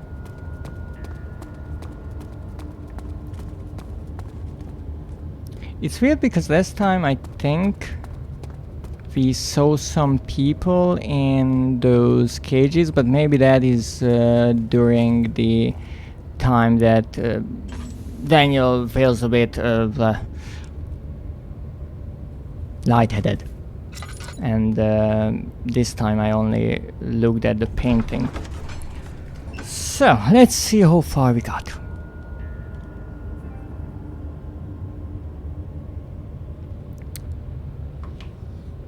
Now, why I couldn't get the remaining tinderboxes, in my opinion, is because even though we are kind of looking for 1/3 of the remaining collectibles, they are spread out in a much larger area. So let me see. We did the Prison North. And we got to 103 tinderboxes and 28 notes. And then we got 3 tinderboxes plus 2 is 5, plus 3 is 8, plus 1 is 9, plus 11 is 20, plus 3 is 23, plus 4 is 27. So that is 103 plus 27. That comes out to a nice round 130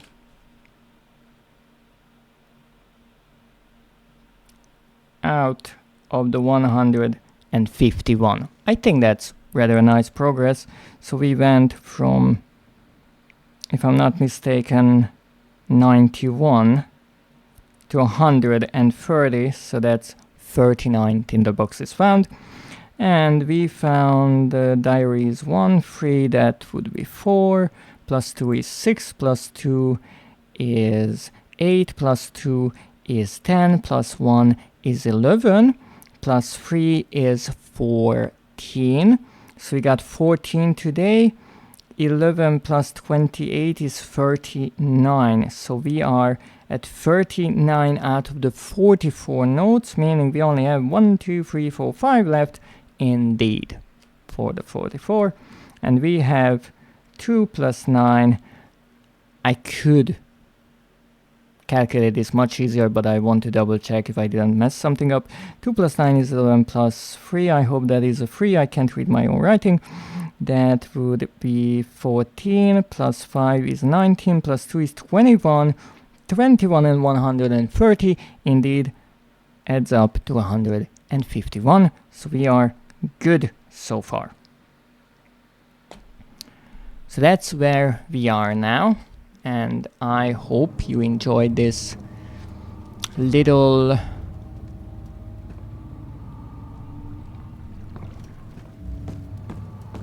adventure. Let's call it in Amnesia. Seems to have found all the ore pieces used in the transfer. Go to the choir and find the rest. But thank you for telling me that the remaining ore pieces can be found in the choir. I don't know how Agrippa knows that there are 3 in each area, but well, whatever. At least we get some feedback from him. That is always lovely. And indeed, that is it for today.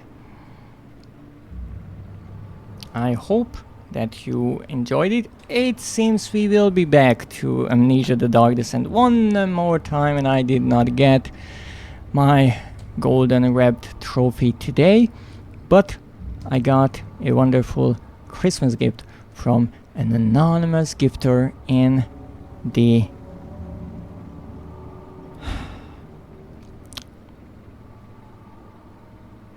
I don't even know how to show how grateful I am, but and the wonderful gift of Amnesia the Bunker. So I will see when the game will go on discount next time. If I'm not mistaken, it went on a really low discount just now on the PlayStation Marketplace. And I even wanted to make a post about it because I think it's on 85% off, which is a new lowest price. But I wanted to wait and add a few other items to make a post about it. I did update it on my Throne page, so no one had to pay more than what it is. And once again, I want to thank whoever decided to help me out with this wondrous gift. I will be purchasing it soon, and we will get to play it. I'm not sure when. I certainly want to finish with this playthrough and get everything in this game. We already have everything in Justine, if I'm not mistaken, because I went back to that game sooner since I missed the ending, and I really wanted to at least experience the story and solve that darn puzzle that I couldn't the first time around. But I'm not sure if I will play A Machine for Pigs now or go to play Rebirth, maybe the Bunker, or maybe let Amnesia have a bit of a rest, and then we'll return to it together some later date. You're a good boy, Dad. No, I'm not. Stop telling me that. But I believe you have more important things. Freaking old guy. Well, I guess it is time to save. Well, I have no trophy to show. But this has been it. I hope you enjoyed today's stream. Once again, let me wish everyone a Merry Christmas and Happy Winter Holidays based on what holiday you are celebrating. And if you are not celebrating anything, I just hope you are having a wonderful day. You certainly deserve to have some peace and quiet, and hopefully a nice week free from troubles. And let's see who shall we raid. I think I know who we will raid, and that will be someone who was here earlier. That would be Uraite. He is playing Yakuza 3 this time before I confuse it with Yakuza 0. And let's not even get into how the franchise is now renamed to Like a Dragon. But thank you for joining me today. Have a wonderful day. Please, if you have a moment, say hello to Yuraite and enjoy some of the slightly violent shenanigans in the world of the Yakuza games. It seems he is right now getting his fortune read, so let's see what the future holds for him in this game. Who knows, maybe it will turn into a fun side quest. But before I go today, I'd like to say that I will be streaming tomorrow some Little Nightmares Secrets of the Mode, the DLC, which I haven't streamed yet. So if you are interested, don't forget to tune in at the same time. But until that, I thank you for joining me today. Have a great day, and as always, good night.